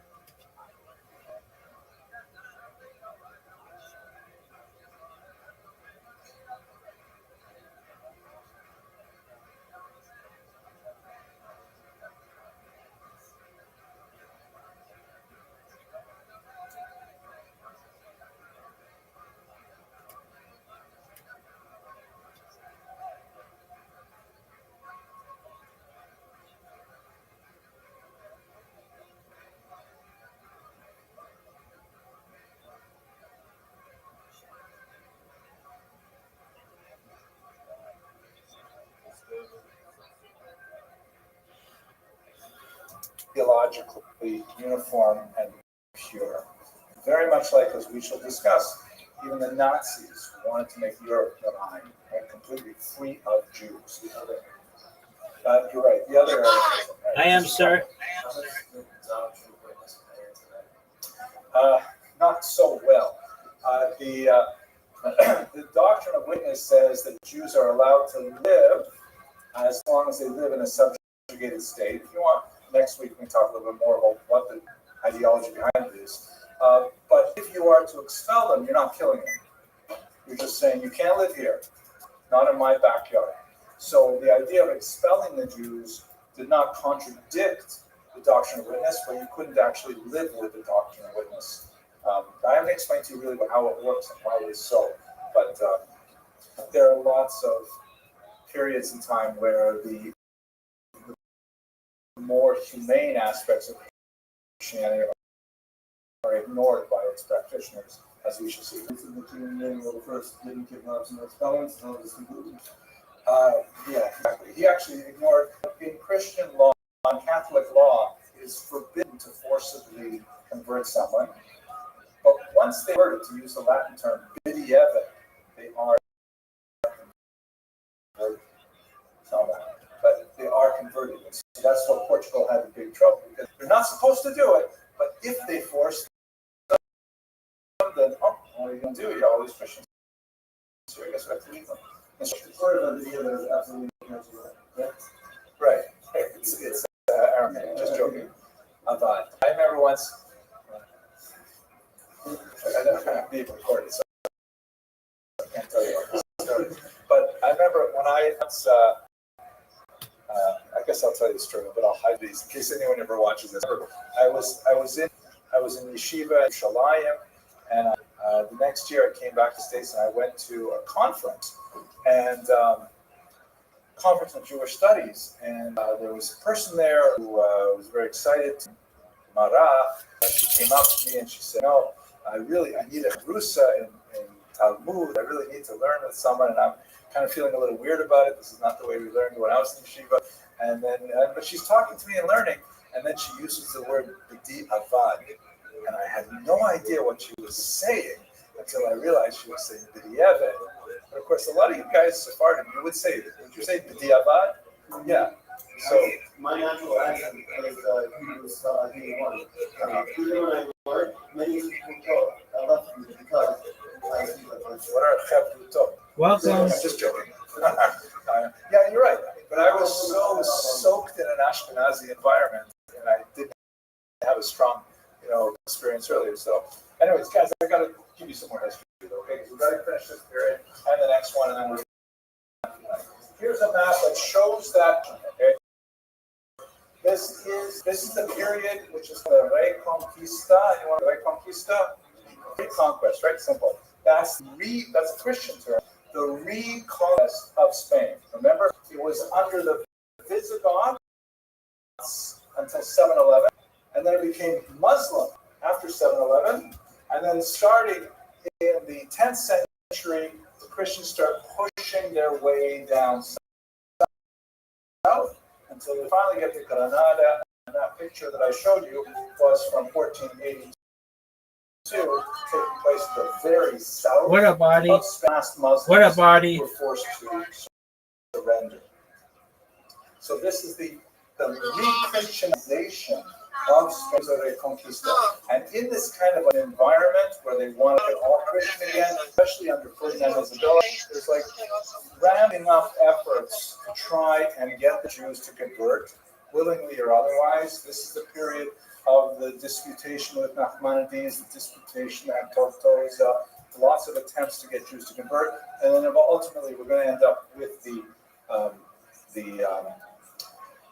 Inquisition and the expulsion. I'll explain that in 1 second, and we're going to spend a lot more time about it later. But Mr. Arosh and Mr. Gross? Aroshes. Yes. I was wondering, you said that the later Christians considered the Visigoths as heretics. Yes. Would be an appropriate term for them? Why would they want to say that? Because you're forgetting about the Muslim period that intervened, right? They're reconquering Christian. I forgot to mention one other thing. we'll talk about it more tomorrow, on Tuesday. But in 589, the Visigoths abandoned Arianism to become Catholics. And when they became Catholics, they also became incredibly anti-Semitic. It was like they wanted to show that they were so Catholic now that they were going to invent new ways to persecute Jews. And it's absolutely going to be, it's going to blow your mind on Tuesday when you hear about what the Visigoths did when they became Catholics. It was really nasty. So this is the Reconquest, meaning it was Catholic, it was not heretical anymore from a Catholic perspective. Then it became Muslim, and then it was reconquered through the course of 500 years until eventually 1492, when you have the expulsion of Jews. And really, that represents sort of like the cultural, what's the word, monolithic period. Okay, do I see another hand? No. Okay, I have to explain very briefly the Inquisition, why it happened, and then the expulsion. And we're going to stop. We will come back to it and have to have a long talk about it because it was a hugely important thing. But basically, what happens is during this period of the Reconquista, there's like a lot of anti-Jewish sentiment and a lot of feeling, like I mentioned, that what are we having these Jews in our neighborhood anyways? They help the Muslims. They're heretics. They're not like us. And so in the year 1391, there's a massive wave. You like watching what? Attacks on Jewish communities. Yeah, I do. I'm more a Twitch creator, but yeah, I watch it sometimes. Tens of thousands of conversions, maybe over 100,000 Jews are forcibly converted. Not quite as simple as the Shahada in Islam. It involves a little bit of holy water and again a formula, but again, what did you say, Tim? To forcibly convert someone to Judaism. And now here the problem is that maybe the church suddenly had this maybe you like them. Of people who were legally Christian, excellent, but considered themselves Jewish, and that meant that they had no anti-Semitic restrictions placed on them. They could go to university, they could live anywhere they wanted. They didn't vote because Fish Tank, E-World, Socialized, A Process. Even though they were saying, well, okay, fine, I still buy my meat at a kosher store, I still send my kids there, Fish I Tank, still have yeah. lots of Jewish friends, I may live in a Jewish neighborhood, and this went on for about 1391 pogroms and conversions, and the Inquisition is brought what do you in mean? 1478 because the church and the crown says, enough of this already. These new Christians, now I think it's the Fish Tank alternative one. They're actually Jews. So we have to force them to become really Christians. It's called like Fish Tank Alternative Group. We will persecute them, we'll make them do humiliating things, and maybe we'll burn them at the stake. That's the meaning of the term Inquisition. It was directed not at Jews per se, it was directed at Jews who had been converted to Christianity and their descendants who may still have harbored Jewish attitudes. Is that relatively clear for a nutshell? So it became like, Mr. Kaplan.